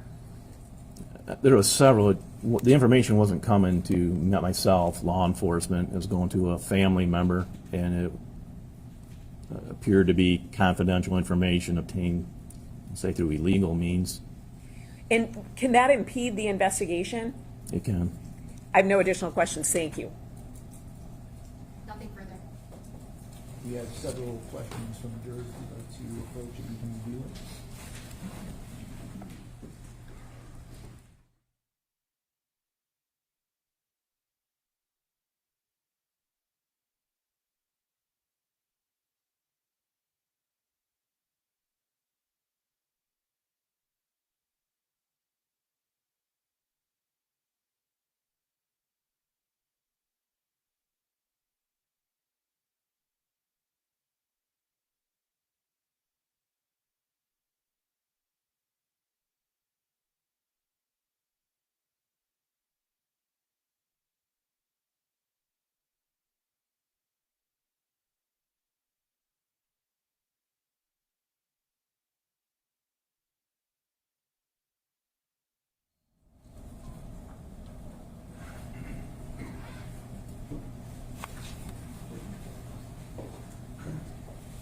Okay, it's my understanding that the parties agree that all but one question may be asked. That's correct, Your Honor. That's correct. Okay. Did Dale ever restrict you from going to certain areas during the consent searches?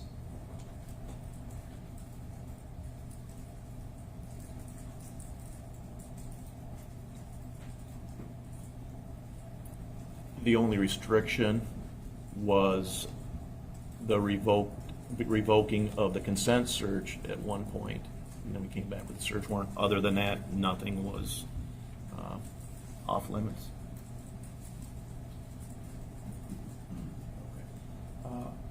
What did your first conversation with Zach consist of? Confirming that he was on the bank account, making it legal for us to access the bank account from Zach on his mother's to see if she was using a credit card, getting gas or anything else. That was the first contact with Zach Bach. When you put your body cam in the police car, was it because you wanted to talk to Juror Warner off the record? It was not.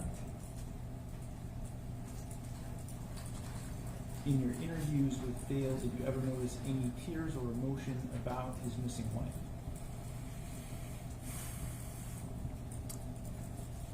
Tears, no. Emotion, yes. All right, Ms. Wise, do you have any follow-up questions you want to ask on those issues?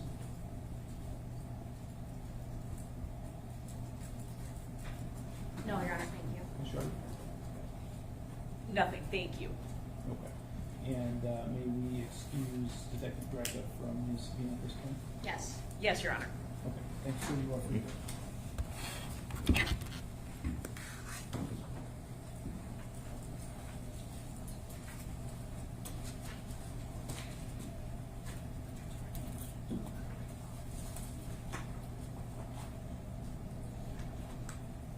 All right, ladies and gentlemen, it is 4:30 at this point, so we're going to break for today. We will be back Monday morning. We'll start at 9 a.m., so I should be here shortly before then. Until then, during the trial, do not read, listen to, or watch any news reports about the case. Under the law, the evidence you consider to decide the case must meet certain standards. For example, witnesses must swear to tell the truth, and lawyers must be able to cross-examine them. Because news reports do not have to meet these standards, they could give you incorrect or misleading information that unfairly favors one side. So to be fair to both sides, you must follow this instruction. Thank you, and have a nice weekend.